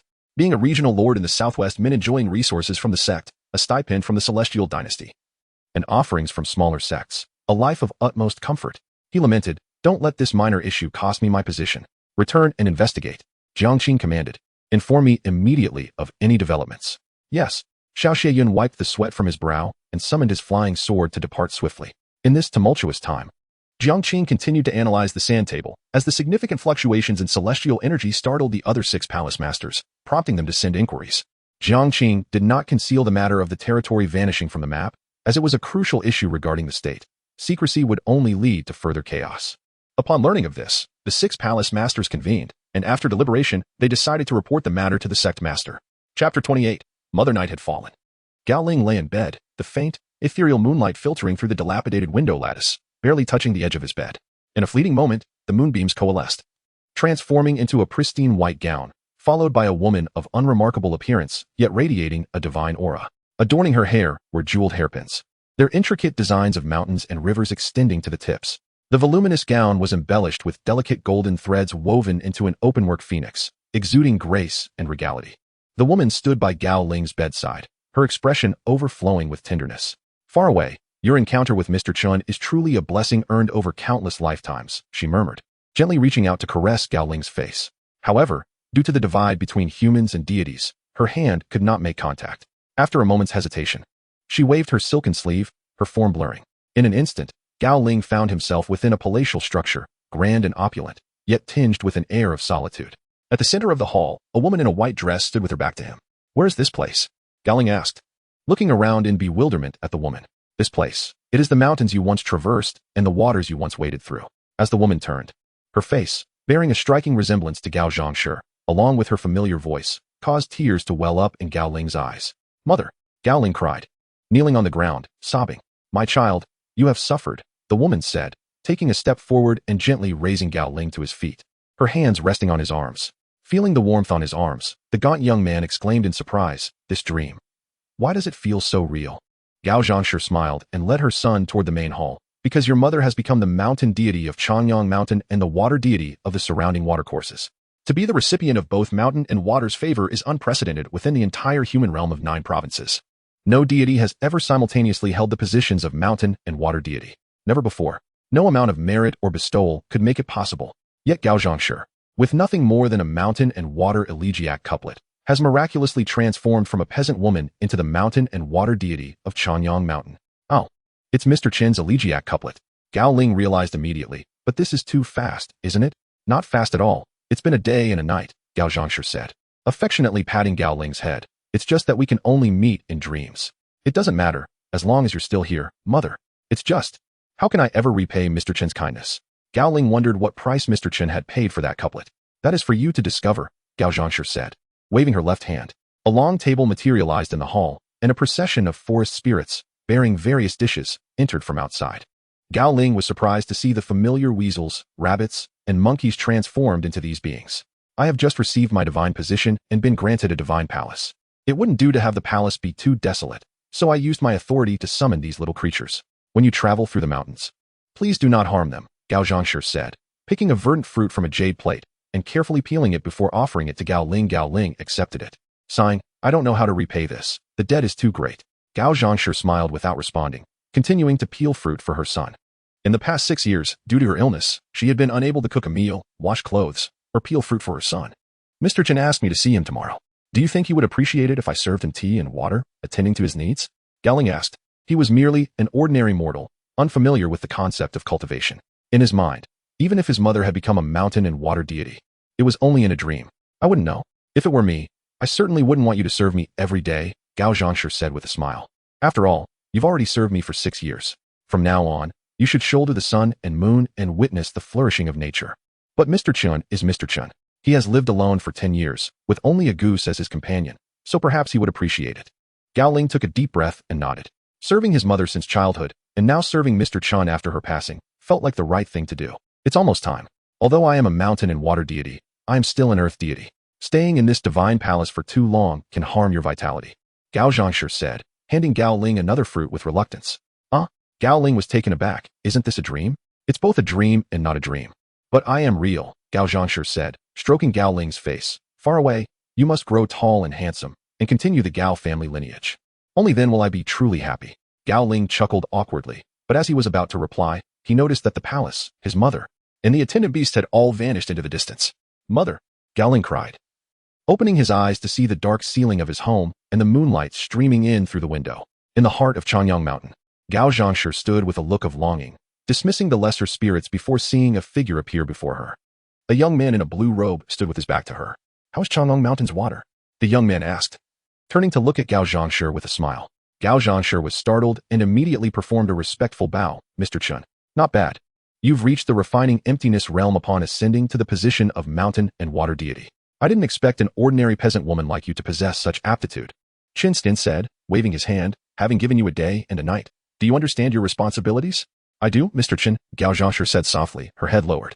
Gao Ling will become my disciple, and he will come to see you in the future, Chen Xian said with a smile. Do you not resent me for not saving you? Gao Zhangshi quickly shook her head. I wouldn't dare, just wouldn't dare, or do you harbor some resentment? Chen Xian clapped his hands, but it doesn't matter much. If you hadn't died, you wouldn't have become a mountain and water deity, and you wouldn't have seen Gao Ling's future. You agree, don't you? Gao Zhangshi was drenched in sweat, and facing the scholar who had bestowed upon her the title of mountain and water deity, a sense of helplessness washed over her. Did she hate him? Of course. She did. She hated why Chen Xian hadn't acted sooner to save her, why he had waited until after her death to bestow upon her the title of deity. Chapter 29. Accepting a disciple yet, Madame Gao Zhang was suffused with gratitude. Without Chen Xian's landscape elegy, her departed spirit would have either dissipated into the mountains or been devoured by mountain spirits. Moreover, according to Chen Xian, her son would embark on the path of cultivation. Achieving no small feat with this in mind, Madame Gao Zhang knelt, declaring, I shall heed your instructions. Refrain from meeting Gao Ling when he comes to see you. Chen Stin said, placing his palm on her head. To harm his vitality is to sever his foundation, understand? Madame Gao Zhang nodded profusely. I understand, master. Chen Xian smiled. I have appointed you as the water deity of Chanyang Mountain, but without the celestial court seal. To them, you are merely a malignant deity. This, Madame Gao Zhang faltered, then, with sudden inspiration, pleaded, Please, master, save me. I shall bestow upon you an imprint to ward off the celestial court's emissaries. Chen Stin conjured a small seal character that sank into Madame Gao Zhang's mind, settling within her divine sea of energy. To become a true deity, you must overcome this trial. Afterward, I may allow you to attempt to become a genuine great deity of the mountains and rivers. Chen Stin withdrew his hand and said. Madame Gao Zhang's voice trembled. The Western Mountain deity of the Great Han Celestial Court? Wouldn't the Western Mountain deity of the entire Western continent be wonderful? Chen Xian smiled, then vanished from the mountain shrine. Madame Gao Zhang rose after a long wait. A vermilion seal character twisted into the shape of a jujube in the center of her brow. Standing within the shrine, her gaze encompassed the entirety of Chanyang Mountain. So what if I am a peasant woman? Am I not worthy of being a continent's 5 sacred mountains deity? Madame Gao Zhang's voice rang out, and the Taoist rhythm of the mountain's divine power flowed forth, and mountain shrines rose from the ground in the villages of Chanyang Mountain. The next day, Gao Ling awoke early. A drizzle fell outside, mingling with the spring breeze to stir the vitality of all things. Gao Ling first lit incense for his mother's memorial tablet, then prepared a bowl of noodles. Squatting on the threshold, he slurped down the noodles before finding an old, oiled paper umbrella. Old people, old things, old days, new people, new things, new days. Gao Ling opened the umbrella and walked towards the village's only school, where a kind teacher awaited him. At the entrance of the leisurely abode, Chen Xian stood with his hands in his sleeves, watching the dark, thin boy walking through the rain. Master, Gao Ling said, bowing to Chen Xian in the rain. You've arrived. Chun Xian opened the courtyard gate. Come in. Gao Ling stared at the open gate, understanding Chun Xian's meaning. From now on, this gate, this courtyard, would be his home. But why is he so kind to me? Gao Ling hesitated for a moment, then stepped onto the steps and entered the courtyard. Do you wish to see your mother? Chun Xian asked, pointing behind him. Gao Ling nodded.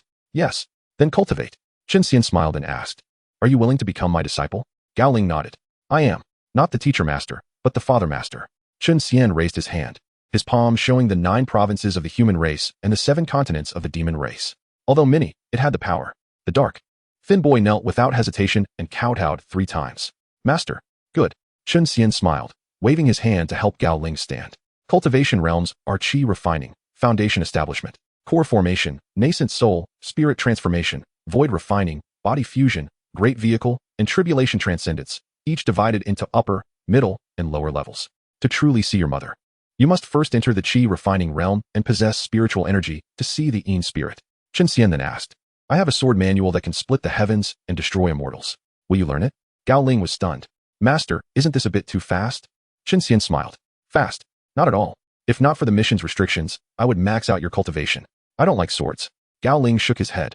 Then I have a body manual that can withstand all tribulations, be immortal and indestructible, and stand above the heavens. Will you learn it? Chun Xian asked again. Yes. Gao Ling said, his eyes lighting up. Ha ha ha. Chun Xian laughed, and a simple thread-bound book appeared in his hand. Chun Xian handed the book forward. 9 Revolutions Mysterious Technique. Divided into 9 revolutions. After 9 revolutions, you will be indestructible. Gao Ling did not know the meaning of the word emperor, but he knew this was the first gift his master had given him. Thank you, master. Gao Ling accepted the 9 revolutions mysterious technique with the utmost respect, holding it carefully to his chest. To help you cultivate, this manual will only show the general outline and the first revolution's mantra. After you complete the first revolution, the second revolution will appear on its own. Chun Xian wondered if Gao Ling could reach his level through his own efforts. Okay, master. Gao Ling put away the manual and began to clean the courtyard. Seeing the school empty, he asked, Master, are you not teaching today? Rest for a few days. Then teach tomorrow. Chun Xian thought, and said, You can read any book in my study. Ask me if you don't understand anything. The same goes for cultivation problems. Ask if you don't understand. The 9 revolutions mysterious technique contained the entire process of body tempering, so Gao Ling only needed to cultivate step by step.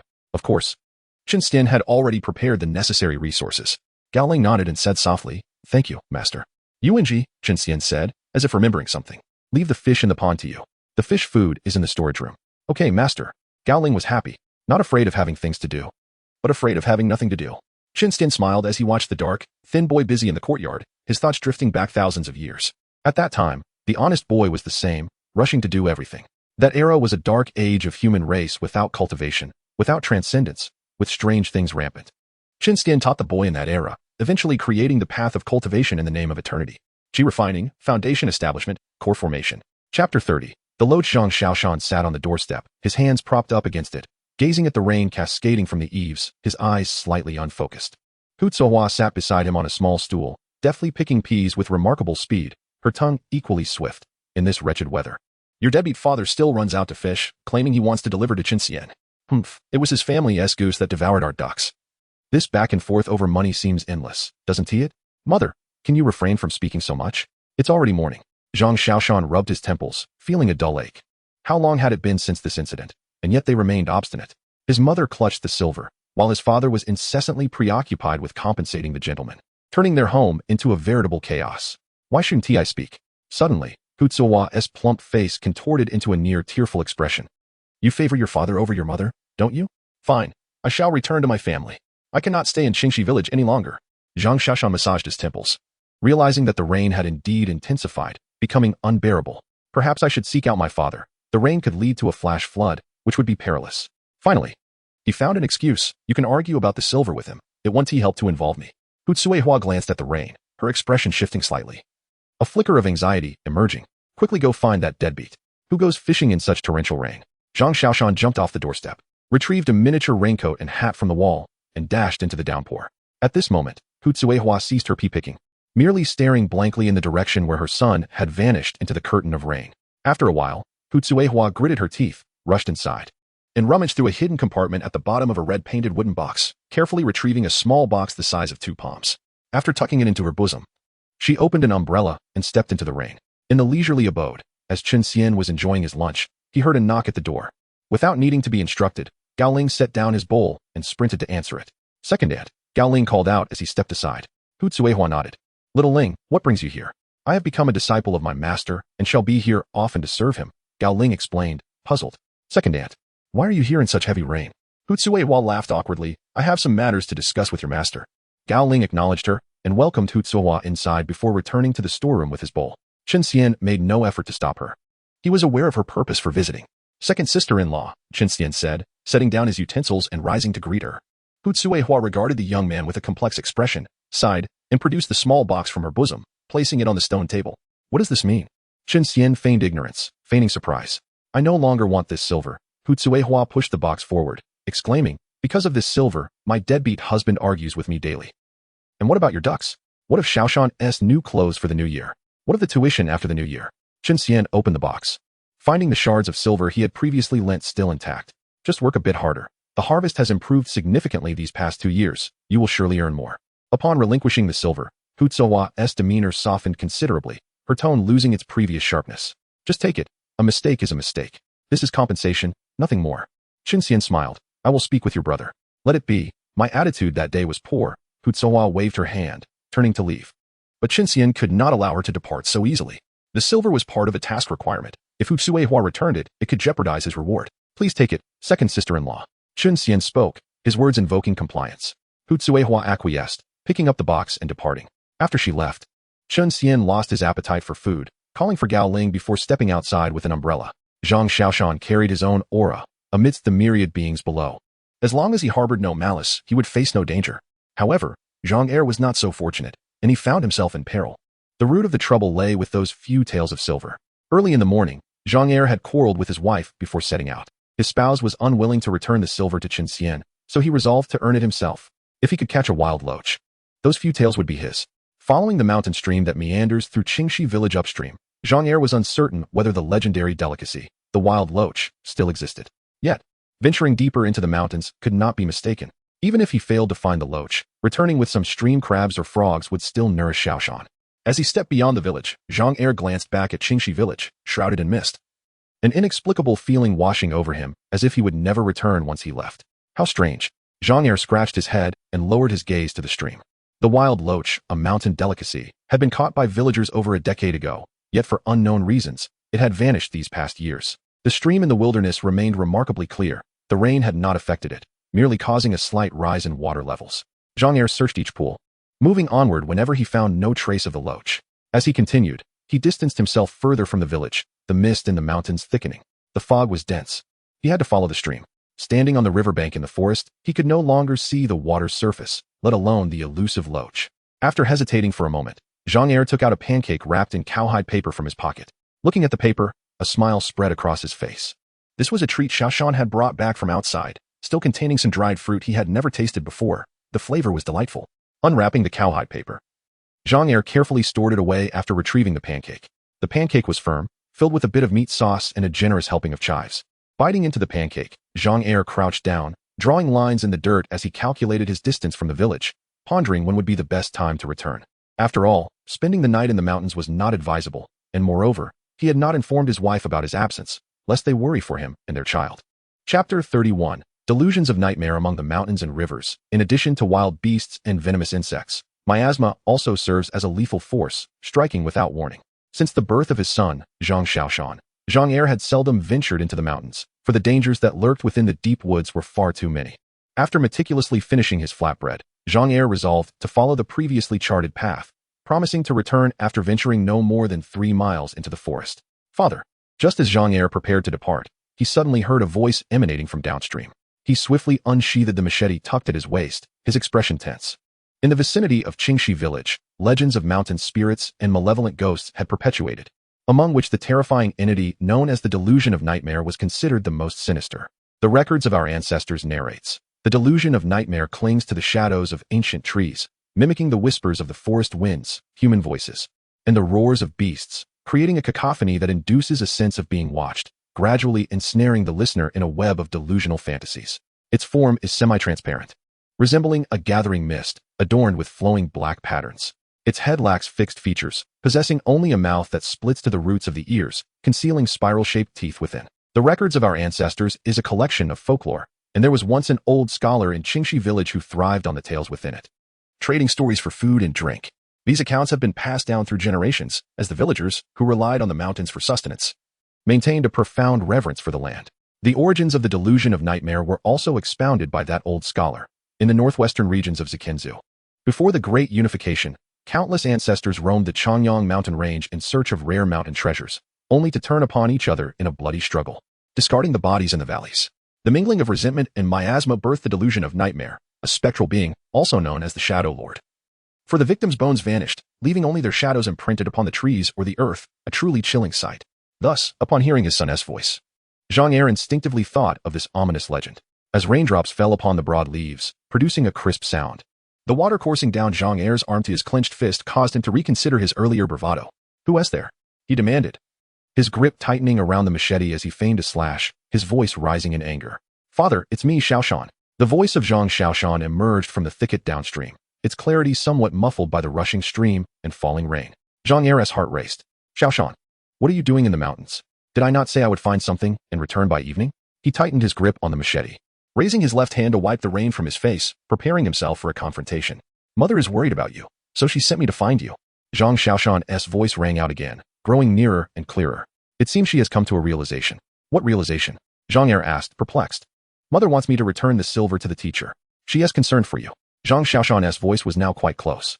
Zhang Er's expression shifted, his muscles tensing, his right hand trembling slightly from the strain of gripping the machete too tightly. He might believe other things, but the notion that his wife would have come to such a conclusion was utterly implausible. After sharing a bed for over a decade, he knew her temperament all too well. Not only would she never part with a few taels of silver, but even a handful of copper coins was out of the question. Thus, Zhang Er became convinced that this voice could absolutely not belong to his son, Zhang Xiaoshan. In this remote wilderness, the sudden emergence of such a voice unnerved him. The figure of Zhang Xiaoshan drew closer. "Father, what is wrong? Why are you holding the machete?" The voice of Zhang Xiaoshan came from the nearby thicket, laced with confusion and disbelief. Zhang Er remained silent, his gaze fixed on the dense underbrush. "Father, you're not going to harm me, are you? I am your son." Zhang Xiaoshan's voice was filled with incredulity. Yet, upon uttering those words, any lingering hesitation on Zhang Er's face morphed into a fierce resolve. Xiaoshan would never utter such a thing. He would surely emerge from the thicket and say, "Father, look how well I hid," rather than implying that his father harbored murderous intentions. "Ah, you've seen through me, haven't you?" The voice of Zhang Xiaoshan turned eerily cold, and the thicket rustled ominously. However, after waiting for a moment, Zhang Er noticed no change. "Are you waiting for me to come out?" A chilling voice suddenly echoed from behind Zhang Er. He turned to see the shadow cast by a pine tree, revealing a face filled with jagged teeth, its features shifting unnaturally. The visage morphed from that of a child to that of an old man, bizarre and unsettling. "Get away." Zhang Er swung his machete downward, the blade crashing into the ground, striking stones and sending sparks flying, a pungent odor of smoke filling his nostrils. Yet, the ever-shifting face grinned widely, revealing its razor-sharp fangs in mockery. "You have some strength, and your flesh isn't too bad either. It won't be too tough. After all, you are a farmer. As long as there's food, you shouldn't be too picky." Zhang Er turned and fled. Such a creature in the wilderness was an entirely different terror than a wild beast. With a wild animal, one could fight for their life, but with this monster, such an effort was futile. Ha ha ha. The delusion of nightmare cackled as it watched Zhang Er's retreating figure. Upon crossing the thicket, Zhang Er felt a wave of dizziness wash over him, as if past memories flickered through his mind like a lantern spinning rapidly. When he regained consciousness, he found himself back in the very spot he had fled from. The pine trees, the shadows, the eerie face. Zhang Xiaoshan was relatively familiar with the back mountains. Children of their age often climbed the hills to catch birds or fished in the streams. The spring rain was not heavy, yet within the forest, it could become quite a nuisance.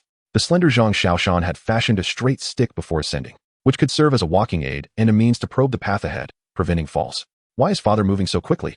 Zhang Xiaoshan gazed at the unmistakably disturbed path along the stream, his expression tinged with urgency. He was anxious because at this pace, he would likely not catch up until after sunset. This won't he do. Increasing his speed, he pressed on. The nights in the deep mountains were anything but peaceful.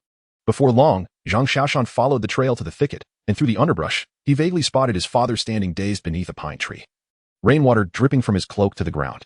Just as he prepared to call out, Zhang Xiaoshan's gaze suddenly fixated on the machete in Zhang Er's right hand. The blade bore a fresh chip, still caked with some earth.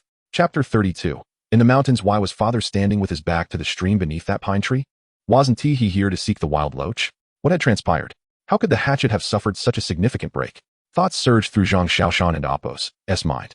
He knew his father well. He was merely an ordinary, honest, and rather stubborn rural man.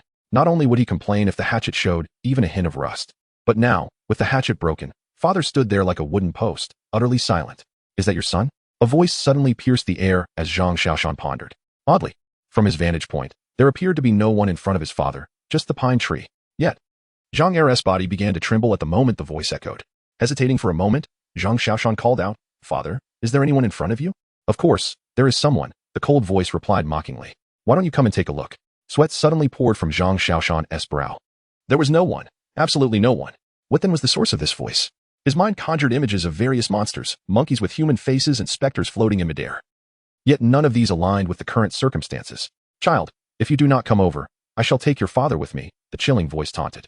"I will slowly consume him until only a shadow remains, etched upon the tree or buried in the earth, and you will not even find his remains." "What are you?" Zhang Xiaoshan's heart raced with anxiety. His father had merely come to the mountains seeking loach. He had committed no heinous act. Why, then, this cruelty? Did the wild loach truly deserve such a fate? On what grounds did you humans seize it simply because it held value? The cold voice seemed to revel in its amusement, perhaps because it had not encountered humans for quite some time, particularly a father and son, making this encounter all the more fascinating. Zhang Xiaoshan yearned to argue, but he suddenly noticed his father turn around.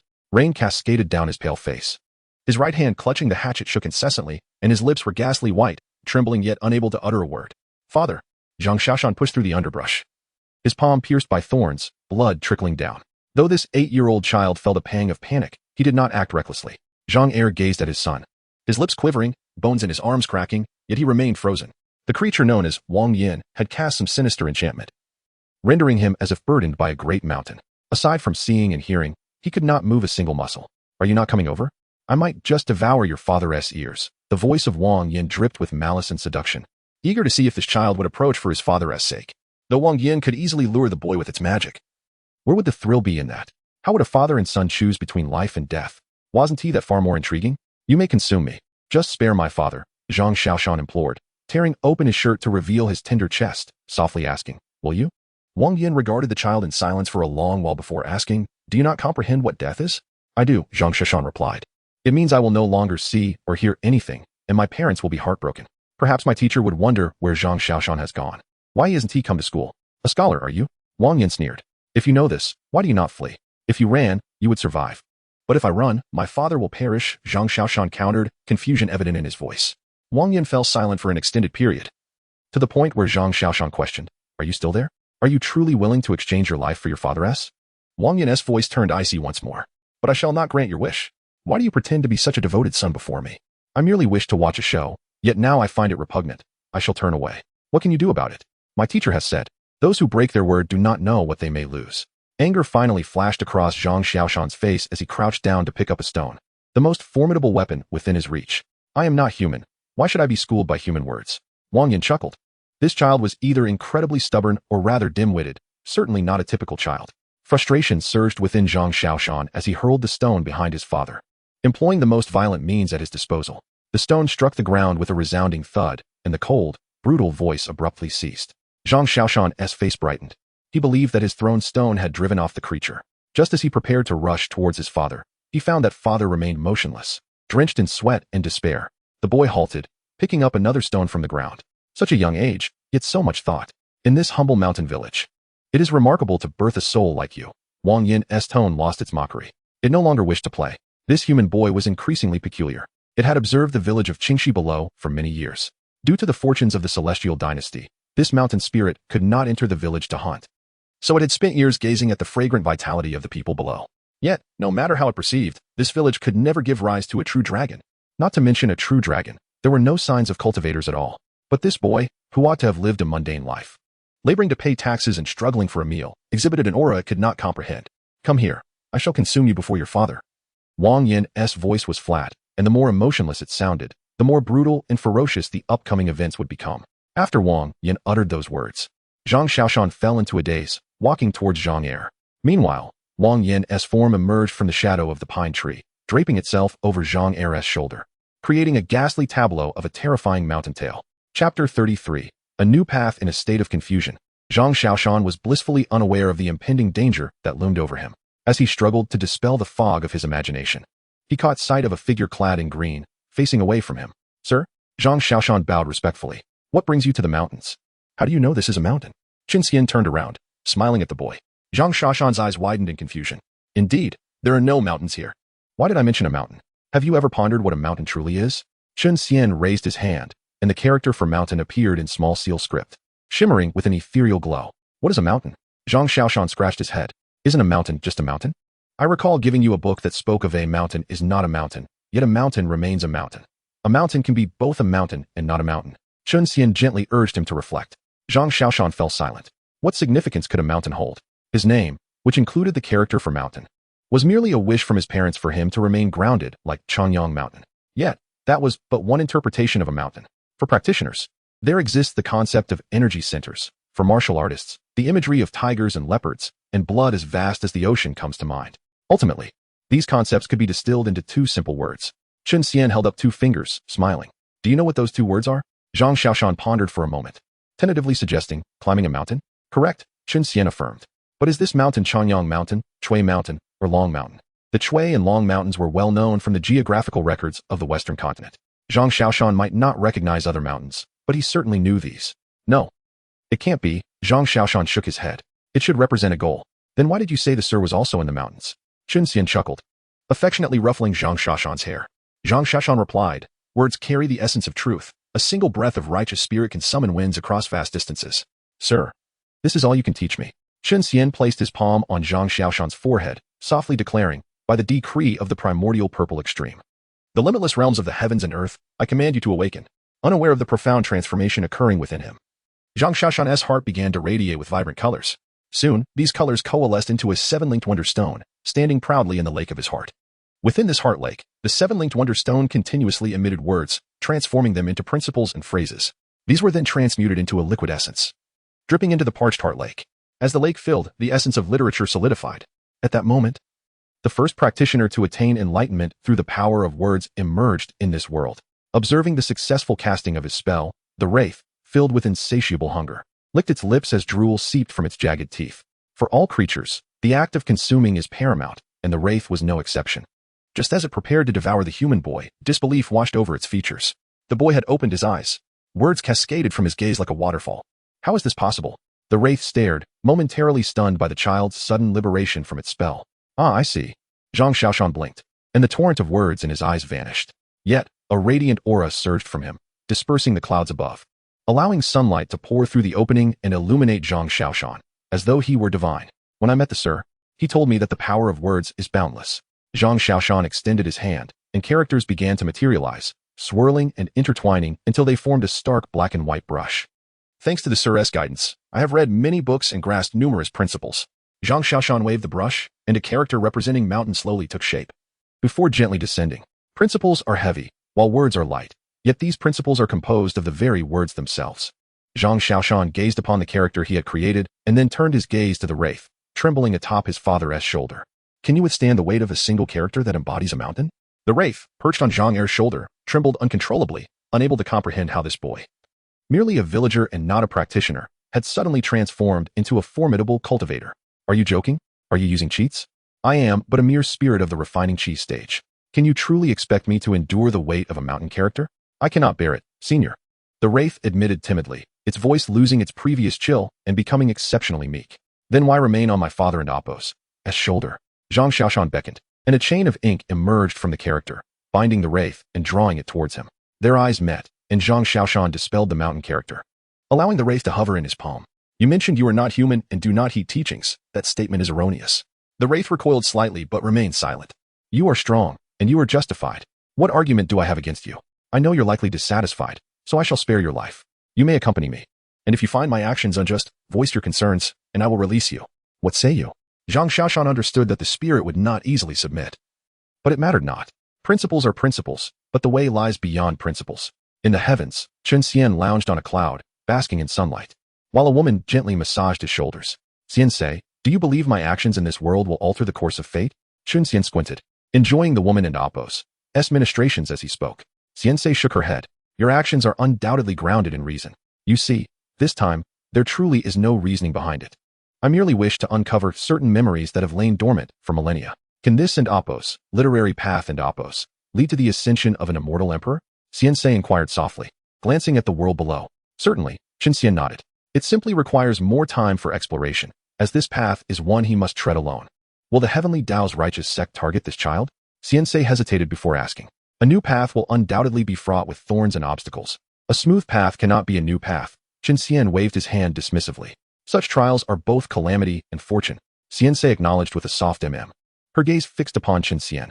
Chapter 34. Good and Evil. When Zhang Xiaoshan returned home with his father, Zhang Er stood hesitantly outside the door.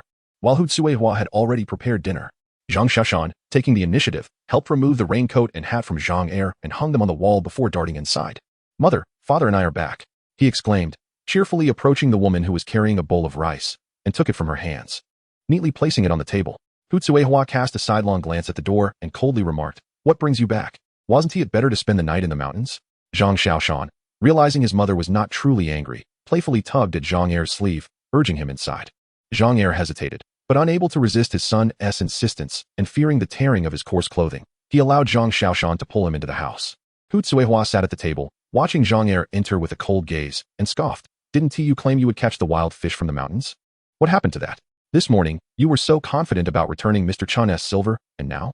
Zhang Er chuckled awkwardly, rubbing his head in silence. "Mother, father has been running around in the mountains all day. Those wild fish are merely legendary creatures, not so easily caught." Zhang Xiaoshan quickly interjected to ease the tension.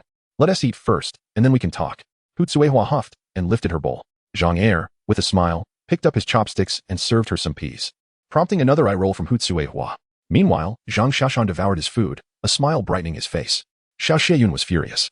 As the lord of the southwest territory of the great Han immortal dynasty and a cultivator of the void refining realm, he was alarmed to find a substantial portion of his domain had been annexed.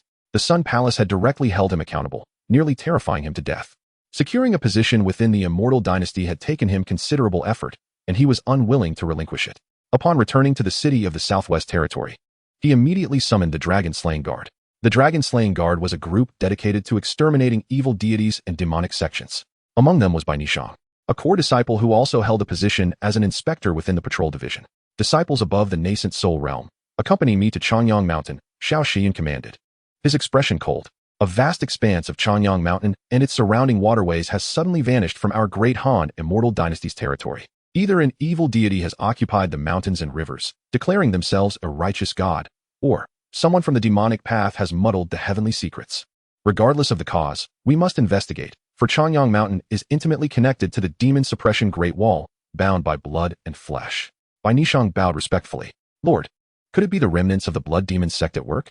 "No, the blood demon sect is currently being hunted down by the three major sects. They wouldn't dare act so brazenly," Xiao Shiyin replied with a sigh. "Go to the storeroom and gather talismans, elixirs, and other supplies. We will depart in half an hour." "Yes," the Dragon-Slaying Guard replied in unison. The highest peak of the Changyang mountain range, known as Jinjia Peak, is located in the northwest direction of the Southwest Territory, merely over 100 miles from Qingxi Village in Yuehe Town. From the summit, one could see Yuehe Town and its affiliated villages scattered amidst the mountains. Numerous waterways originating from the mountains meandered through these villages, eventually converging into a grand river, the Changyang River, after leaving Yuehe Town. The Changyang River is one of the most significant waterways within the great Han immortal dynasty. Given its importance, the dynasty had appointed the Changyang River god, Zhao Yu, to oversee it. When Xiao Shiyun and the Dragon-Slaying Guard arrived at the Changyang River, Zhao Yu emerged from the water god's abode. After exchanging pleasantries, Xiao Shiyun got straight to the point. "Indeed, I could access those tributaries before. But a few days ago, I received word from my aides that they had been sealed off by another divine power, preventing entry. That's when I realized something was amiss," Zhao Yu explained, bowing slightly.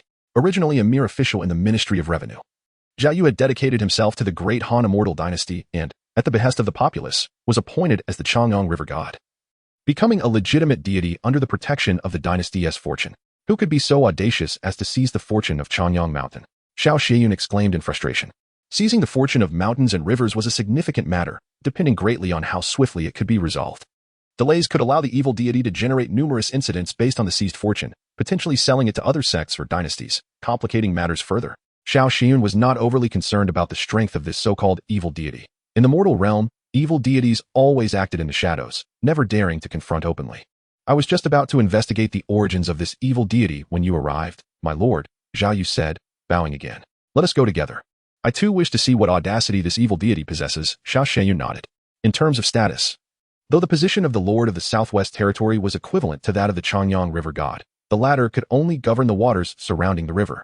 In contrast, the Lord oversaw 1/8 of the Great Han Immortal Dynasty's territory.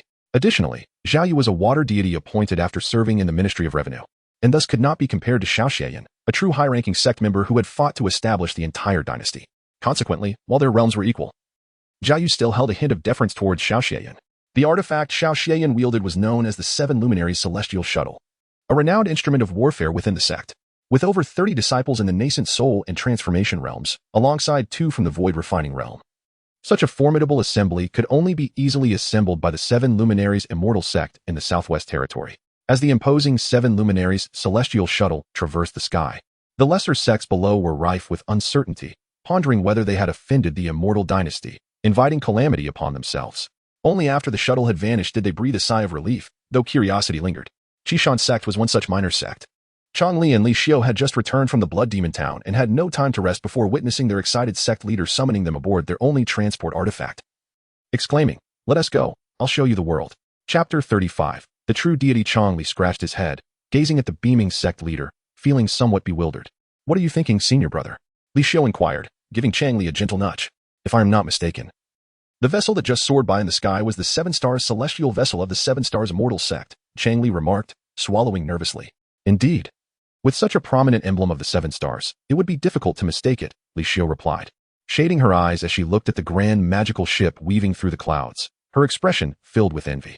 At the forefront stood the domain master of the Southwest, the esteemed elder Xiao Xianyun, a formidable practitioner of the void refinement realm. The sect leader of the Green Mountain sect appeared as an elderly man, stroking his beard with a smile as he said, "In the realm of the human race across the 9 continents, one who has attained the void refinement realm is truly a great practitioner. Just watch, do not speak rashly." Beside Elder Xiao stood a middle-aged man clad in a robe adorned with mountains and waters, the water deity of Changyang River, who was also a practitioner of the void refinement realm and had once served as a celestial official in the Han Immortal Dynasty. Chang Li nodded and asked, "Sect leader, does this not mean that the only 2 practitioners of the void refinement realm in the entire Southwest have set out?" "Indeed, such a spectacle is exceedingly rare, which is why I have brought you all to witness it," the old sect leader replied with a smile. "Could it be an invasion by the demon race?" Li Xiao mused, brushing her hair back in thought. The old sect leader pondered for a moment and said, "It should not be. If it were an invasion by the demon race, the beacons on the demon suppression Great Wall would have already been lit. The absence of warning signals indicates it is not an invasion by the demon race. Moreover," he paused and continued, "the water deity of Changyang River accompanying them likely pertains to the wicked deity that has usurped the fortune of the Immortal Dynasty." "Ah, now that you mention it, I did see a brand new temple in the village beneath our mountain gate," Chang Li recalled, remembering that he had indeed seen a temple at the entrance of the village while returning with his junior sister. "I haven't heard of any edicts. If a mountain deity has appeared in Changyang Mountain, we small sects must certainly pay our respects," the old sect leader exclaimed, plucking a hair from his chin, grimacing in pain. "A wicked deity? How audacious!" Chang Li marveled. There were not many disciples aboard the Green Mountain sect's flying vessel. Such is the nature of cultivation sects. Few are those who revel in the commotion. Many prefer to refine themselves, train, and traverse the world. Furthermore, as the Green Mountain sect is a small sect, their numbers are limited, allowing the old sect leader's vessel to accommodate them all. Naturally, a vessel of this caliber bore no extravagant decorations. It featured only a flat deck with some railings, far inferior to the opulent flying vessels like the 7 stars celestial vessel. The old sect leader was unconcerned, aware that comparisons were futile. As the 7 stars celestial vessel sped through the sea of clouds, the swirling mist trailed behind it, while the mountains and villages below receded rapidly. Jinjiao Mountain, the source of faith for those temples, lies ahead. Zhao Yu pointed toward a magnificent peak that emerged from the clouds, presenting a breathtaking sight. Such audacity!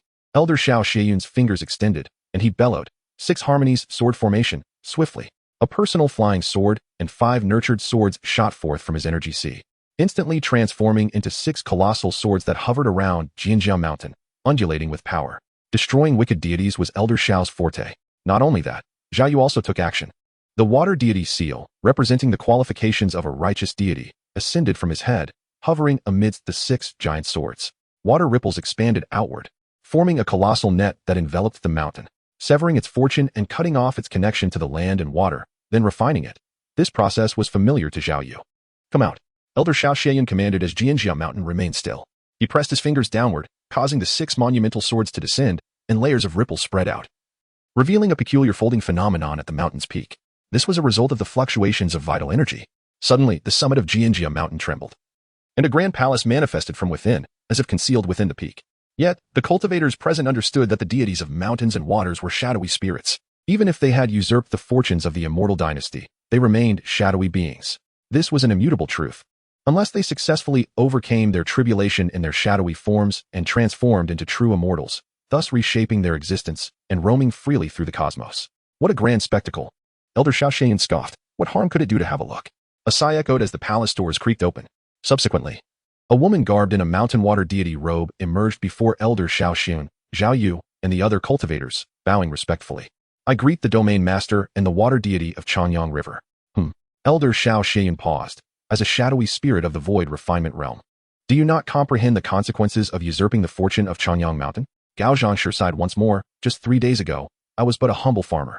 Elder Xiaoxian's expression was rife with derision. I have no interest in your fanciful tales. Just tell me, can the fortune be severed? No, Gao Zhangshi replied, raising 2 fingers to her brow. Oh, do you intend to challenge me? Elder Xiaoxian sneered. Come, allow me to gauge your shadowy abilities. Gao Zhangshi fell silent, tracing a character upon her brow with her fingers, which instantly materialized into a twisted, reddish-brown symbol.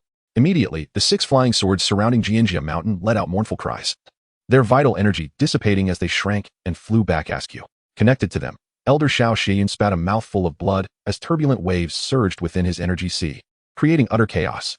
Standing beside Elder Xiaoxian, Zhao Yu fared no better. The great seal suppressing the mountain's fortune transformed into green smoke the moment the symbol appeared. Retreating into Zhao Yu's brow, while he, too, bore the consequences, his skin became marred with serpentine cracks, a horrifying sight to behold. What is that? Elder Xiaoxian clutched his chest, blood spilling from his lips as the churning energy suppressed his vital flow. The 6 swords lay scattered at his feet, and he gazed at the character on the forehead of the shadowy woman in terror, exclaiming, what horror is this? Zhao Yu and Appos, as plight was even worse. Elder Xiaoxian was at least human, but he was merely a shadowy spirit. Something is amiss. This wicked deity is not right. No. She is not a wicked deity. She is a true deity. Zhao Yu shrieked. She is an anointed righteous deity. Elder Xiaoxian wiped the blood from the corner of his mouth, his gaze icy as he fixed his stare on Gao Zhangshi. Who granted you this anointment? Gao Zhangshi shook her head softly. You lack the right to inquire. On the 7 stars celestial vessel. Bai Nishang observed Gao Zhangshi and then gazed down at the mountains and rivers below, an inexplicable thought surfacing in her mind. Could it be Qin Xian? Chapter 36. Opening the mountain, Xiaoxian regarded the woman with an expression that shifted like the clouds.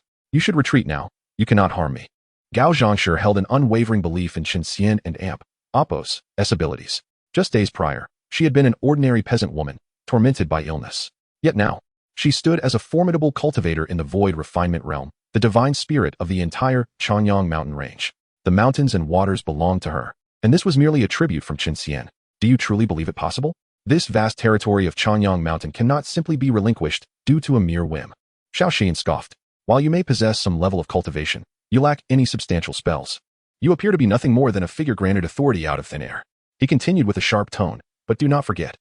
This land is under the dominion of the Qiyue Xianzong. He paused before asserting, you may not know what the Qiyue Xianzong is, which I do not hold against you. But have you ever heard of true immortals? Gao Zhangshi shook her head, a bitter smile gracing her lips. I have not. I have yet to comprehend my own realm. If you leave the Chang'an mountain range, I will report to the sect and seek another territory for you. How does that sound? Xiaoxian proposed. All I require is your agreement to become the divine spirit of the great Han immortal dynasty. Xiaoxian was not deceiving her. This woman and Appos' spectral essence was indeed in the void refinement realm, and it was unclear who had conferred such a title upon her. At this moment, she was more upright than Zhao Yu beside him. If he could bring her under the sect's banner, whether as a devotee or a divine spirit of the mountains and waters, it would be a significant achievement. No, I shall remain here. Gao Zhangshi withdrew her gaze from below and spoke gently. Everyone, please depart. Fellow Taoist, Zhao Yu pressed through his injuries and clasped his hands in respect.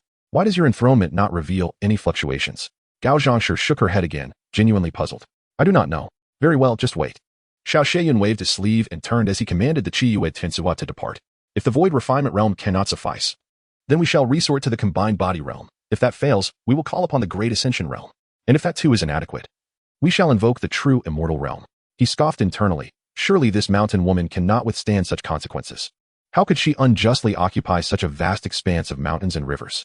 The numerous lesser sects trailing behind the Qiyue Xianzong eager to witness the unfolding events, quickly maneuvered their flying treasures to avoid any confrontation with Xiao Shiyun. The old master of the Qingshan sect acted swiftly, retreating far into the mist with the Qingyun boat as soon as Xiao Shiyun redirected the Tianxia. Has he truly been humbled? Chongli pondered, disbelief etched across his face. The charm inscribed on his forehead merely manifested, yet it caused both Xiao Shiyun and Zhao Shui to suffer defeat and injury, a crushing blow indeed. The one who conferred this title upon the spectral being must be incomprehensibly powerful. The old master stroked his beard as he explained to his disciples. Li Xiu, curious, questioned, "But are we not part of the great Han immortal dynasty? How could the fortune be forcibly divided among the mountains and rivers by another? There is but one explanation." The old master pointed skyward, his voice grave. "The one who conferred this title upon the spectral being possesses strength that eclipses the Qiyue Xianzong." Ah? Li Xiu faltered. Although the Qiyue Xianzong lacks true immortals, there are indeed many at the Ascension realm, and they possess remnants of celestial artifacts. Even a true immortal's enthronement warrants careful consideration. It may even be greater than that of a true immortal, the old master sighed. He recounted his youthful travels through the immortal dynasty, recalling a colossal fish in the northern ocean that seemed to stretch for thousands of miles. Its gaze was akin to divine wrath. Though the old master's cultivation was not high, he understood that the realm of the 16 continents was far more complex than it appeared. But do not ascended beings from the lower realms ascend to the immortal realm after a millennium as passage and successful tribulation? How could such a powerful being exist in the mortal realm? Li Xiu was skeptical. My brother and I. Before he could recount their experiences in the Blood Demon Valley, Chongli tugged at his sleeve, sensing his brother's disquiet, prompting Li Xiu to silence himself. Wait, is it not true that 5 of you journeyed to the Blood Demon Valley? Why have only the 2 of you returned? The old master inquired, perplexed. They perished. Li Xiu replied coldly, turning away. Chongli quickly interjected. 3 of our junior brothers succumbed to greed, venturing beyond 10 miles into the valley. And before my sister and I, they were turned to bones.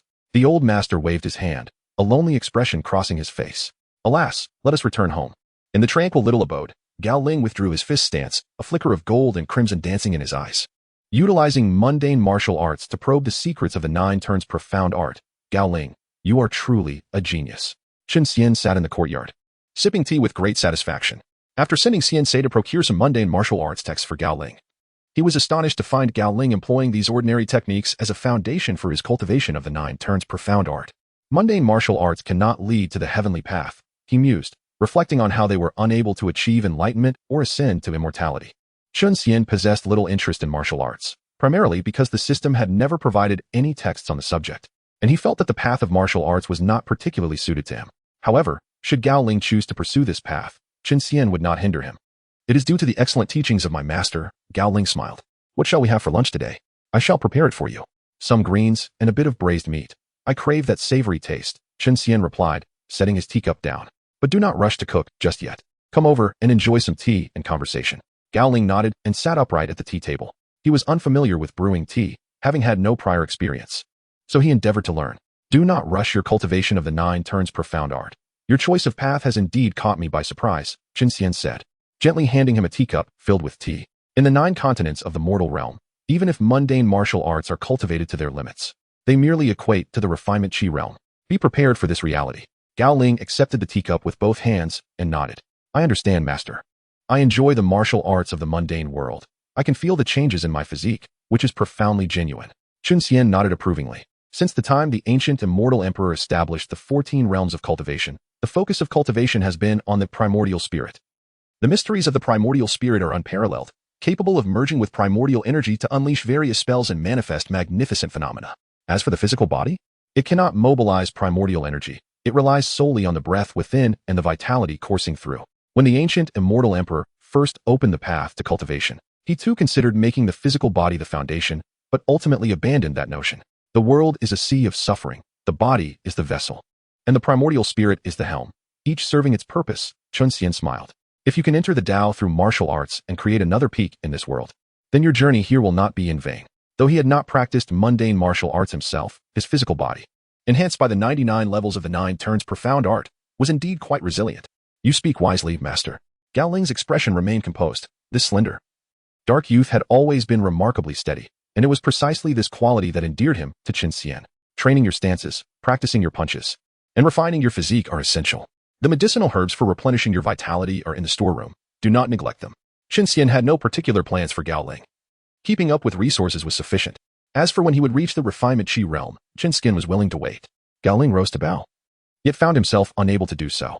It is only right for a disciple to act thus. Chen Xian closed his eyes and reclined, the bamboo chair creaking gently. Gao Ling cautiously stepped back to prepare lunch for his master. Chapter 37. A sword. How vast is the Western continent? A practitioner at the nascent soul stage would require a full year to traverse its expanse from east to west, even if they were to travel tirelessly. The geography of the Western continent is characterized by its narrow east-west stretch and significant north-south length, roughly 4 times the latter. Within this extensive realm of humanity, apart from the first-rate sects that have established celestial dynasties, countless smaller nations exist. These diminutive states are often isolated by minor sects, oblivious to the celestial dynasties and first-rate sects beyond their borders. They are even under the impression that the nascent soul stage represents the pinnacle of power in the world. Among these small nations lies Shuyun country, governed by the third-tier sect, Shuyun sect. Shuyun country is quite diminutive, in comparison to the territories of first-rate sects. Its area is roughly equivalent to that of a single county. In the realm of the 9 continents of the mortal world, the hierarchy is as follows. The kingdom is the largest, followed by the county, and then the town. Shuyun country is situated in the southeast of the western continent, adjacent to the Tsangyun Sea, and is sheltered by the Shuyun mountain range that meanders down from the north. Rumors abound that the 3 premier sects will join forces to consecrate the 5 peaks of the western continent, and it is believed that Shuyun Mountain may secure a position among them. Consequently, this prospect has elevated the status of Shuyun country, hinting at a potential preeminence among its neighboring small nations. The Shuyun sect is centrally located in the capital of Shuyun country, Shuyun City, which is built around the mountains and boasts a population exceeding 1 million. Within the ancestral hall of the Shuyun sect, Master Lu Yu, after paying respects to the ancestors, turned to his disciple, the chief law enforcer, Sun Hao, and inquired, "Are you certain this matter will be settled?" Sun Hao nodded, asserting, "Within a decade, Shuyun Mountain will undoubtedly become the eastern peak." A decade. Lu Yu mused for a moment before asking, "Where did you hear this news?" "Master, do you not recall the expenditure from the spring pavilion?" Sun Hao replied with an ironic smile, "Despite the hefty sum of spirit stones spent, it has proven somewhat useful. Alas, 10 years and another 10 years, Shuyun Mountain remains the same as ever. The consecration of the 5 peaks is still far off, and our sect has yet to benefit from even a hint of fortune. If this continues, when our time comes, the sect may not endure much longer." Lu Yu sighed. "The 3 premier sects feast on the spoils of the continent, the first-rate sects sip the broth, while we, the smaller sects, are left to consume the scraps. If this persists..." Sun Hao glanced around hesitantly and whispered, "There might still be a way." Lu Yu furrowed his brow. "What do you mean?" "I have heard that the 3 true immortals of the blood demon sect have resurfaced." Sun Hao lowered his voice. "We could attempt to reach out to them." "Have you lost your mind?" Lu Yu and Appo's eyes widened in disbelief. "They are true immortals." "I am aware, but they too require resources."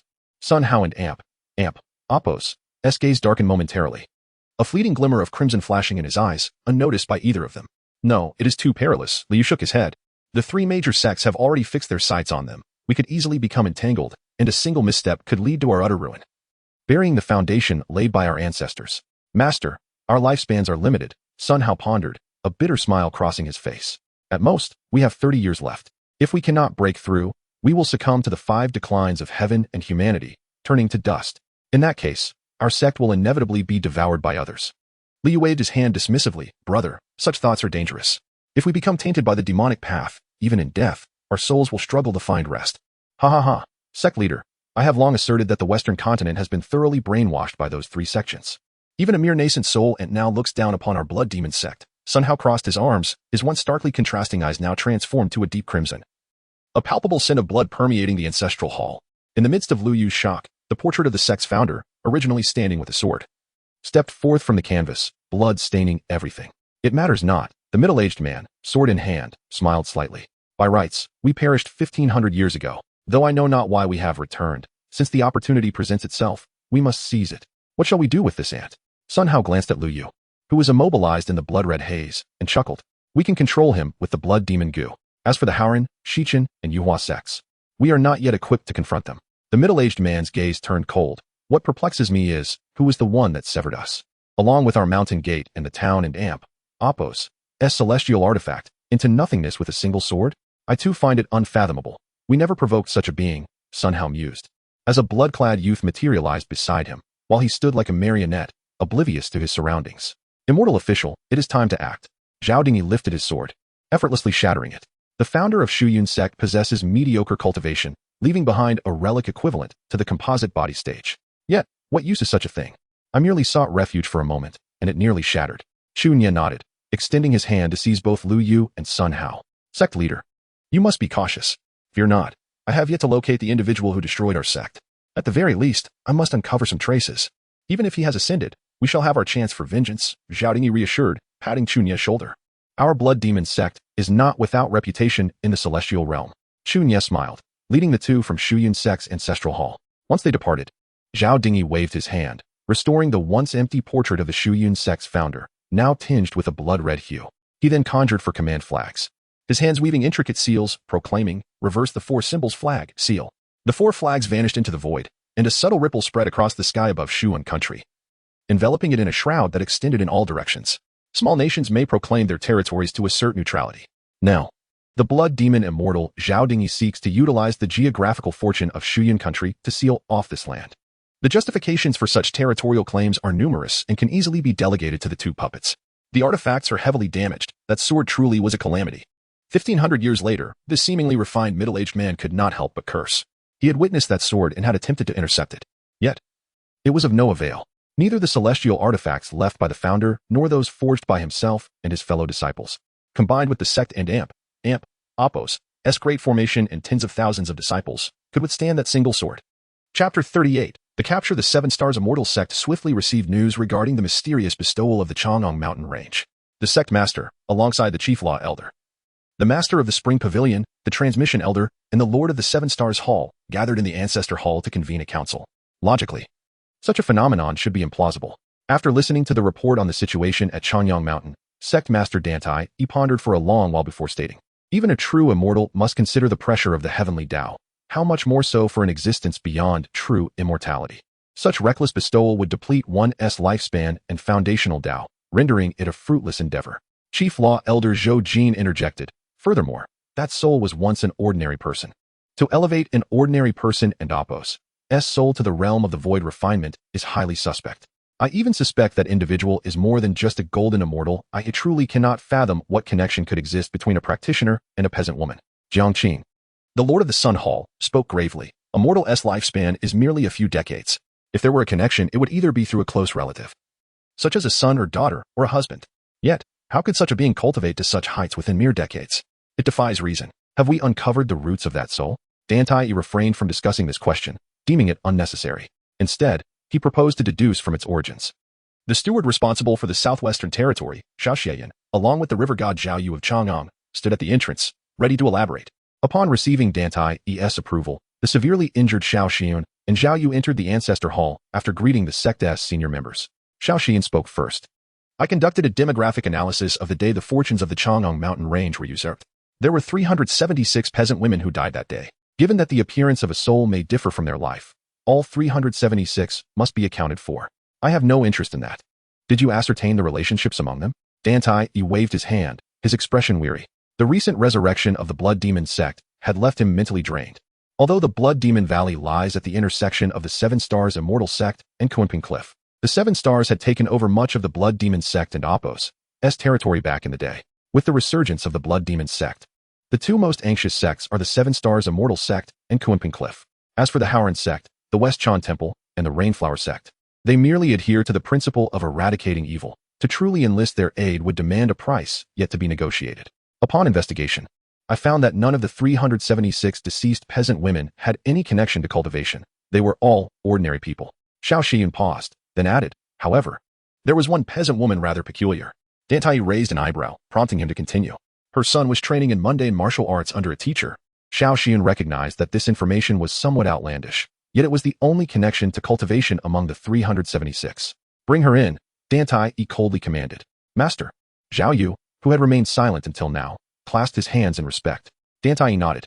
The area has been entirely overtaken by that peasant woman. The fortunes of the mountains and rivers have been completely severed from the celestial dynasty. We must prepare adequately before attempting to capture her. Zhao Yu clarified. The soul's void refinement state is naturally insignificant, but the decree symbol within her brow is comparable to heavenly might. Very well. Let Jiang Qing take along a celestial artifact. Dantai waved his hand. Can it be accomplished? Zhao Yu refrained from responding and quietly retreated. As a mere void refinement being, he felt unworthy to speak within the ancestor hall. He would not have even qualified to enter had he not possessed certain information. Jiang Qing clasped his fist in acknowledgement. As you command, sect master. With the combination of his great ascendant state and a celestial artifact, he could traverse the realms of the mortal world with ease. Even in the face of a true immortal, he could contend effectively. Though Jiang Qing could only activate the celestial artifact thrice at most, he felt confident in fulfilling this mission. Go, Dan Tai gestured, his figure flickering before vanishing from sight. Farewell, Sect Master. Except for the Chief Law Elder, the Transmission Elder, and the Master of the Spring Pavilion, everyone else bowed deeply, their voices ringing out in reverence. Dan Tai, a top-tier nascent soul, was the most dazzling genius the 7 Stars Immortal Sect had seen in a millennium. Now, that genius had matured into a formidable figure, instilling a sense of trepidation in Jiang Qing and the others. The 7 continents of the demon realm, much like the 9 continents of the human realm, are interconnected by the Void Sea. At the northernmost port of the heavenly demon continent, the eagle ancestor watched as the river ferry departed, while a young man, transformed from the illusory sea's abyssal dragon clan leader, stood beside him, reflecting on the moment. Are you not nearly impoverished from this? Eagle ancestor chuckled. Fear not. It's not without compensation. The young man replied helplessly, it's fine if you enjoy it. How could I possibly deplete resources through mere sustenance? You were quite aloof when you dealt me a blow before, Eagle ancestor teased. Didn't he expect you to have such a lively spirit? Senior. I am merely 18 years old by our clan's standards. What's wrong with being a bit spirited? The young man smiled. What business does the senior have in the great Chun continent? I do not know. Eagle ancestor shook his head and patted the young man's shoulder. I leave the heavenly demon continent to you. I have complete faith in your abilities. The young man straightened his posture and bowed respectfully to the venerable elder of the heavenly demon continent. The river ferry does not navigate through the waters of the Void Sea like conventional vessels, but rather traverses the air, akin to a flying boat. A large white goose, with peach blossom wings akimbo, stood at the railing on the deck, its feathers ruffled by the gusting sea breeze. Some untransformed demon being stood nearby, pointing at the large white goose and cautioning, the gale beyond the railing is perilous. The younger ones should not lean too close, or they might leave behind naught but bones. The large white goose merely scoffed at such warnings, for to it, the fierce winds posed little threat, merely a mere touch of wind and frost. Senior, a butterfly-winged maid approached, bowing respectfully to the large white goose. The large white goose glanced at the maid and inquired, what is it? The maid replied softly, the colorful Phoenix Pavilion wishes to invite you to a private conversation. Colorful Phoenix Pavilion? The large white goose smacked its beak. I have heard that your pavilion spans the 7 continents, possessing countless rare treasures. The maid nodded, an air of pride in her demeanor. That is merely the flattery of fellow Taoists regarding the colorful Phoenix Pavilion. Very well, let us go. The wind seems to have gathered enough strength. The large white goose leapt down from the railing, swaying as it followed the butterfly maid towards the pavilion's highest chamber aboard the ferry. Chapter 39. Betrayal. The river and mountain ferry is a transportation vessel that typically belongs to first-rate or top-tier sects, serving as a vital means of connection between continents. The ferry that the Great White Goose is aboard is owned by the esteemed demon sect, the colorful Phoenix Pavilion. Given the prowess of the Great White Goose, traversing the Void Sea would ordinarily pose no challenge. However, after a month of wandering, a little excursion was in order. In the elegant chamber at the top of the ferry, a woman who had completely assumed human form greeted the Great White Goose with haste as he entered, bowing slightly. I am Ning Shuang from the colorful Phoenix Pavilion, honored elder. You recognize me? The Great White Goose's voice boomed, tinged with a hint of sharpness, a reflection of his true nature. He had not taken the effort to soften his voice, for had he wished, he could have transformed long ago. Indeed. Ning Shuang gestured for him to take a seat. Before you boarded, I observed your company. The Great White Goose settled comfortably, resting his right wing upon his elongated neck as he chuckled. I had forgotten that your colorful Phoenix Pavilion is also of the feathered clan, sharing some ties with that old eagle. I once met the elder, Ning Shuang sighed. Due to sect regulations, we were unable to intervene in the conflict between the illusory sea's abyssal dragon and the dragon-hunting eagle, hence. So, you could not even dare to meet? The Great White Goose scoffed. Speak plainly, what is the purpose of my visit? If it is merely for feasting, I am agreeable. Matters of business, however, are off the table. How could I trouble an elder with such affairs? A feast is sufficient. Ning Shuang waved her hand, and the butterfly maidens outside the door entered, carrying platters filled with delicacies. My, what an abundance of delicacies from the Void Sea. Aren't you afraid that fish will come seeking you? The Great White Goose remarked playfully as he surveyed the offerings. It is merely a transaction. That esteemed individual will not pursue the matter. A flicker of understanding passed through Ning Shuang's eyes. This seemingly ordinary transformed goose was aware of the being lurking within the Void Sea, a knowledge that had taken her considerable time to acquire, even as the deputy master of the colorful Phoenix Pavilion, the lord of the Void Sea, Gui Suli. It was said that this entity had completed the path of the rivers, capable of transforming into a true dragon, yet for reasons unknown, had reverted to the form of Gui Suli. Within the expansive Void Sea, Gui Suli reigned supreme, governing not only the 7 continents of the demon race, but also the 9 lands of humanity. The Great White Goose snickered, and the platters before him began to levitate, one after another, flying directly into his mouth. Ning Shuang nodded, a smile gracing her face. We do not fear your consumption. We only fear your refusal. The colorful Phoenix Pavilion operates in such a manner. Though we do not expect you to handle our affairs should you partake of our offerings. It will foster goodwill for future encounters. With the dragon-hunting eagle's ancestor fully recovered and traversing the entire heavenly demon continent to escort this great white goose, his status and identity were undoubtedly exalted. Yet, despite her inquiries into the open and hidden powers of the demon race across the 7 continents, Ning Shuang found no sect matching the stature of this great goose. Thus, she regarded him as a distinguished guest, second only to those who had transcended tribulations.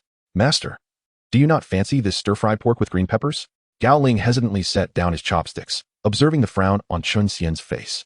Chun Xian shook his head. It was not the dish at fault, but rather their awareness of their own status as mere dishes, yet they insisted on dining at the table.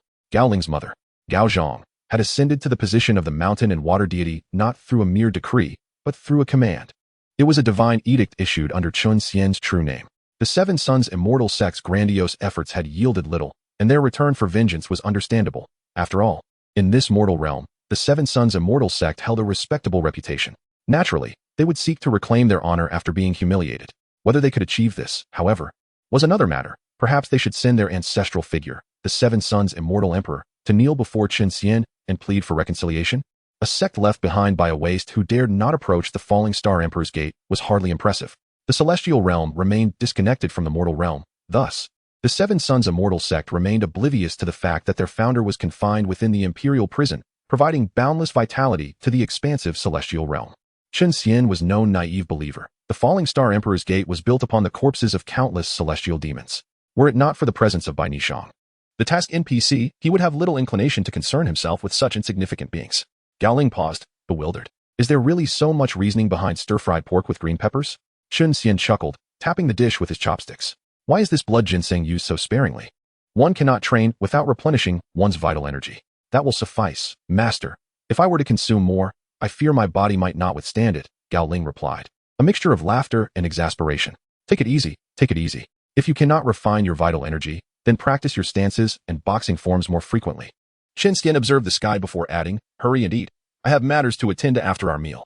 Understood, master. With Chun Xian's permission, Gao Ling began to eat. Chun Xian casually ate a few bites, reminding Gao Ling not to forget to feed the fish, then picked up a bamboo whip from the small table outside the academy and ambled toward the courtyard. However, as Gao Ling trailed behind him, he could not see the once smiling master, whose face now bore a chilling aura of murderous intent. Xiansei. Upon exiting the courtyard, Chun Xian called softly. The space before him shattered like a barrier, and a girl clad in green palace attire emerged. Master, seal the lower realm. Chun Xian's voice remained calm. Yet as those 4 words left his lips, the expression on the girl, Xiansei, shifted dramatically. She clasped her hands together, murmuring a spell, and the whole world fell silent. Whether it was the Gui Su Li, churning with monstrous waves in the void sea, or the great white goose indulging in delicacies within the elegant chamber of the river and mountain fairy, both displayed expressions of profound shock.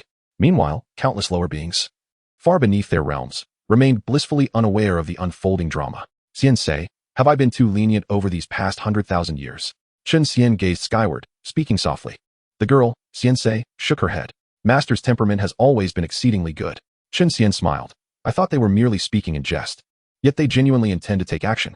This lower realm is of my own making. All living beings here are but a reflection of my will. I have declared it unacceptable, yet they persist. Do you not think they look down upon me? Xiansei's eyes widened in horror. And no, it cannot be. Guard the falling star emperor's gate. It is a daunting task. Chun Xian raised his right hand, pointing the bamboo whip toward the heavens. Without any further action, the clouds above parted, revealing the resplendent Milky Way directly above Chun Xian. Amidst that celestial river, 6 brilliantly shining stars raced at breakneck speed toward the distant falling star emperor's gate.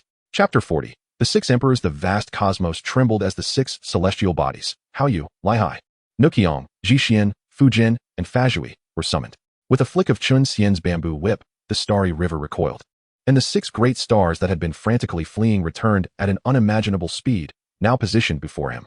The imperial aura was palpable, and the heavenly might was overwhelming. The celestial sage, Xiansei, bore an expression of profound gravity, exerting all his strength to maintain the stability of the lower realm.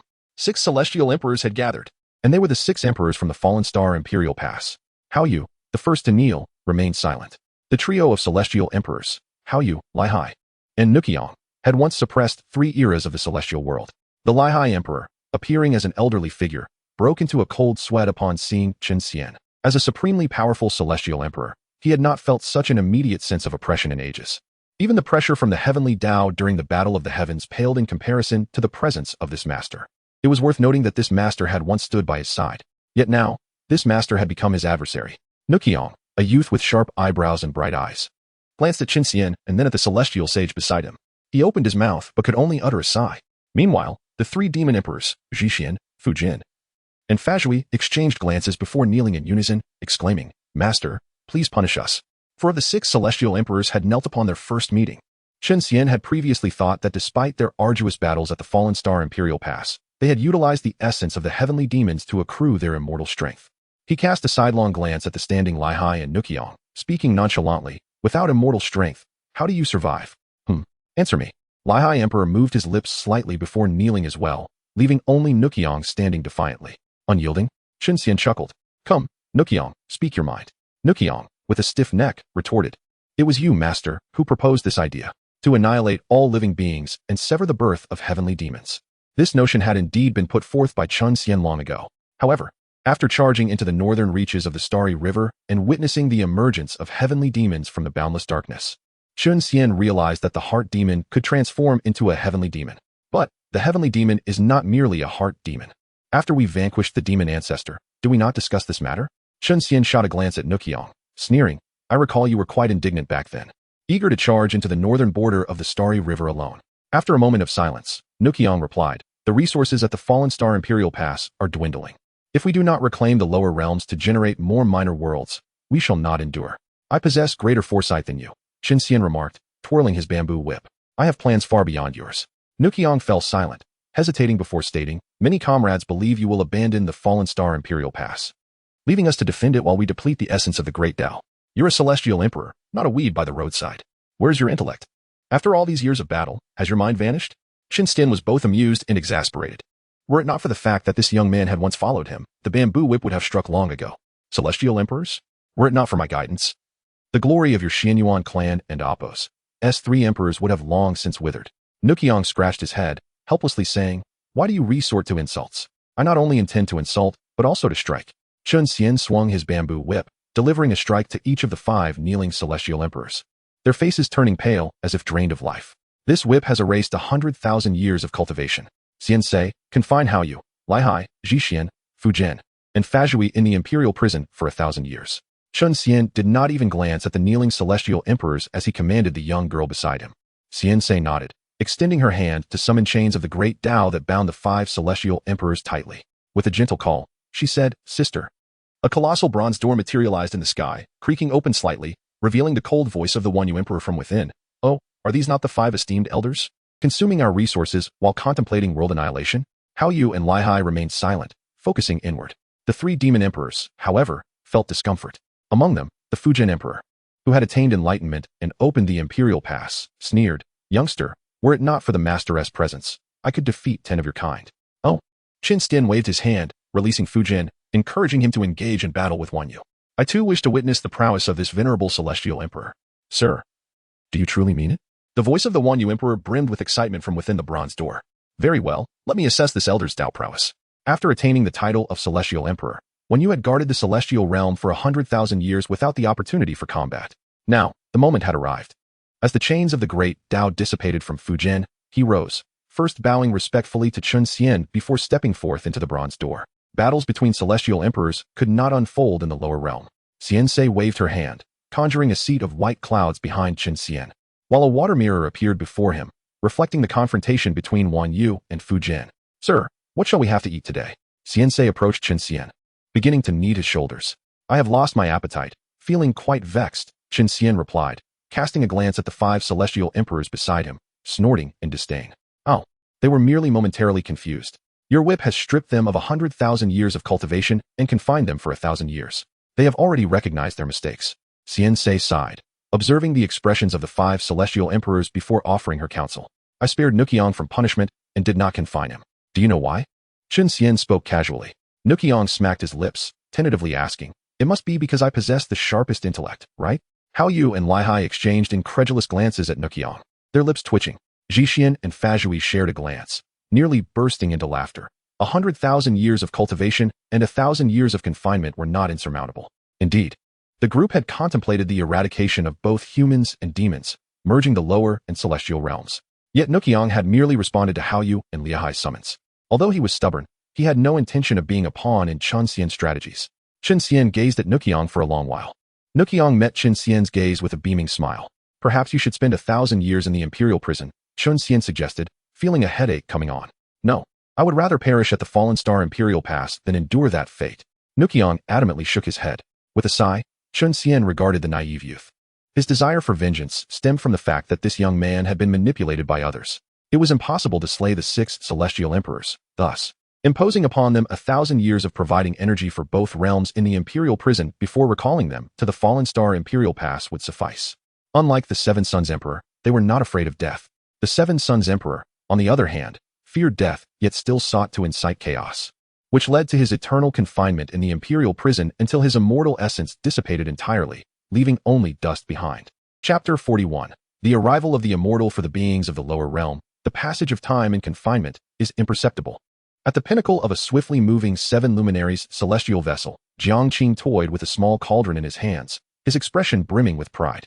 This was one of the 3 rare celestial artifacts within the sect, the 7 luminaries cauldron, crafted from the celestial metal and infused with the celestial power of the 7 luminaries. It had also withstood the tribulations of heaven. Celestial artifacts possess a spirit, and like true immortals, they typically remain dormant within their confines, awakening only when summoned to reveal their formidable power. The 7 luminaries cauldron in Jiangqing's grasp was a true immortal-level artifact, merely a step away from transcending to the golden immortal tier. However, within the 7 luminaries sect, there existed no true immortals, and even among the tribulation-transcending realms, only the sect leader, Dantai Yi, occupied such a level. Thus, for the 7 luminaries cauldron to ascend to the golden immortal rank, it required a significant opportunity. Yet for Jiangqing, a practitioner of the Mahayana realm, the chance to observe and experience the potency of a celestial artifact up close was an opportunity in itself. It is worth noting that celestial artifacts serve as the cornerstone of a sect's power, seldom revealed to others. The palace master, Xiao Shiyun, cast a subtle glance at the 7 luminaries cauldron before bowing respectfully to Jiangqing. What is it? Jiangqing opened his eyes, his impatience evident. After all, his contemplation of the artifact's profound essence had been interrupted, a disruption that would irk anyone. Xiao Shiyun quickly replied, "We are nearing the location of the Yin God at the Reed Marsh Mountain. What do you think? Should we not first capture that boy from the village?" Jiangqing paused momentarily. "Bring that boy here first. If he is indeed related to this Yin God, then there is no need to expend energy summoning the celestial artifact." Xiao Shiyun nodded. "We are on the same path. We can slow our speed and land outside Moon River Town, then proceed from the air." "No need. We shall press on directly," Jiangqing scoffed. "Let those mortals witness what true immortals from the mountains are like. Only through demonstrating both benevolence and authority can one maintain lasting dominion over them. Do you understand?"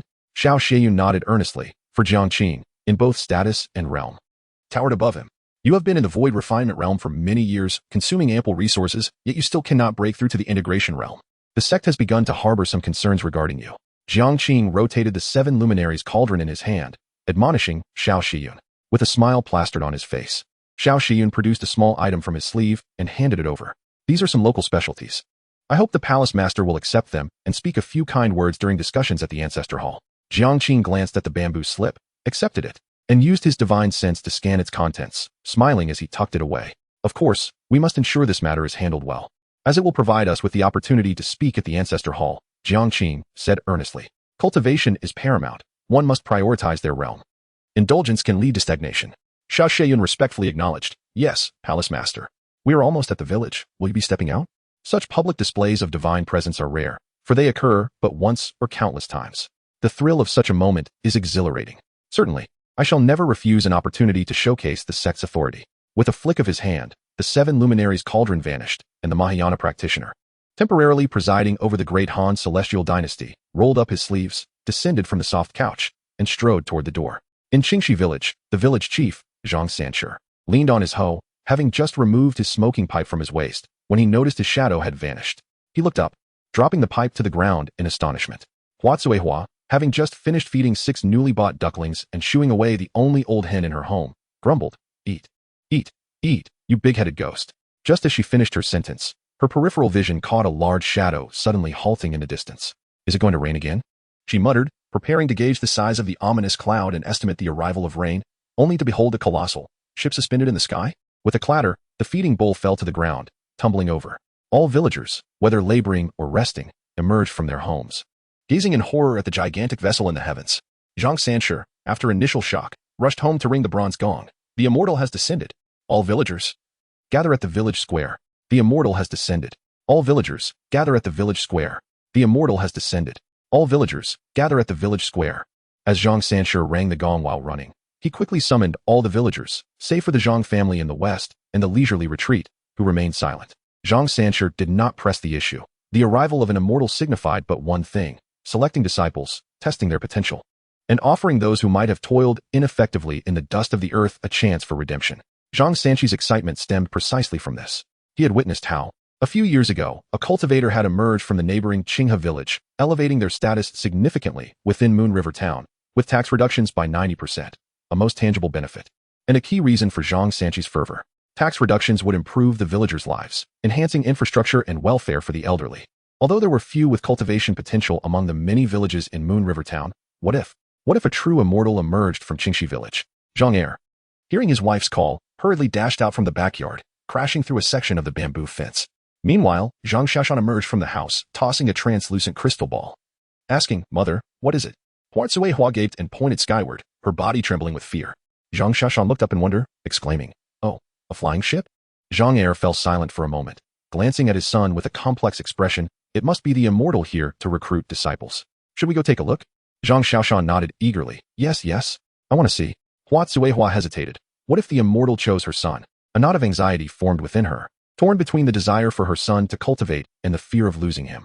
Let us go take a look. It will be entertaining, Zhang Er suggested, aware that his son possessed a secret, one that nearly consumed him in the form of a nightmare, which now resided within that very translucent crystal ball. Let us go? Let us go? Zhang Xiaoshan exclaimed, taking his father and Apos' hand in one and his mother and Apos' in the other, skipping joyfully towards the village square. Within the leisurely retreat, Gao Ling scattered fish feed into the pond, a glint of gold red flickering in her eyes. Suddenly, among the koi within the pond, one fish began to undergo a transformation. Horns, whiskers, scales, claws. Chapter 42. The dignity of Gao Ling found the transformation of the koi fish rather peculiar. Growing up in a mountain village, he had never heard of koi undergoing such a change. Yet, the realization that this was his master's pond brought him a sense of understanding. You must grow quickly. My master is particularly concerned about you, Gao Ling murmured as he stirred the water in the pond. Soon, the sound of gongs and shouts from Zhang Sanshi echoed from outside the courtyard. Gao Ling hesitated for a moment, deciding against joining the commotion. The qualification for cultivation held little significance for him. Having already pledged himself to Qin Xian, he vowed to serve his master for a lifetime, leaving no room for other ambitions. In the village square, a magnificent staircase of white clouds descended from an enormous flying vessel above, ethereal music filling the air. Delicate fairy maidens, no larger than a palm, held flower baskets from which blossoms rained down. Jiangqing descended the cloud staircase with Xiaoxian, step by step, resembling a deity descending from the heavens to the mortal realm. Welcome, immortal. Zhang Sanshi was the first to kneel, prostrating himself with a voice that thundered. The other villagers soon followed suit, kneeling and calling out fervently. Jiangqing, with a calm demeanor, stood upon the staircase approximately a yard above the ground and softly acknowledged them. Rise. The villagers, compelled by an unseen force, stood up, their gazes lowered, too frightened to meet the eyes of the celestial beings. The purpose of the Lord's visit was for a child, Xiao Xian proclaimed loudly from behind Jiangqing. You all understand how beneficial the appearance of a cultivator would be for your village. Zhang Sanshi's face brightened with excitement. Indeed, the immortal was here for someone. And that someone was among the villagers. But which child? Were they not to conduct a qualification test for cultivation? Is this child Gao Ling present? Xiao Xian was well aware of the boy's name. For some matters required no intervention from cultivators. Ordinary folk sufficed, and drew no suspicion. Zhang Sanshi paused momentarily, lifting his gaze slightly towards the ascending staircase of clouds, and replied, Yes, he is here. Call him over. The opportunity has arrived. Xiao Xian responded with a nod. Ceasing further speech, Zhang Sanshi, perspiring profusely, bowed and hurried towards the tranquil abode, determined not to let this opportunity slip away.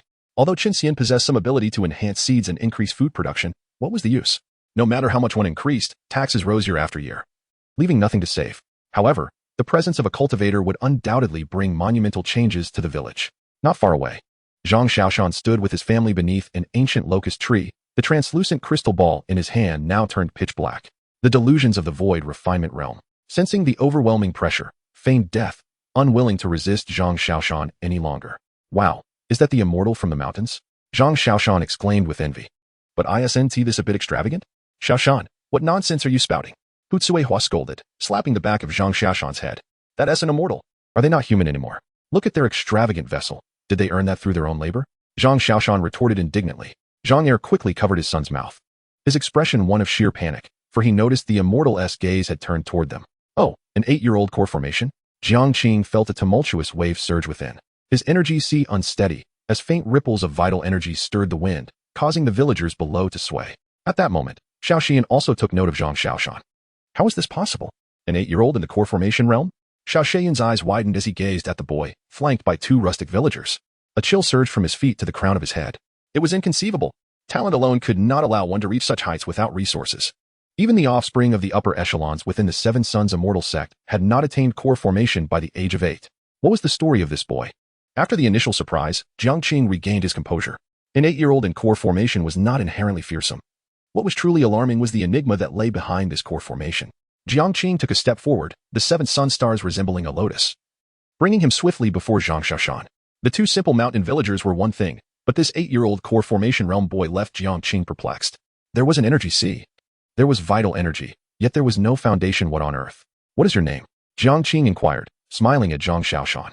Zhang Xiaoshan and Appo's eyes sparkled with clarity. He perceived a multitude of mixed emotions within the immortal's gaze: envy, jealousy, fear, and desire. Zhang Xiaoshan was baffled by the myriad of emotions within a single individual. Wasn't it simpler to experience joy, anger, sorrow, and happiness? My surname is Zhang, the Longbao Zhang. You may call me Xiaoshan, immortal, Zhang Xiaoshan replied, blinking his eyes. His voice clear and bright. Curiosity mingled with a hint of nervousness, but there was no trace of fear. Jiang Qing extended a hand, intending to ruffle Zhang Xiaoshan's hair, but the boy deftly evaded him. A flicker of displeasure crossed the eyes of the Sun Palace Master. The current authority of the mortal forces of the Great Han Immortal Dynasty. My head may only be touched by my parents and Master Chen, Zhang Xiaoshan explained. You and I are not familiar, and my master has said that an unwarranted familiarity can only imply that you harbor ulterior motives toward me. Jiang Qing chuckled softly. Has your master never mentioned that the essence left behind by an immortal, even a mere trace, can extend a mortal and Appo's life? No, my master only teaches principles. Not these things. Zhang Xiaoshan shook his head. I find my master's teachings very profound. Principles, but the Tao exists prior to principles. How can this be explained? Jiang Qing, though somewhat lax in his cultivation over the years, had perused more scriptures than Zhang Xiaoshan had grains of rice. The boy spoke with such confidence that Jiang Qing felt compelled to engage, for he could not allow himself to fall short. Of course, Jiang Qing was also wary of the existence that loomed behind the boy. Otherwise, he would have simply taken him away. Once the boy glimpsed a broader world, who would care for masters and teachings when one could amass great power for oneself? Misguided. Principles are the rules and standards that shape all things. Without principles, the Tao is but a dragon without scales or armor. How can it bring forth clouds and rain? When principles are clarified, the Tao becomes evident. Much like a candle illuminating a dark room. Without light, what good is the candle? Thus, principles are the essence of the Tao, and the Tao awaits principles to manifest. Only through principles first can one align with the teachings of the sages. Upon hearing that the immortal wished to debate with him, Zhang Xiaoshan felt invigorated. He had never bested anyone in a debate against his master, but he had never lost to others. Chapter 43. Defeat. Jiang Qing was momentarily stunned, feeling as if the heavens had turned upside down. Should he lose, where would he place his dignity as a master of the Great Ascension? After furrowing his brow in contemplation for a while, Jiang Qing spoke. The Tao is the essence of the universe, the pivot of yin and yang. Before chaos was discerned, the Tao already existed. Amidst the myriad phenomena, the Tao remains ever present. Principles are the manifestations of the Tao, the threads that connect all things. Consider the rivers. The Tao is their source, vast and flowing. The principles guide their currents, meandering and winding. Without water, the rivers dry up. Without the Tao, principles are in chaos. The order of precedence is clear. How could it be reversed? Zhang Xiaoshan's face lit up with understanding as he smiled. The two concepts intertwine, each holding its own mechanism. The Tao encompasses myriad principles, like the sea accepting countless rivers. Principles reveal a singular Tao, like the moon reflecting in 1,000 rivers. Without principles, the Tao is but ethereal. Without the Tao, principles become trivial. I believe that when the Tao precedes principles, it traces back to its origin. When principles precede the Tao, it applies its function. Just like the butcher Ding carving an ox, the Tao is the skillful maneuvering, while principles are the intricate patterns. Both are indispensable, Why must we force a distinction? Jiang Qing gasped in astonishment. Where did this young boy acquire such profound knowledge? Such a debate on principles. Not even the diligent disciples of the Haoran sect could respond with such swiftness. The discourse on principles is one of the core debates of the Haoran sect. Belonging to the Heart Inquiry, Jiang Qing was able to articulate it because he had been invited to witness the grand debates of the Haoran sect, observing many diligent students' arguments. But this boy? He spoke with such ease. Was he not being absurd? He is merely 8 years old. Is this knowledge imparted by your teacher? Jiang Qing was perplexed. If this village harbored a master capable of nurturing an 8-year-old golden core cultivator, why was there no sign of such prowess in the village? My teacher merely encouraged me to read more. All these principles are from the books, Zhang Xiaoshan grinned. So have you conceded? Jiang Qing's face twitched as he asked. And your teacher? At this moment, the master of the Sun Palace was exceedingly curious to know who had taught such a prodigy, or if there was another figure behind him. It seemed that this youth was not particularly interested in the immortals on the mountain. However, Jiang Qing was also aware that without uncovering the circumstances surrounding the boy, he did not wish to provoke enemies for the sect. The individual capable of raising such a defiant disciple would either belong to a formidable power or possess extraordinary cultivation. Given the current turmoil within the 7 luminaries immortal sect, it was unwise to stir trouble. I wouldn't know. If I did, I wouldn't be looking for my teacher, Zhang Xiaoshan chuckled, regarding Jiang Qing with the same gaze he cast upon Zhang Yingying. To him, Jiang Qing appeared somewhat foolish. As a seasoned elder, Jiang Qing could discern the irony woven into Zhang Xiaoshan's words, yet he chose to remain unbothered. Very well, once I conclude my matters here, I shall return to have a proper discussion with you, or your teacher. Jiang Qing smiled, resembling a benevolent elder. Yet, Zhang Xiaoshan, with his budding intellect, felt a resonance with each word spoken by the immortal. Thus, he merely nodded, refraining from further dialogue. This immortal seemed formidable. If he were to seek trouble with his teacher, it could prove quite troublesome. Meanwhile, on the square, Zhang Sanshi had arrived with Gao Ling. The lean, dark-skinned youth followed closely behind Zhang Sanshi, appearing somewhat bewildered. The moment Gao Ling appeared, Zhao Yu descended swiftly from the 7 luminary sky shuttle, landing beside Xiao Xian, slightly behind him. It is him. He carries the lingering aura of the mountains and rivers, indicating he must have visited the divine palace of that Yin god. Is that correct? Xiao Xian gazed at the dark youth, lost in thought. The boy exhibited no trace of vitality. How then could that peasant woman become a Yin god and command such vast territories? Zhao Yu too was perplexed. Nevertheless, the aura he bears cannot be mistaken. Previously, Zhao Yu had overseen the waterways of the Changyang Mountains and was intimately familiar with the essence of the mountains and rivers here. Xiao Xian fell silent, for Jiang Qing had approached. Show him the portrait. Jiang Qing cast a fleeting glance at the dark youth, his expression as indifferent as ever as he spoke to Xiao Xian. He could afford a favorable demeanor towards Zhang Xiaoshan, as he was a prodigious talent. However, Gao Ling was not. In Jiang Qing's eyes, the distinctions between aunts, friends, and seniors were rigidly defined. After years of cultivation, why should he extend kindness to an aunt? Xiao Xian complied, retrieving a scroll from his storage item, unfurling it before Gao Ling, revealing a vividly lifelike image of a woman. Gao Ling froze for a moment, staring at the portrait of his mother, his expression darkening. Do you recognize her? Xiao Xian smiled. If you do, come with us. Gao Ling shook his head. I cannot go. Why not? Xiao Xian inquired. Do you not wish to see your mother? I do, but not now, Gao Ling rejected outright. Why waste words on an aunt? Simply capture him and proceed to the Jinjiao mountain. Jiang Qing spoke coldly. We must prioritize the matter at hand. Xiao Xian clasped his hands together, summoning a chain of vital energy that fell upon Gao Ling, binding him securely. Following this, he trailed behind Jiang Qing, alongside Zhao Yu. Ascending towards the celestial vessel, Zhang Sanshi, momentarily taken aback, shouted, Wait, immortal master, are you not here to select disciples? Why are you binding someone? How can you do this? From a distance, Zhang Xiaoshan grew anxious. Gao Ling, who had often attended classes outside the academy, had recently taken on a teacher. Yet they had been familiar with each other, their age difference being minimal. Stand down, Jiang Qing commanded, standing firm in the void, his voice booming downwards, immobilizing the villagers and Zhang Xiaoshan alike. As a master of the Great Ascension, he was a pinnacle cultivator in the mortal realm, and a single word sufficed to quell these ordinary folk. Zhang Xiaoshan clenched his fists, trembling, yet he still sought to lift his head. Child, have your benefactor come speak with me. Jiang Qing turned back to the celestial vessel. Subsequently, the opulent flying vessel surged toward Jinjiao Mountain. I must find my teacher. Once the pressure on Zhang Xiaoshan lifted, he dashed towards the tranquil cottage. What are you doing? Hutsuewa seized her son. That is an immortal master. What good would it do to seek out teacher Chen? What can we do? Gao Ling is teacher's disciple.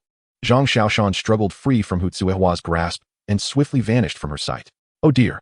Hutsuehua, exasperated, stamped her foot and pursued with her ample waist.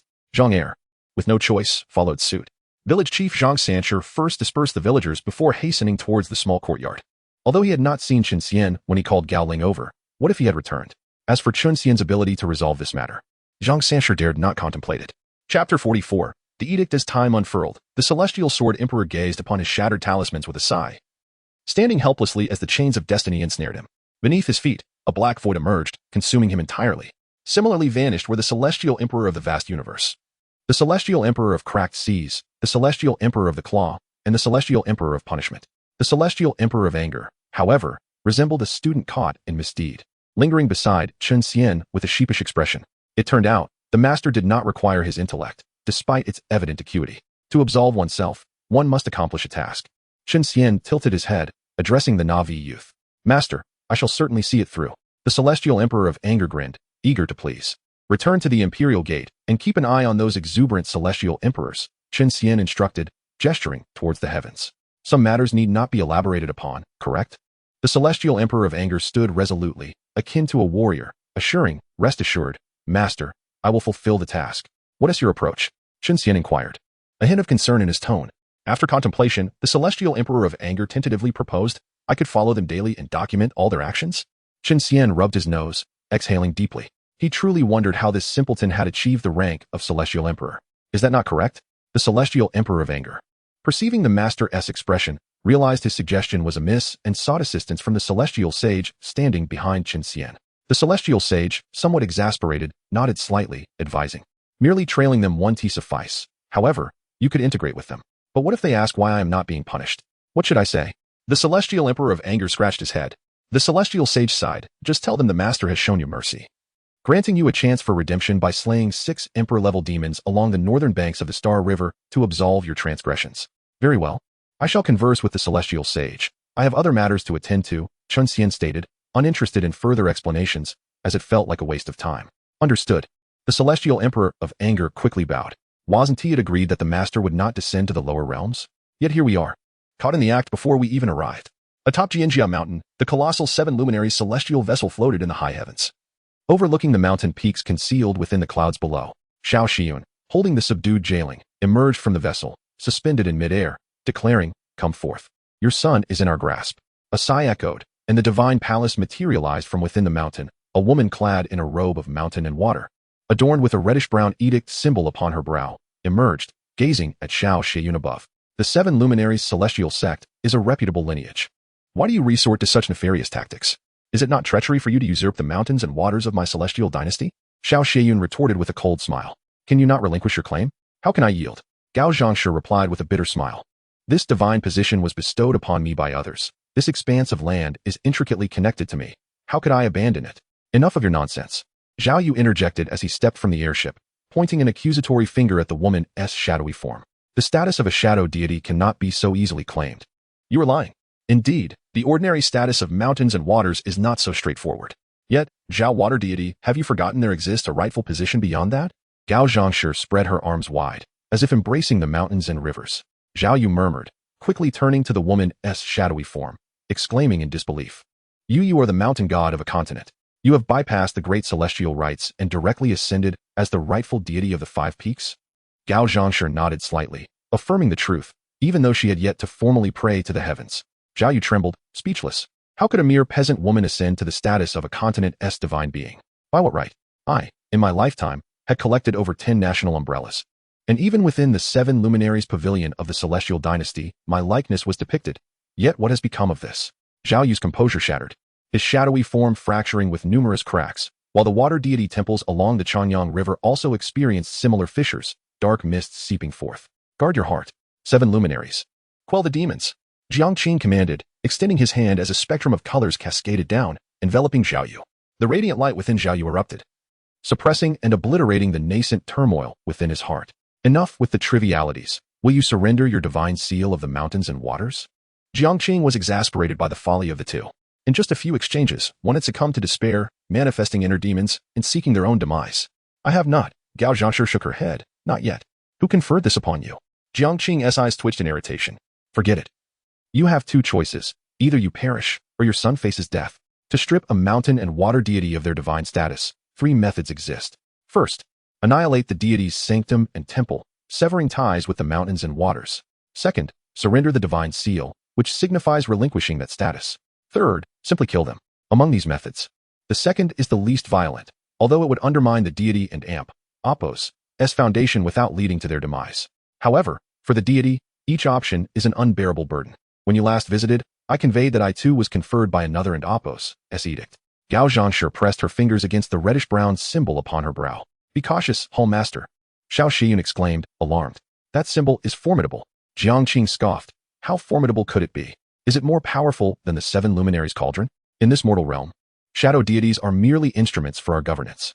Beside him, Zhao Yu's expression remained unchanged, yet internally, he cursed vehemently. Xiao Xiyun was taken aback. While it was true, such words should not be uttered so bluntly. Zhao Yu, after all, was a significant deity of the celestial dynasty. How would he perceive such remarks? Jiang Qing, however, remained unfazed, for a mere shadow deity held no authority over him. Gao Zhangshi traced a line downward with her fingers, causing the edict symbol to radiate a golden red light, harmonizing with the cosmic melodies. By the decree of the primordial purple extreme, encompassing the myriad realms, I hereby declare, as the celestial energies converge upon the Chang'an mountain of the western continent, with the earth's veins in turmoil and springs overflowing. Yet the mountain spirits remain unsettled, and the water's abode hangs in the balance. Thus, Gao Zhangshi, rooted in profound origins and embodying the virtue of the earth, through countless trials, I have attained the purity of the earth deity. I decree you as the 3 realms envoy, the mountain and water deity of Changyang Mountain in the western continent, designated as the deity of the western peaks.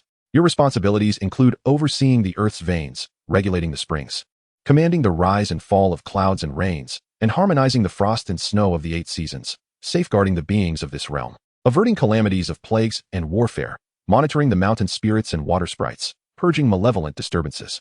Special gifts, the mountain and river stabilizing seal, the 5 Qi mysterious water banner, and the 3 luminaries concordant seal. A word of caution, uphold the heavenly laws, refrain from indulging in personal desires. Diligently cultivate the virtues of the earth and universally nurture all beings. Should you act contrary, your status shall be revoked, and you will eternally descend into the realm of the Forsaken. A cascade of cosmic melodies manifested before Jiang Qing and the others, illuminating the area with radiant inscriptions. The woman, once merely clad in the robe of mountains and waters, now held a mountain and river stabilizing seal in her left hand, a 3 luminaries concordant seal in her right, and a 5 Qi mysterious water banner swirling above her head, radiating brilliance and exuding an imposing aura. Chapter 45.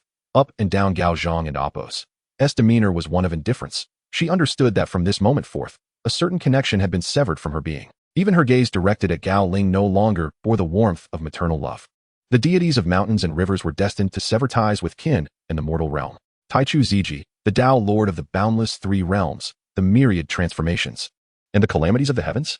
Jiang Qing scoffed. How laughable. I have never heard of such a title in the celestial realm. Pray tell, what rank does this Tao Lord hold? Gao Zhang shook her head, her voice frigid. I do not know.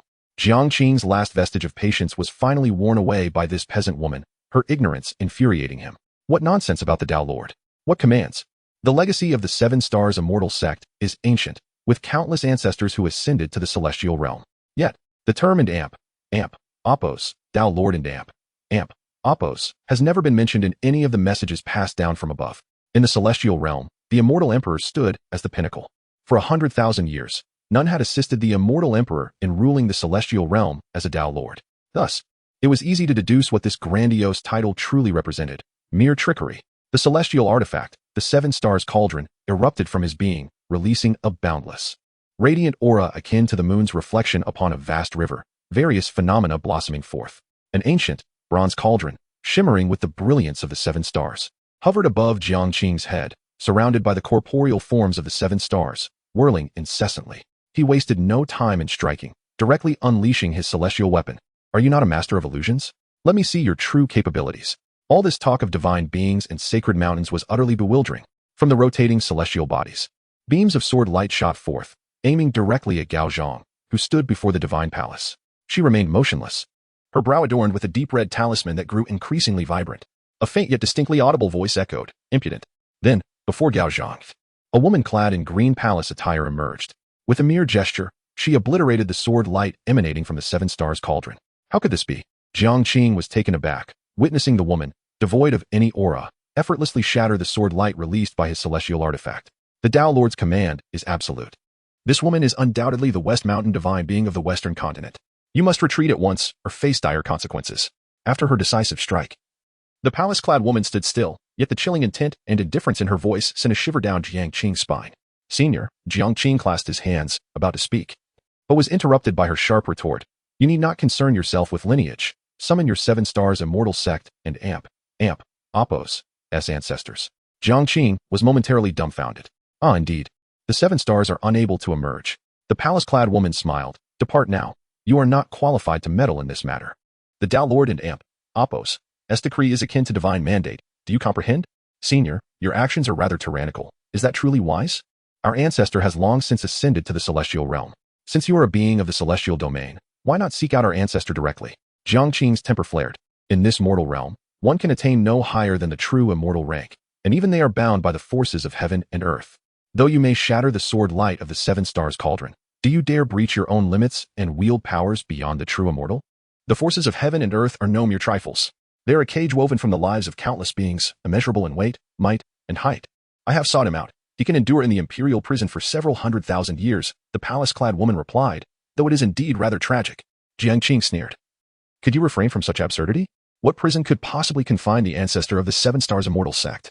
What jest? Our ancestor is an immortal emperor. Do you grasp the significance of an immortal emperor's status? Enough. Will we fight or not? If not, I shall grant you leniency. You may summon whomever you wish. But should I take a single step back, it shall be deemed my defeat. The palace-clad woman, growing impatient, waved her hand, sending the 7 stars celestial ship and the still-speaking Jiang Qing and his companions flying thousands of miles away. Meanwhile, Gao Ling, who had been locked in a state of unconsciousness, inexplicably appeared in her grasp. ISN and Appos. This the southeastern region? Jiang Qing surveyed his surroundings, a cold sweat trickling down his brow. With a mere flick of her wrist, she had traversed from the southwestern region to the southeastern region. Moreover, the weaker party remained unharmed. Her level of control exceeded Jiang Qing and Appos' imagination. True immortal? Golden immortal? Or perhaps even a higher being, a great Luo, or an immortal king? Let us depart. Jiang Qing hurriedly returned to the 7 stars celestial ship, his back drenched in cold sweat, his voice trembling with urgency. After effortlessly casting Jiang Qing and the others aside, the palace-clad woman turned her gaze to Gao Zhang, who bowed deeply in reverence. Having ascended to the shadow god of the void realm, Gao Zhang was no longer a novice in the world of cultivation. Coupled with the gifts of the 3 mountain and river fortunes, she had developed a profound understanding of the essence of energy. The woman in green, merely standing before her, felt as though the heavens themselves were scrutinizing her, vast and boundless. Senior, Gao Zhang addressed her with utmost respect. To bid farewell to your son is to embrace a future of dwindling familial bonds. This is the price of becoming the divine being of mountains and rivers. The palace-clad woman tossed Gao Ling before Gao Zhang, instructing that once he awoke and recuperated, he would be returned to the village. Gao Zhang replied, as you command. No, you are not to say as you command to me. Your only allegiance is to the Tao Lord. The palace-clad woman waved her hand, imparting this admonition before vanishing abruptly. Gao Zhang looked up in astonishment at the emptiness before her, then nodded solemnly. Within the Southwestern Inspection Office, Bai Nishang was perusing previously sealed records, the writings tracing back over 1,000 years. A clerk accompanied her, softly explaining, these records were specially dispatched from the sect by the Realm Lord. Bai Nishang flipped through several pages, hesitating. Why are so many pages missing from these records? In this volume, The History of the Blood Demon Sect, I have barely turned 20 pages, and already 7 are absent. The clerk shook his head. I cannot say. This record has remained here since its arrival from the sect. If pages are missing, perhaps the original was flawed. Bai Nishang felt a headache coming on. The whereabouts of the 3 true immortals of the Blood Demon Sect remained elusive. Now, with the fortune of Chanyang Mountain dissipating, the sect was straining to manage the situation, casting deep shadows over the 7 stars immortal sect. A historical account of the sect should, in theory, be complete. Bai Nishang set aside and Appos, The History of the Blood Demon Sect and Appos, and casually picked up a volume titled and Appos, Records of the Ancestors of the Blood Demon Sect, and Appos, in the 16 continents of the lower realm. Humanity occupied 9, and the demon clans occupied 7. For cultivation sects, those who successfully ascended and established sects in the celestial realm were termed and Appos, immortal sects, and Appos, the 7 stars immortal sect was one such entity. The 7 stars sect of the celestial realm is the superior sect, while the 7 stars sect of the lower realm is the subordinate sect. The 2 realms could only interact through the heavenly gate, and true immortals could not descend. However, whenever the heavenly gate opened, messages and resources would be exchanged between the sects of both realms. Chapter 46, The Demon Calamity Indeed. The names of the ascendants from the Blood Demon sect have all been erased from the ancestral records. Bai Nishang flipped through the thick, bound volumes, chuckling to herself. It was astonishing to expect anything of significance from such documents. If it were the original records, perhaps one could investigate whether there were any hidden items within the scrolls. But with these printed versions, one might as well be dreaming. The chief clerk had also perused several volumes, and they were largely the same, wherever critical information was concerned. There were either significant omissions, or it was entirely absent. Master Bai, does this mean these records are of no value? The chief clerk set down the scrolls with a sigh. But the sect leader insists we must find something within these documents. Isn't it evident that we already possess something? Bai Nishang pointed at the incomplete scrolls. If the Blood Demon sect were not foolish, they would not have so thoroughly destroyed their own records. With so many gaps in the documentation, only one question remains. What is it? The chief clerk was taken aback. When I investigated the skinning case in Moon River Town, the core disciple Wang Kai was a remnant of the Blood Demon sect, Bai Nishang remarked with a smile. If there is one, there must be a second. The sect is surely aware and is fishing for information. You mean? The chief clerk suddenly realized. There are not many who have access to these records. With the sect so brazenly sending these documents, those concealed within will surely act. Bai Nishang stretched lazily, stating, thus, by merely entering this room and sifting through the records, our task shall be complete. The chief clerk pondered for a moment before asking, are we in danger? Bai Nishang considered this seriously, then nodded, yes. The chief clerk exclaimed, thank you very much. You are a Yuan-ing cultivator, so noble and remarkable. Yet I am merely an outer disciple, a mere foundation establishment practitioner. The sect will remember us, Bai Nishang replied with a smile, placing the scrolls down. For flying swords suddenly shot forth, piercing towards the chief clerk. The chief clerk, who had been momentarily stunned by the prospect of being pursued, abruptly raised a hand. Pushing forward, his voice transformed from age to enchanting. Junior sister, it is rather impetuous to act so rashly. Bai Nishang's four swords hovered in midair, unable to advance. As if held back by an invisible wall 3 feet before the chief clerk. Yao Yufei, Bai Nishang gritted her teeth, manipulating her sword techniques, infusing her energy. And the 4 suspended swords suddenly thrust forward 2 feet towards the chief clerk. Ah, you scared me, junior sister. The chief clerk and Appo's flesh and blood suddenly contracted, as if devoured by a black hole, revealing a fair arm and head, a torso emerging in a frightful manner. His garments transformed into red gauze, fluttering without wind. Before Bai Nishang stood a young woman, adorned with a golden hairpin and dressed in red gauze, brandishing 2 swords of varying lengths at her waist. I can wield the 7 Sun sword technique as well, Yao Yufei teased, drawing her 4 swords simultaneously. But I can do it, while you cannot, junior sister. Bai Nishang's expression darkened. Yao Yufei ranked higher within the sect, having reached the transformation realm, and was a seasoned foundation establishment practitioner. Junior sister. Is your expression so grim because you see your senior sister growing more beautiful? Yao Yufei waved her sword lightly, effortlessly commanding the 4 flying swords to continuously assault Bai Nishang. Bai Nishang's sword techniques were entirely deciphered by Yao Yufei. While the sword techniques Yao Yufei employed were ones Bai Nishang had never encountered before, in just a few exchanges, Bai Nishang found herself in a dire predicament. Her 4 swords faltering and becoming increasingly chaotic. With the sect leader absent at Chang'an Mountain, the remaining experts in the southwestern sect consisted of only 2 vice-sect leaders at the transformation realm. Yao Yufei swayed her waist, casually remarking, what do you think would happen if a large number of demon races suddenly descended upon the southwestern sect's capital? You cannot win, Bai Nishang bit her lip. Finally uttering this statement, we never intended to win. We only need to reclaim what was ours, Yao Yufei said, twisting her wrist.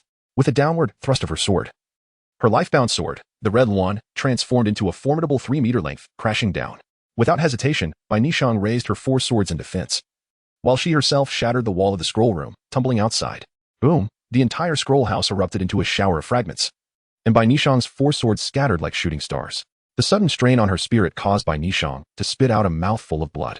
She then summoned her life-bound sword, which flew back to her in a dazzling arc. Bai Nishang stepped upon the radiant sword and soared into the sky. You've forsaken the 3 nurturing swords? Yao Yufei observed Bai Nishang's rapid retreat with a hint of surprise. The flying swords of a sword cultivator are of utmost importance, connecting the heart and spirit. Though nurturing swords are inferior to life-bound swords, they consume countless efforts to cultivate. Such a sacrifice would not come without consequence for Bai Nishang.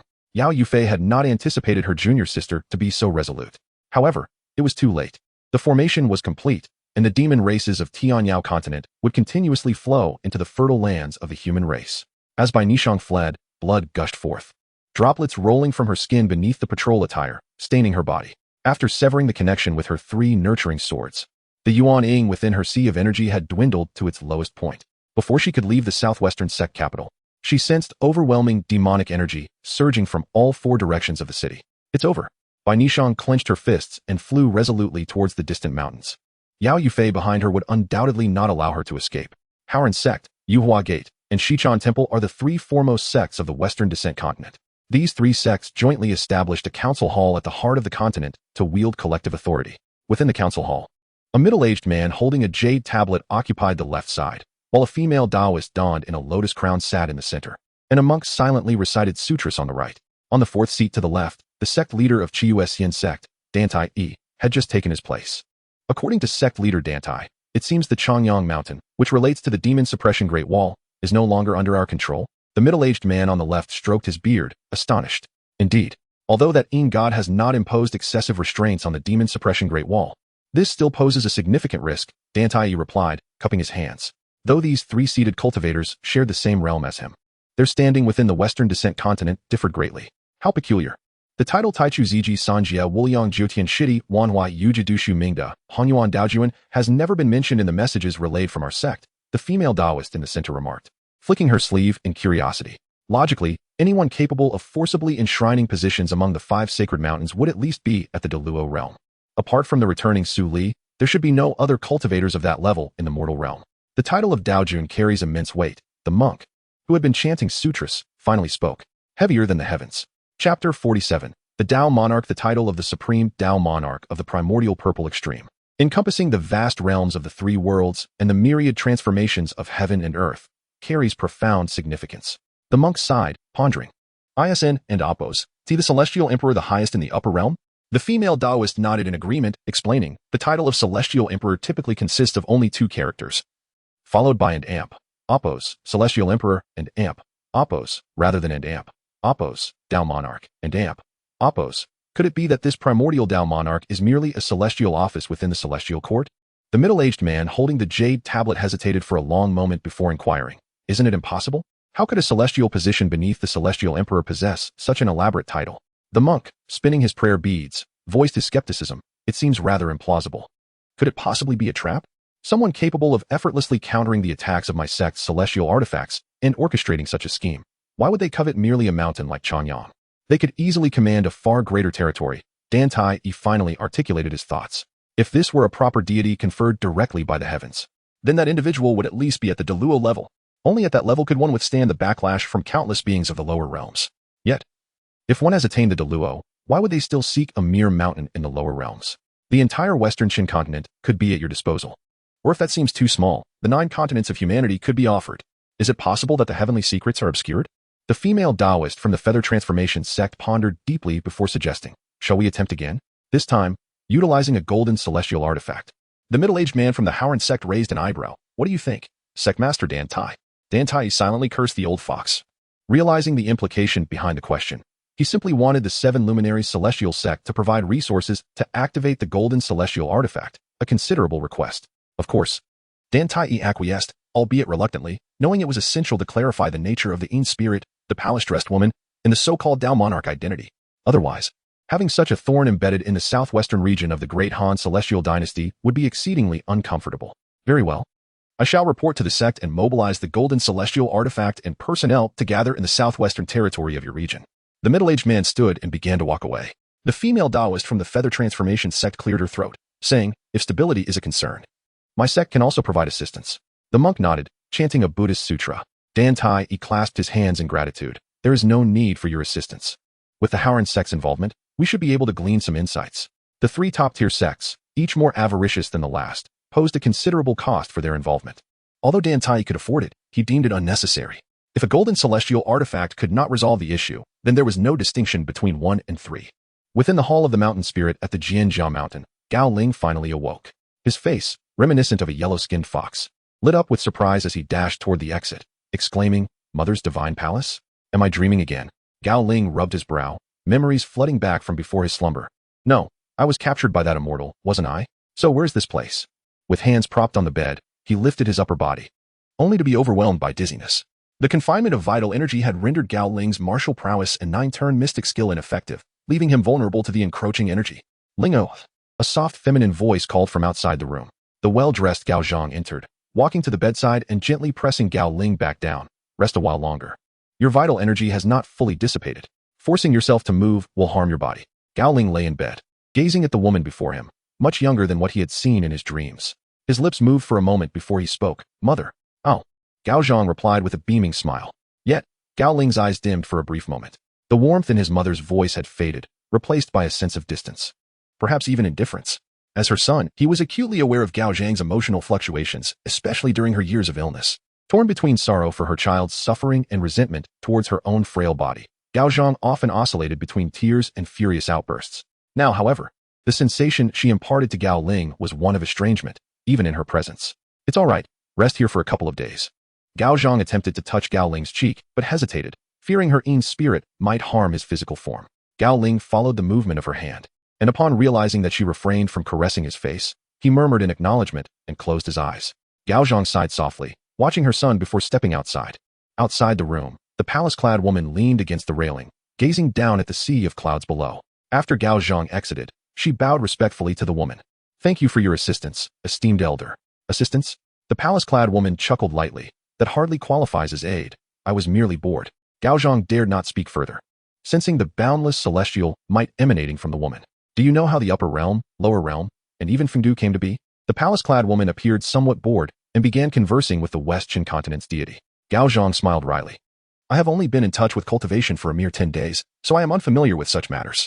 However, an old sage in the village did share some myths and legends. Oh, what did he say? The palace-clad woman's interest was piqued. Gao Zhang considered for a moment before replying. He said that the heavens and earth were opened by the Tao. The heavens and earth were opened by the Tao. The palace-clad woman laughed. Is that what he said? Indeed, Gao Zhang nodded. This was something Gao Ling recounted after hearing it. A pang of pain stirred within Gao Zhang.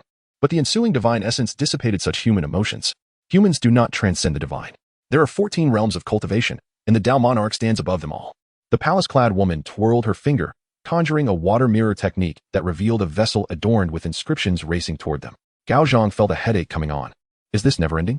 In their eyes, your status as the West Yu deity has been unjustly obtained, the palace-clad woman teased. This time, we must resolve the matter. Gao Zhang lowered her head, humbly responding, Thank you, esteemed elder. The palace-clad woman glanced at Gao Zhang, her lips curling into a slight smile. To the north of the Chun continent, as the river-crossing ferry approached Chun, the massive tree, piercing the unknown lands, was visible even from millions of miles away.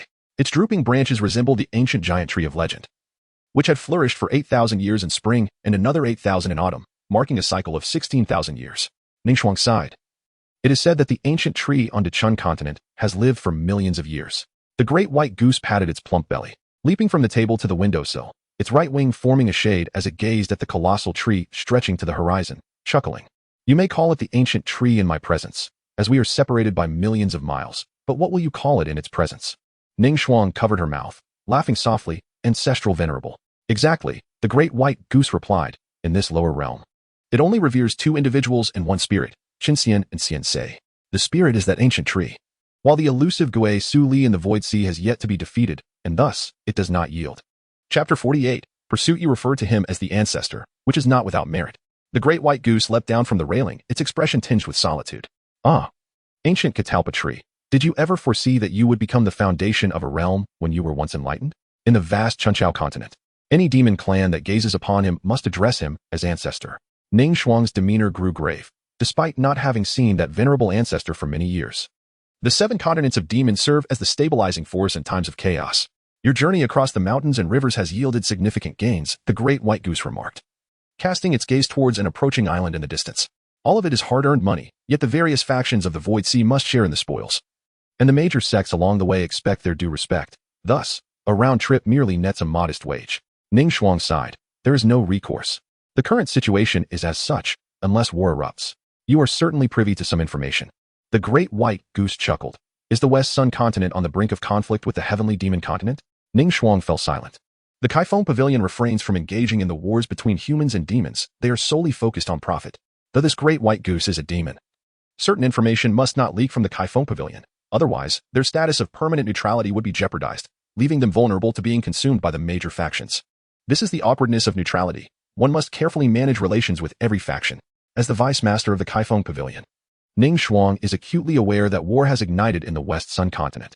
The heavenly demon continent lies adjacent, with the 2 realms divided between humans and demons, making warfare a common occurrence. However, for the past 20 years, large-scale conflicts have been absent, the minor skirmishes have never ceased. While the Great White Goose and Ningxuan conversed, the northwest territories of the West Sun continent, governed by the Seven Sons Immortal sect, faced the unprecedented invasion of demons deep into its heart for the first time in centuries. In the southwestern region, an urgent cry arose, who by Nishan's insides burned with agony. A result of being relentlessly pursued by Yao Yufei, she lacked the opportunity to recuperate and relied solely on various healing elixirs to endure. Yet, Yao Yufei showed no inclination to relent. The piercing shriek of her crimson phoenix, sword resembling a specter, occasionally swooping past her head. Changyang Mountain Range. Bai Nishang peered across the great river towards the distant, undulating mountains. After taking a deep breath, she produced a pill and swallowed it.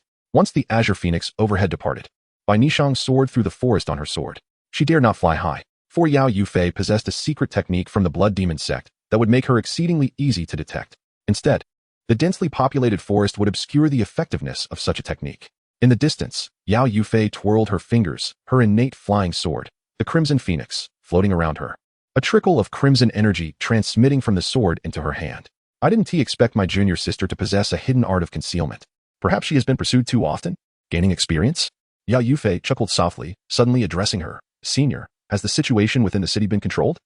Demonic energy surged forth. As a lion-headed demon tossed a severed head aside, grinning wickedly, 2 vice lords at the god transformation stage have perished. The southwestern capital is now entirely under the control of our Xianyin sect. Next, we merely need to destroy the demon suppression Great Wall and breach the boundary between realms. That core disciple cannot be allowed to live. Yao Yufei replied solemnly. Our disciples are the ones she has drawn out. Logically, she should not be able to contend against the Bone Maiden of Xianyin sect. Hence I believe. Understood. The lion-headed man waved his hand, stomping the ground, sending ripples that violently pushed aside the forest beneath him, scattering dust and debris in all directions. At the forest's edge, Bai Nishang, who had just reached the riverbank, was taken aback. Without hesitation, she ascended into the air and sped towards the Changyang River, simultaneously forming a sword seal with her hands. Seven Sons Exorcism. Swift. Suddenly, the river behind her ceased flowing. A segment of water transformed into a colossal transparent sword, raised high before crashing down. The lion-headed demon raised a fist and struck, grinning. Little ant, let us see how you escape.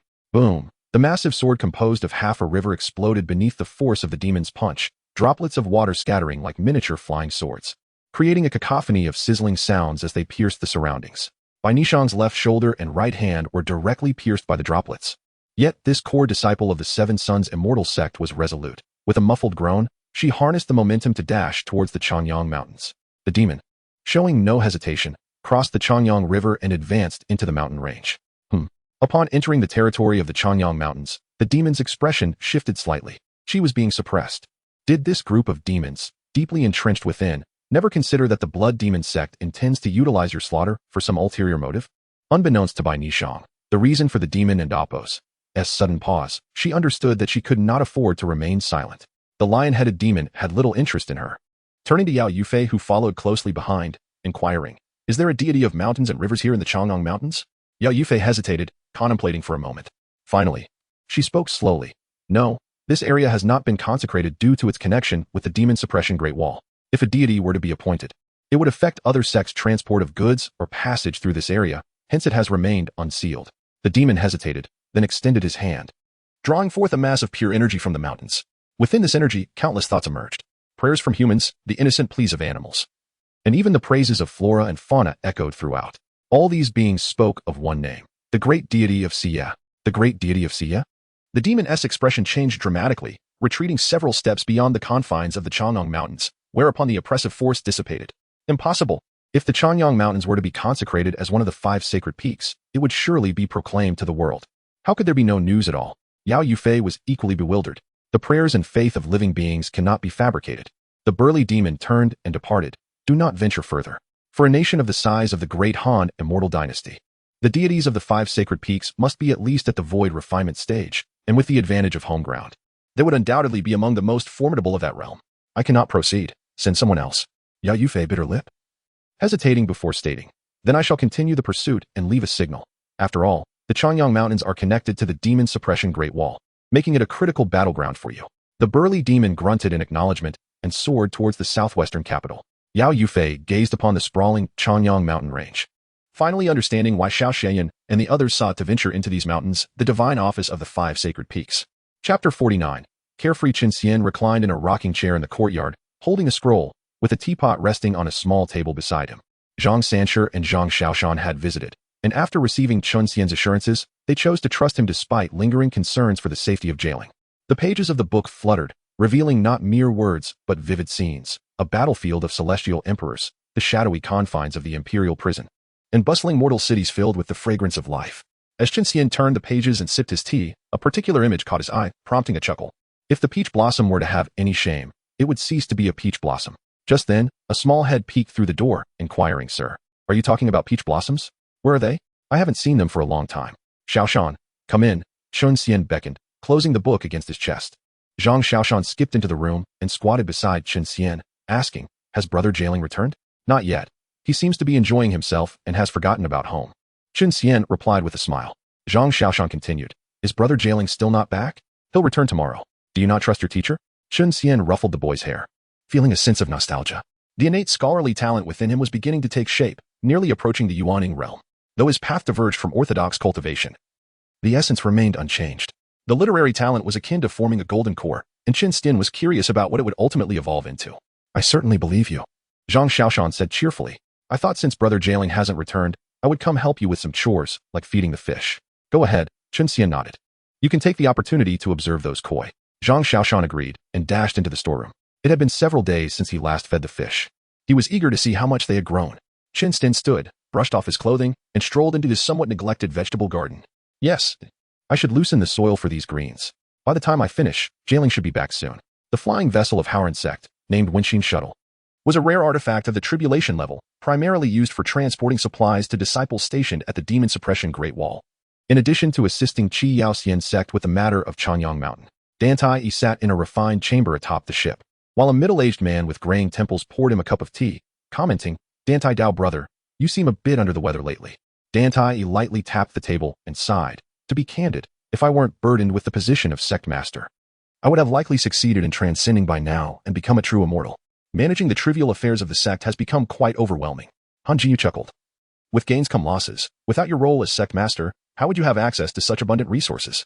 Relying solely on resources for exploration would not have brought you to this point so swiftly." "Indeed," Dantai replied, lifting his cup to observe the amber liquid. "How many years has this Wenxin tea been aged? I suspect you, being a miser, have only brought out a 10-year-old batch for my visit. Take a whiff." Han Jiyu laughed. "Surely, as a grand cultivator, you wouldn't tea settle for mere 10-year tea? This is at least 100 years old." Danai sipped the tea, closing his eyes as if in contemplation. Yet Han Jiyu could tell that Danai was genuinely fatigued. The decline of Qi Yaoxian's sect year by year was undeniable.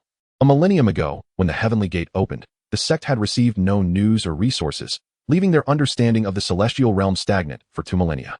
This information gap placed Qi Yaoxian's sect at a significant disadvantage compared to neighboring Kunping Cliff.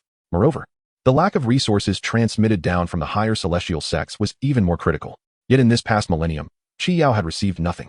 The sect was left with only 3 true immortal-grade artifacts, with Ascension seeming a distant dream, compounded with the threats from Blood Demon sect, the demon race, and the sudden occupation of Chang'an Mountain. The former prodigy felt wearied by the burdens of leadership. Compared to cultivation, these affairs were far less pure. But such is the nature of mortal existence. What if we still cannot prevail this time? Dantai suddenly remarked after swallowing his tea. "If even the Qiankuan enlightenment brush cannot triumph, then we should abandon this mountain," Han Jinyu replied seriously. "To act against the odds knowingly is sheer folly." "I understand," Dantai responded, clasping his hands in gratitude towards Han Jinyu, hoping for his utmost effort. "Rest assured," Han Jinyu nodded. "For now, sip your tea and ease your burdens.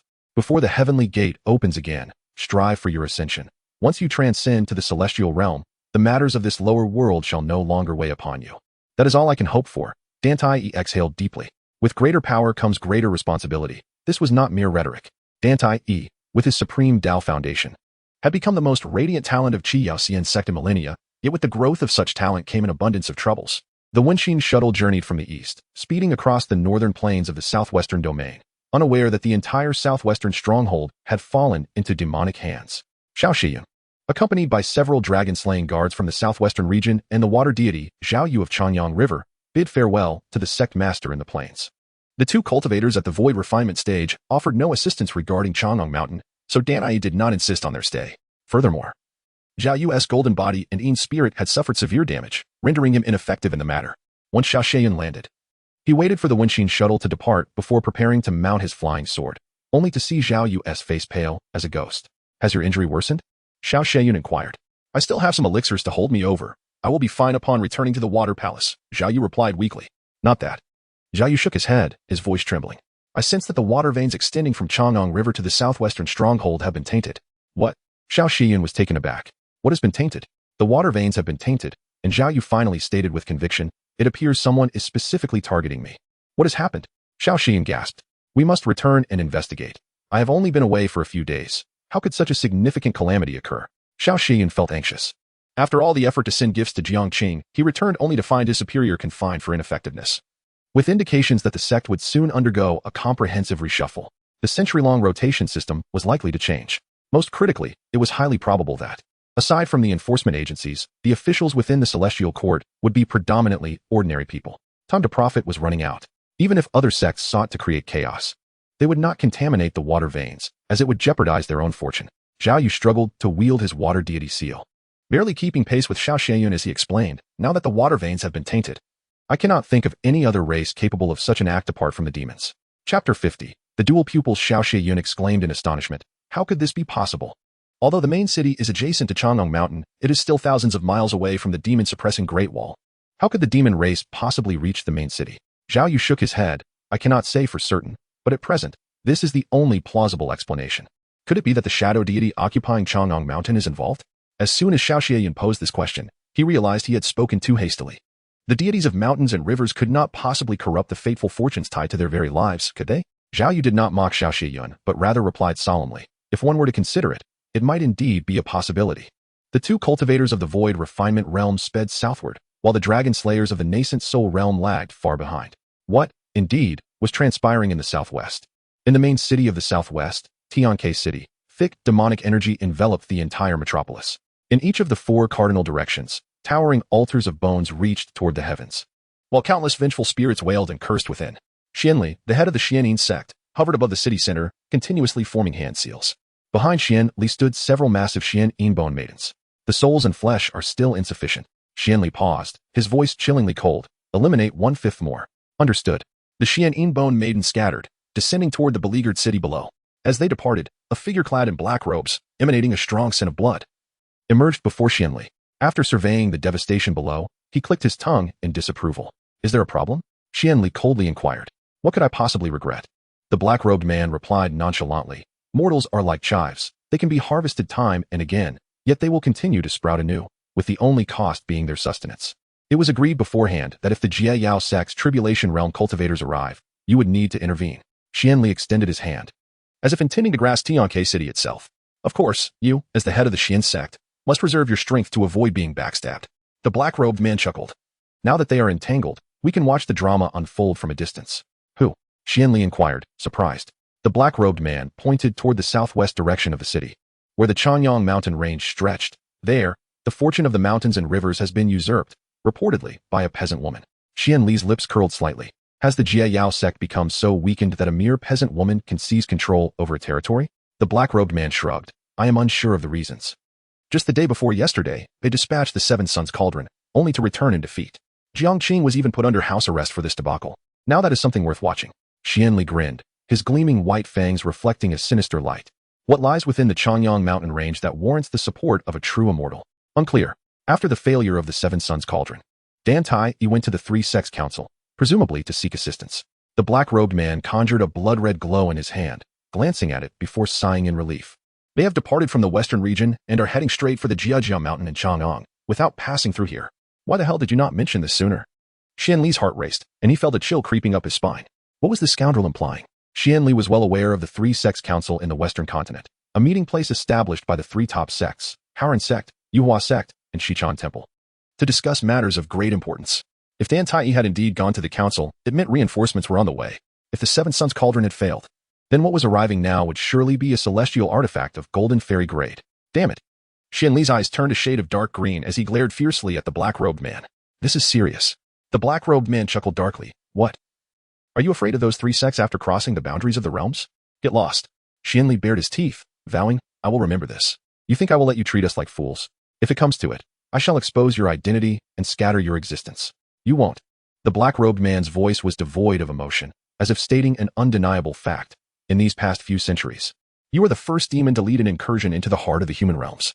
If you do not accomplish something noteworthy, how will you secure your place in the ancestral records?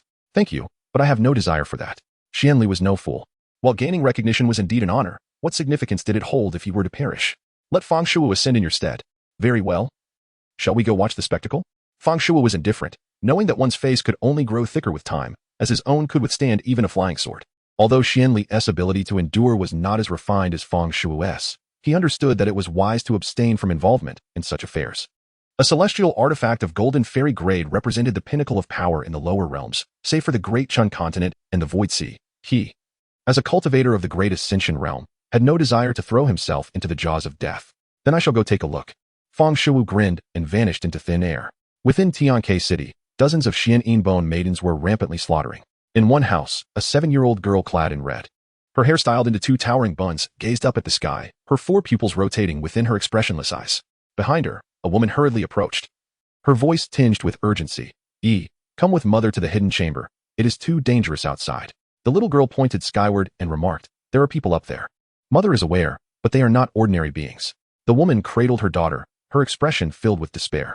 As a discarded disciple of Kunping Cliff, the woman, though of low rank, recognized that the ominous black mist above was demonic energy. The vital essence of humanity and the demonic energy of the beast were easily distinguishable.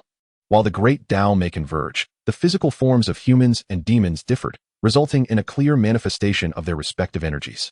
Those are demons, aren't they? The girl spoke in a tone as flat, as if recounting an unrelated event. Yes, they are demons. We must hurry. The woman swiftly scooped up her daughter and dashed toward the inner courtyard. She dared not utilize her own vital energy, fearing detection by the rampaging Xian Bone maidens within the city. Her husband was merely an ordinary merchant, utterly powerless in the face of such calamities. Although they had hired some mundane warriors, what good were they against demons? As the woman ran, her daughter's 4 pupils clearly reflected the figure shrouded in darkness above the clouds. Mother, you possess a similar aura to those demons. Why are you hiding here? The girl whispered, her voice barely audible. The woman paused momentarily but continued to run, stating, there are some promises that cannot be broken. The woman knew her daughter's eyes bore an unusual phenomenon, rendering her indifferent to all matters, even towards her own parents. She did not resemble a child of her age at all. But what of it? Was she not still her daughter? Chapter 51. Physique upon the summit of Jianjia Mountain. Amidst a sea of clouds, a grand and opulent mined shuttle, redolent with the fragrance of paper and ink, hovered serenely. Gao Zhangshi, with a sense of resignation, reactivated her divine palace, manifesting it within the cloudscape. She emerged from the palace, her gaze fixed upon the approaching vessel. Han Jingyao, an ethereal glow enveloping the quill in his right hand, stood poised. We seek merely a resolution today, Tantai declared, his hands clasped in a formal greeting. Gao Zhangshi sighed, asked then, yield or resist? Tantai inquired, his eyes downcast, hands at his sides. As a veteran of Xichen continent and a traveler of the 4 great continents of the human race, Tantai was not known for his leniency. His restraint in the face of the occupation of Chanyang Mountains was a testament to his deep consideration. I cannot yield, Gao Zhangshi replied, shaking her head. I am but a steward, an appointee. The decision is not mine to make. Then summon the one behind you, Han Jingyao proposed with a smile. That we may ascertain the true nature of this affair. Gao Zhangshi remained silent. The esteemed elder was within the divine palace, and she knew she lacked the authority to summon her. Silence, therefore, was the only appropriate course. As Han Jingyao's words faded, a woman in verdant palace attire materialized before Gao Zhangshi. I warned you that further intrusion would be met with retribution, she said with a cold laugh. It seems my words were not taken to heart. Such domineering conduct is unbecoming, Han Jingyao countered. To seize without inquiry is thievery. These Chanyang Mountains have long been the domain of the 7 luminaries' immortal sect. Your occupation is hardly justifiable. He stepped forward, the Qiankuan pointing brush in his hand, emitting a myriad of pure energies, cascading like a boundless, starlit river. Trying to intimidate me? The woman scoffed. You are not worthy. Summon your ancestor, the grand righteous immortal emperor, to parley. Gao Zhangshi stifled a laugh. The elder had demanded the presence of the 7 luminaries immortal emperor from the previous delegation. Now, she called for the grand righteous immortal emperor. Han Jingyao paused, the Qiankuan pointing brush wavering in his grasp. After a moment's hesitation, he bowed with the brush in hand and asked, may I inquire as to your esteemed title? The woman waved dismissively. Neither you nor your brush are qualified. Out of respect for the grand righteous immortal emperor, I shall spare you. But the scion of the 7 luminaries shall remain. Han Jingyao's pale countenance flushed crimson. Whether I am qualified is a matter for contention. The woman sighed. A frog in a well cannot fathom the vastness of the sky. Come, I shall grant you an opportunity to strike. But I advise you to fully awaken that golden immortal grade artifact. lest you remain forever ignorant of the world beyond your well. Tiantai restrained Han Jinyao, bowing to the woman. Venerable one, I shall remain. Allow them to depart. But the battle has not begun. Han Jinyao protested. Are you reneging on our agreement? How am I to justify the expenditure of resources? The resources shall be provided, but you must not engage. You are outmatched, Tiantai said. As a cultivator with a heaven-grade Dao foundation, his combat prowess far surpassed that of Han Jinyao, despite their similar cultivation levels. He sensed that the woman before him possessed a presence akin to the heavens themselves. A golden immortal-grade artifact? Could it truly possess such power? He wondered. Such a presence could only be rivaled by the aura of an immortal emperor emanating from the opening of the heavenly gate. This woman was at least an immortal king. Perhaps even an immortal emperor. Han Jinyao faltered, uncertain. Depart, Tiantai urged, patting Han Jinyao's shoulder. Deliver a message. Should I not return, my direct disciple, Song Xuanji, shall assume the mantle of sect leader, with the assistance of the Hall of Law, the Spring Pavilion, the Hall of Transmission, and the Seven Luminaries Hall. Will you engage or not? The immortal woman yawned, finding the matter tedious. Yet, she was bound by Chun Xian's commission. As the controller of the heavenly Dao in the lower realm, she stood at the pinnacle of the three realms since Chun Xian enlightened her. Depart. Tiantai roared again, striking Han Jinyao's shoulder, sending him flying back into the mine shuttle. The Qianquan pointing brush, the epitome of the grand righteous sect's power, remained inert. Han Jinyao understood as he was propelled back to the mine shuttle. The woman was beyond the reach of the grand righteous sect. Sensible, the immortal woman murmured, beckoning Tiantai forward. He obeyed, allowing her jade finger to touch his brow. Her lips parted, her voice resonating with the Dao, a heaven-grade Dao foundation, and a natural yin-yang physique. A suitable guardian of the tomb. Tiantai's eyes were blinded by the woman's radiant presence, yet he struggled to ask, what tomb? The Sky Tomb, of course. Are you unaware? The woman's fingers traced a pattern on his brow, and a crimson, ancient seal emerged. Sky Tomb? What Sky Tomb? Tiantai cried out in pain, unable to even frown.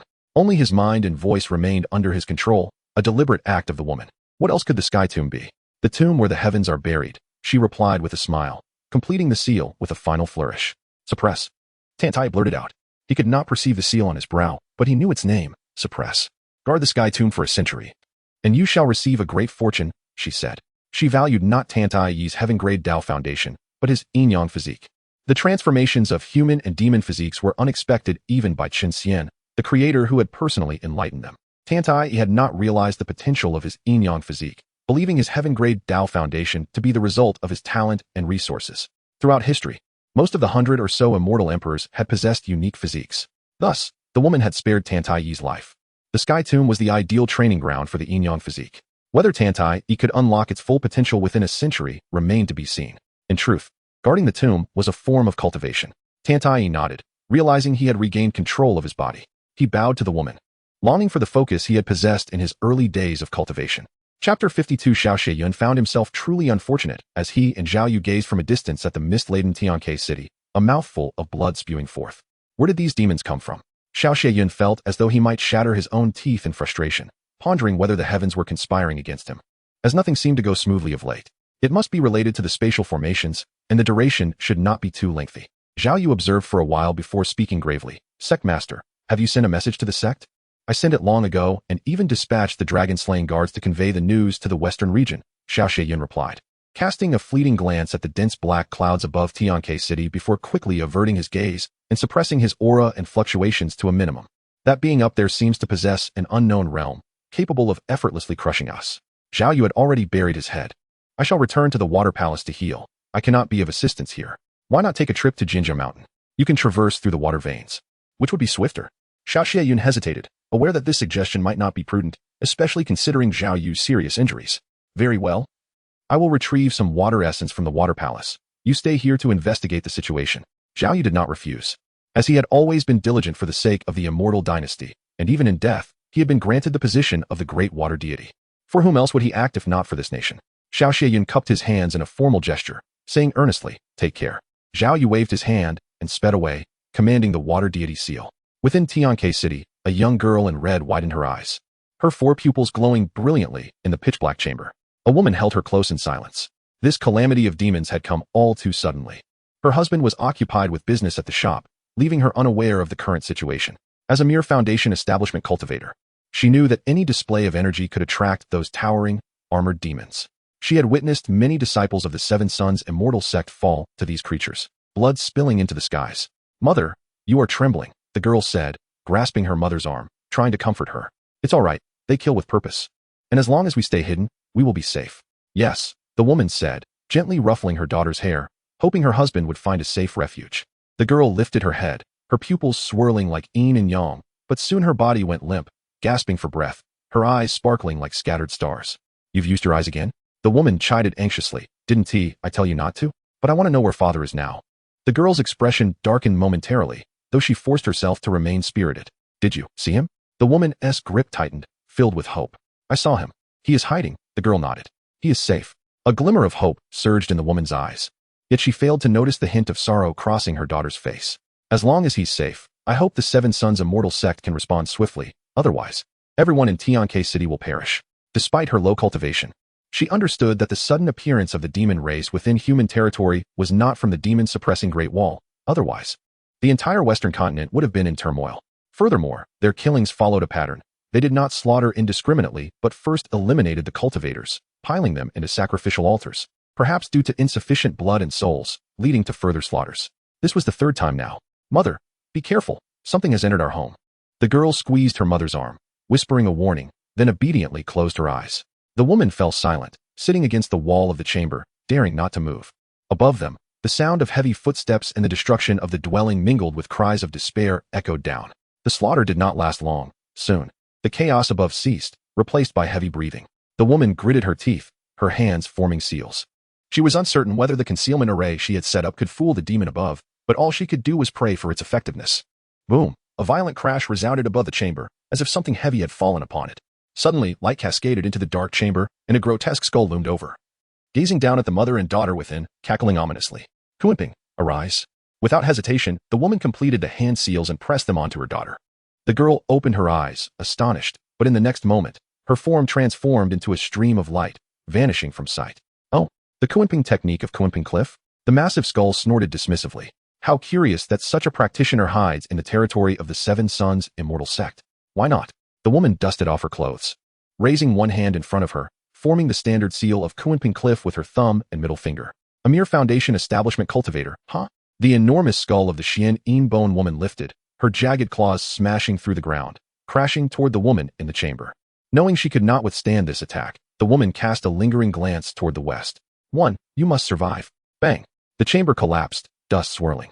At the base of the western city wall of Tianke City, this area once comprised the slums.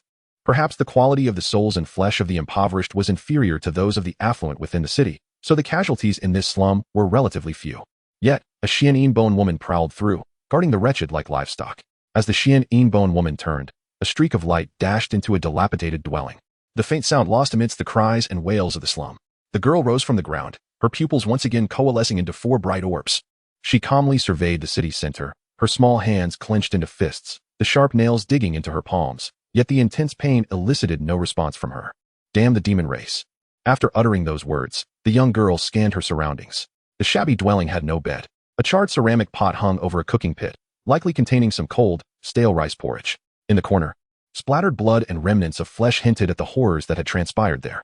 Yet, the girl showed no sign of disturbance.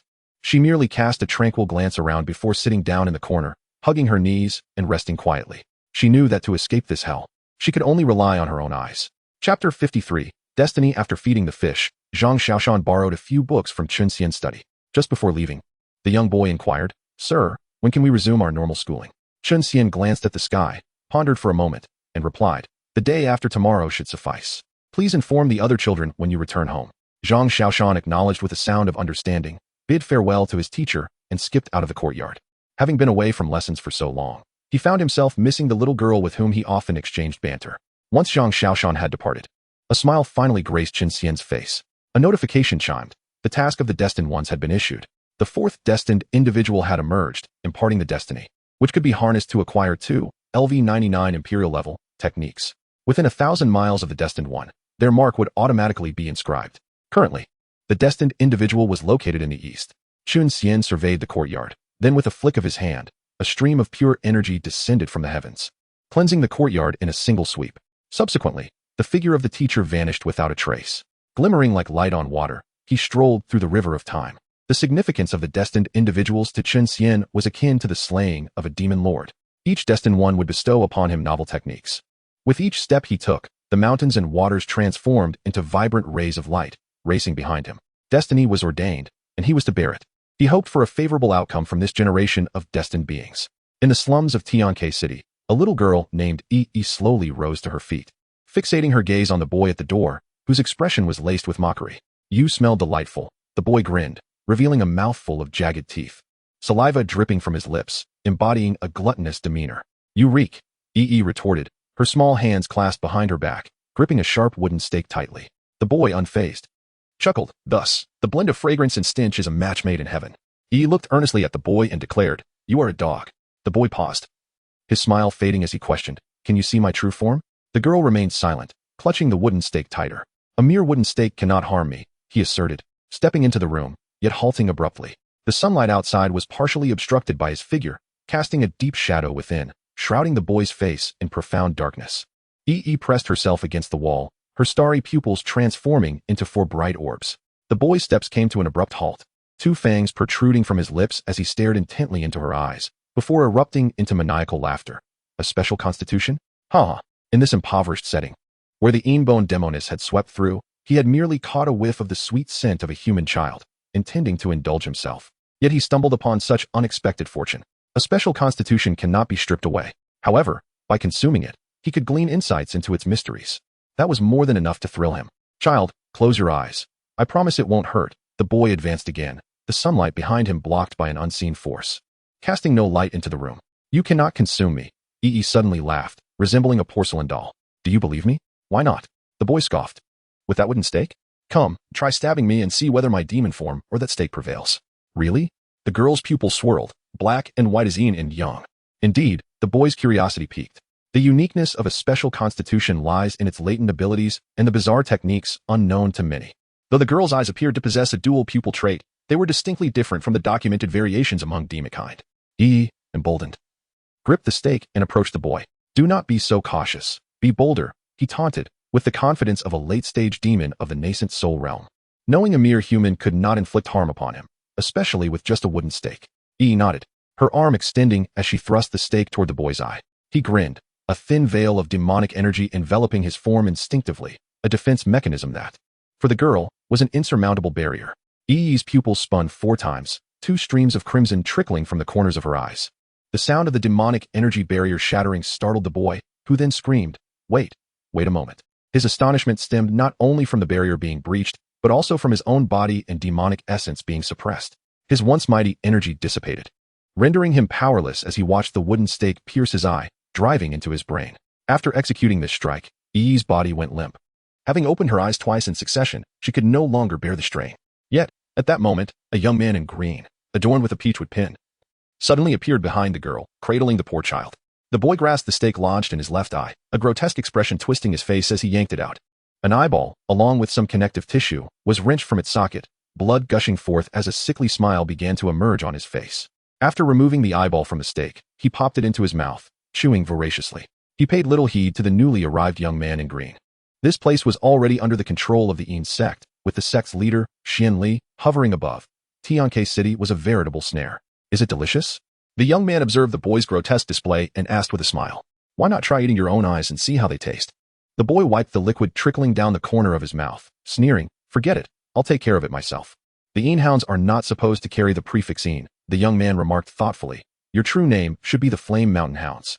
The boy stared blankly at the young man, the chewing halting as he questioned, "Who are you?" The Yin hounds and the Flame Mountain Hounds were originally one and the same.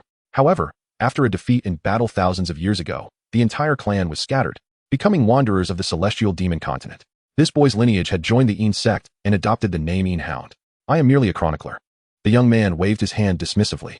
"Step aside. I have matters to attend to with the young girl." Chapter 54. Return to the world, are you joking? The voice of the young boy was chillingly cold. He certainly did not wish to leave. Why should he? Just because you wear blue garments and adorn yourself with a peachwood hairpin? Why don't you suppress me with your vital energy fluctuations? I never jest.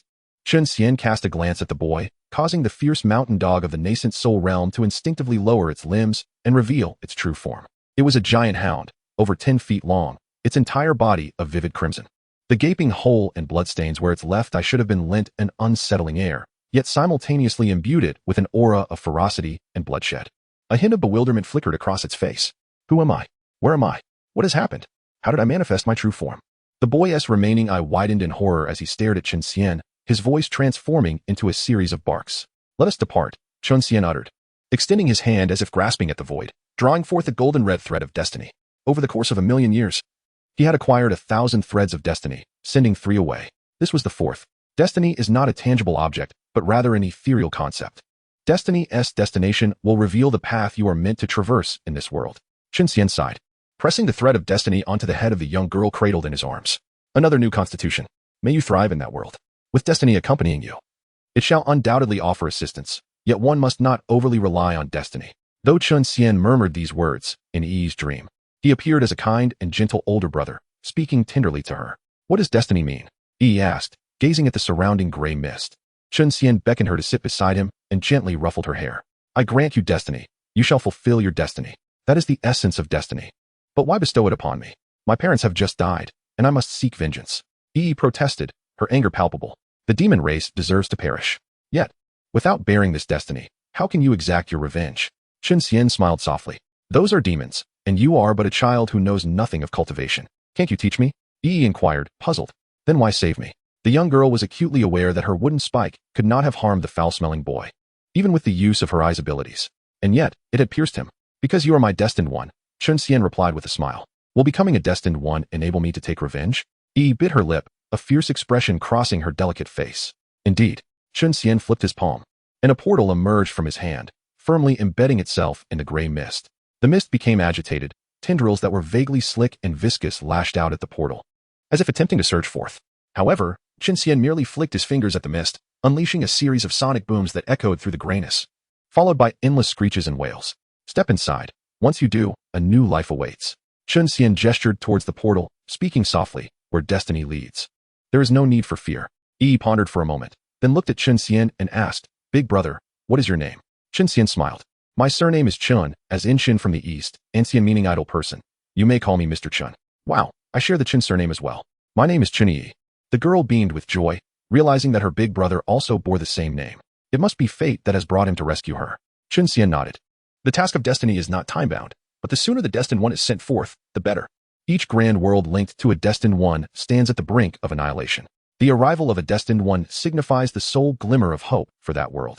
However, among the 3 threads of destiny he had dispatched, only Liashaz survived. The other 2 had completely merged with their respective worlds. That was their choice. And Chen Xian neither interfered nor intended to, just like the flowing sands. By the way, Mr. Chun, what kind of world lies beyond the portal? Chun Yi's voice carried a hint of yearning, a thirst for vengeance and power. I cannot say for certain, but I assure you it will not be a pleasant place. Chen Xian sighed. It is time to depart. If we delay further, the coordinates of that world will be obscured by the mist, making them exceedingly difficult to locate. Very well. Chun Yi rubbed her eyes, standing from beside Chen Xian. After a few steps, she turned back, bowing deeply to him before running into the portal without a backward glance. Chen Xian stood in silence, lost in thought. Ding! Destiny has been fulfilled. The thread of destiny has been dispatched. You have obtained Imperial Judgment of 9 Laws LV99, Imperial Fist of Creation LV99. Within Chen Xian's boundless energy sea, a quarter of it suddenly expanded. The thrones formed by the Judgment of 9 Laws and the Fist of Creation aligned alongside the thrones of the other 6 Imperial-level techniques, presenting an arrangement reminiscent of the 8 trigrams. Judgment, Creation. Chen Xian sighed, his gaze deeply fixed upon the portal. Chen Yi felt weak. As she opened her eyes, she found herself in a room she had never encountered before. The walls were a pristine white, and the overhead lights surpassed her comprehension. At that moment, memories began to merge with her consciousness, an array of unfamiliar sights and sounds slowly integrating into her recollections. This place is called a hospital. Father is referred to as Dad, and Mother is called Mom. Oh, that overhead thing is called a light bulb. Chun Yi rubbed her temples, attempting to rise from the bed. But a woman clad in white cautioned her gently. Please remain still for now. You are quite injured, little sister. Taken aback by the language, it took Yi a moment to comprehend that the woman was addressing her. Hesitating, she awkwardly inquired, Why am I here? I'm not certain. Your parents will be arriving shortly, the nurse said, glancing at the data and jotting it down before exiting the room. Yi blinked, a transparent frame appearing before her eyes. Loading Destiny System. Loading complete. In response to the Destined One's constitution and the circumstances of this world, the Destiny System has automatically evolved into a hunting system. Please silently recite to activate the system panel. Chen Yi. Activate panel. She tentatively uttered the command, and the transparent frame transformed into the likeness of a small figure, alongside various texts and data. Destin 1. Chun Yi. Constitution. 4. Mental strength. 10. Agility. 3. Strength. 2. Talented constitution. Star shattering and time erasing eye. Star shattering and time erasing eye. Weak. Breaks through to perceive the future 5 seconds ahead. Destiny points. 0. Eliminate any being that disrupts the order of this world to earn destiny points.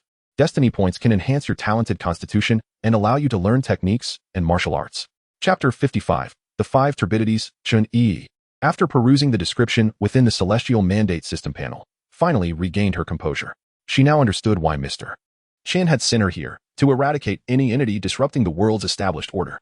A sigh escaped her lips. She was, after all, merely an 8-year-old girl. As Chun Yi was lost in thought, the room door opened once more.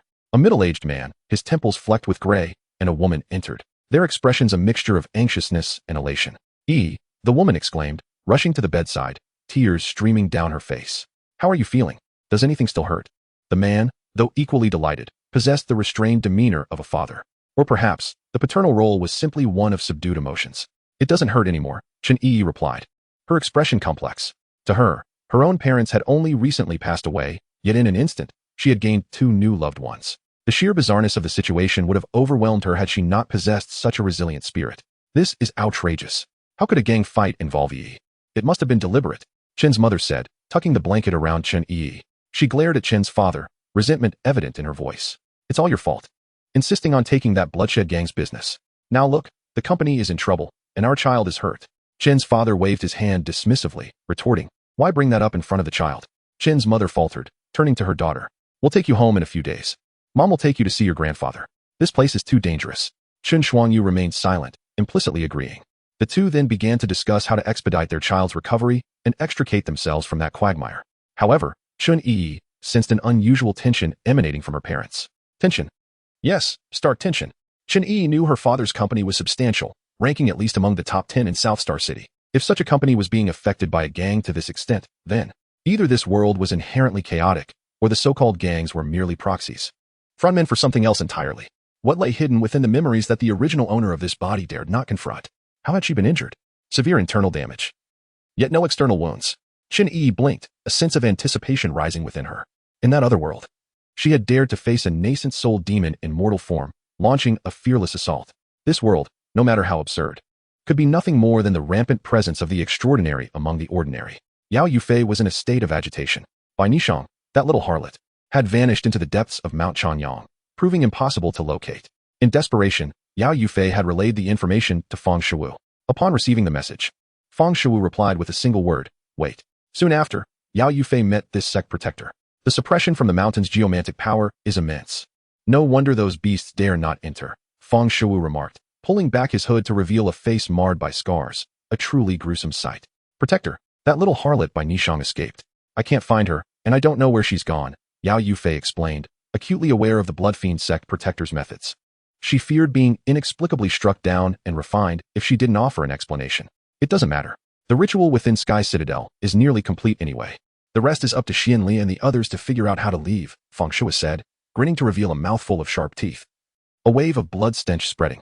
"As for whether the Xian sect's demons will be ambushed, what does that have to do with me? If the Bloodfiend sect were to uphold its promises, it wouldn't be a demonic sect. Besides, you demons have brazenly seized control of a realm's main city. What's the sacrifice of a grand ascension cultivator, a few integration cultivators, and some void refinement, divine transformation, and nascent soul cultivators? That will be recorded in the ancestral hall.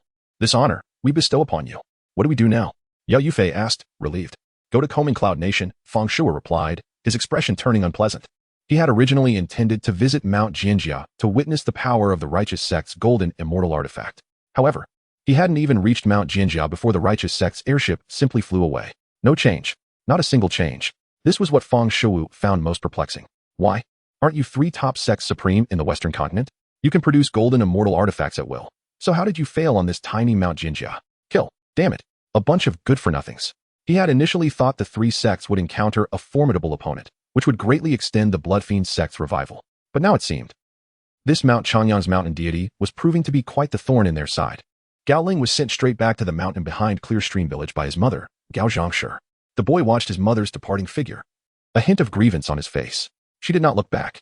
Only when Gao Ling could no longer see his mother's silhouette did he slowly turn and walk down the mountain.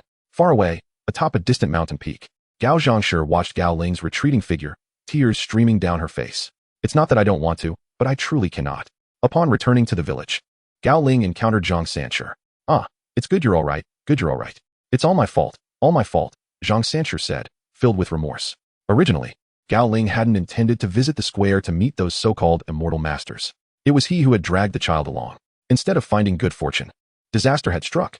Fortunately, Mr. Chun had intervened, or Zhang Sanshi wouldn't have known how to face Gao Ling's deceased parents.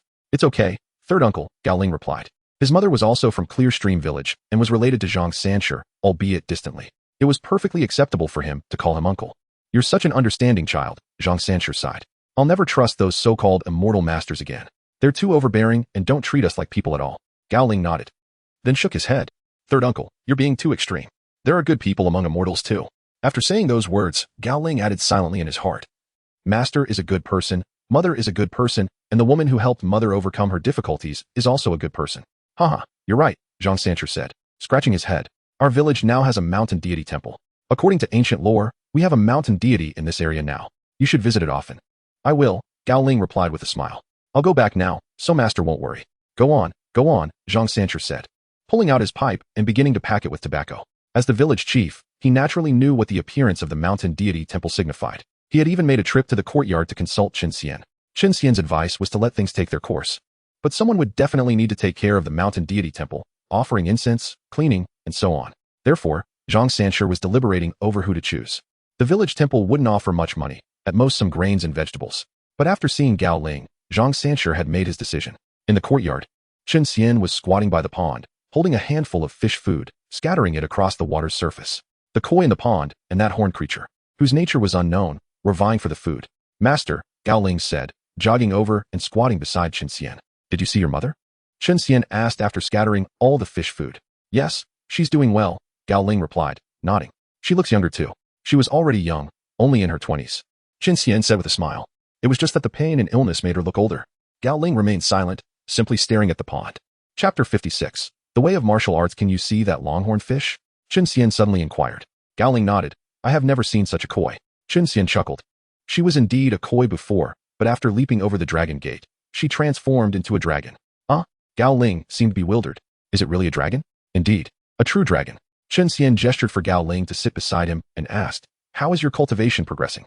Qin Xian was aware that the Gao family had employed certain subtle tactics to hasten Gao Ling's journey towards cultivation, hoping that his son would quickly embark on the path. However, he remained oblivious to the fact that Gao Ling's path, much like Zhang Xiaoshan's, was unprecedented martial arts. In certain small dynasties on the Western continent, the pinnacle of practitioners merely reached the foundation establishment realm, yet they were already regarded as celestial beings. The essence of martial arts was the mainstream of these small kingdoms. Though Gao Ling had yet to enter the realm of the 9 revolutions profound art, the process of refining his vital energy was unceasing. And this refinement harmoniously complemented the 9 revolutions profound art. Gao Ling's choice of path was not misguided. Practicing the stance a mere 1,000 times has not yielded sufficient insight. Gao Ling admitted earnestly, I feel somewhat guilty for wasting my master's medicinal herbs. Qin Xian smiled silently, clenched his fist, and stood up. Let us see how formidable my master's fist is. The 4th destined individual, Qin Yi, had bestowed upon Qin Xian a unique martial technique, the Fist of Creation. Since it was a fist technique, it naturally encompassed the fundamentals of martial arts. Moreover, with the Emperor-level creation fist at level 99, every strike was akin to the heavens above and the earth below. All right, Gao Ling said. His anticipation peaked. He knew his master was powerful, but the extent of that power was unclear to him. Watch closely. I shall deliver only one punch. Qin Xian tightened his fist and struck upwards toward the heavens. In that moment, he resembled an ordinary teacher, yet after that single punch, Gao Ling's mind was left with only 8 words. Under the fist, all beings, above the fist, none. Amidst the layers of clouds, a gaping hole appeared, unveiling the starry river that could only be seen at night. The force of the punch surged like a great spear, piercing through the cosmos. In Gao Ling's eyes, as the fist ascended to the starry expanse, a distant star erupted, radiating an unparalleled brilliance in the silence. Yet it was a brilliance of destruction. After delivering the punch, Qin Xian departed, leaving Gao Ling standing in contemplation. What is martial arts? Is it the cessation of conflict through martial means? Yet in this world dominated by celestial pathways, how can martial arts quell conflict? By mere prowess to split mountains and shatter stones. Such a notion is laughable. The pinnacle of martial arts is akin to the Qi refinement stage. And even that is a flimsy form of it. What utility does such cultivation possess? Gao Ling realized that what he desired was not this form of martial arts, but rather a martial path that could stand shoulder to shoulder with celestial pathways, celestial martial arts. Thoughts surged, and his vital energy surged like a dragon. The long-dormant energy within Gao Ling began to traverse through countless meridians, passing through the Qi Sea without pause, ultimately converging at the heart, merging entirely within. Boom! Thunderous beats resonated as the heart pulsated, heralding the arrival of spring thunder. In the courtyard, Chun Xian was filled with elation. Ding series task, Gao Ling's reversal subtask, Gao Ling has entered the realm, completion confirmed. You have obtained Imperial Artifact, Tower of Time. Subtask, training has been triggered. Task requirement, ensure Gao Ling embarks on a 10-year journey to cultivate and reach the nascent soul realm. Please note, Gao Ling's realm cannot be forcibly imbued, and during the training period, you may intervene a maximum of 3 times. Task reward, Imperial Artifact, True Martial Armor. Chun Xian gazed at the black and white tower in his hand. Smiling with satisfaction, I have captured a segment of the river of time within. It is indeed a commendable strategic artifact. After stowing it away, he retrieved a broadsword from the mother of all things cauldron. Imperial Artifact, Jinghong's Sword. Master, I have entered the realm. Gao Ling joyfully rushed from the pond to the courtyard, calling out to Chun Xian.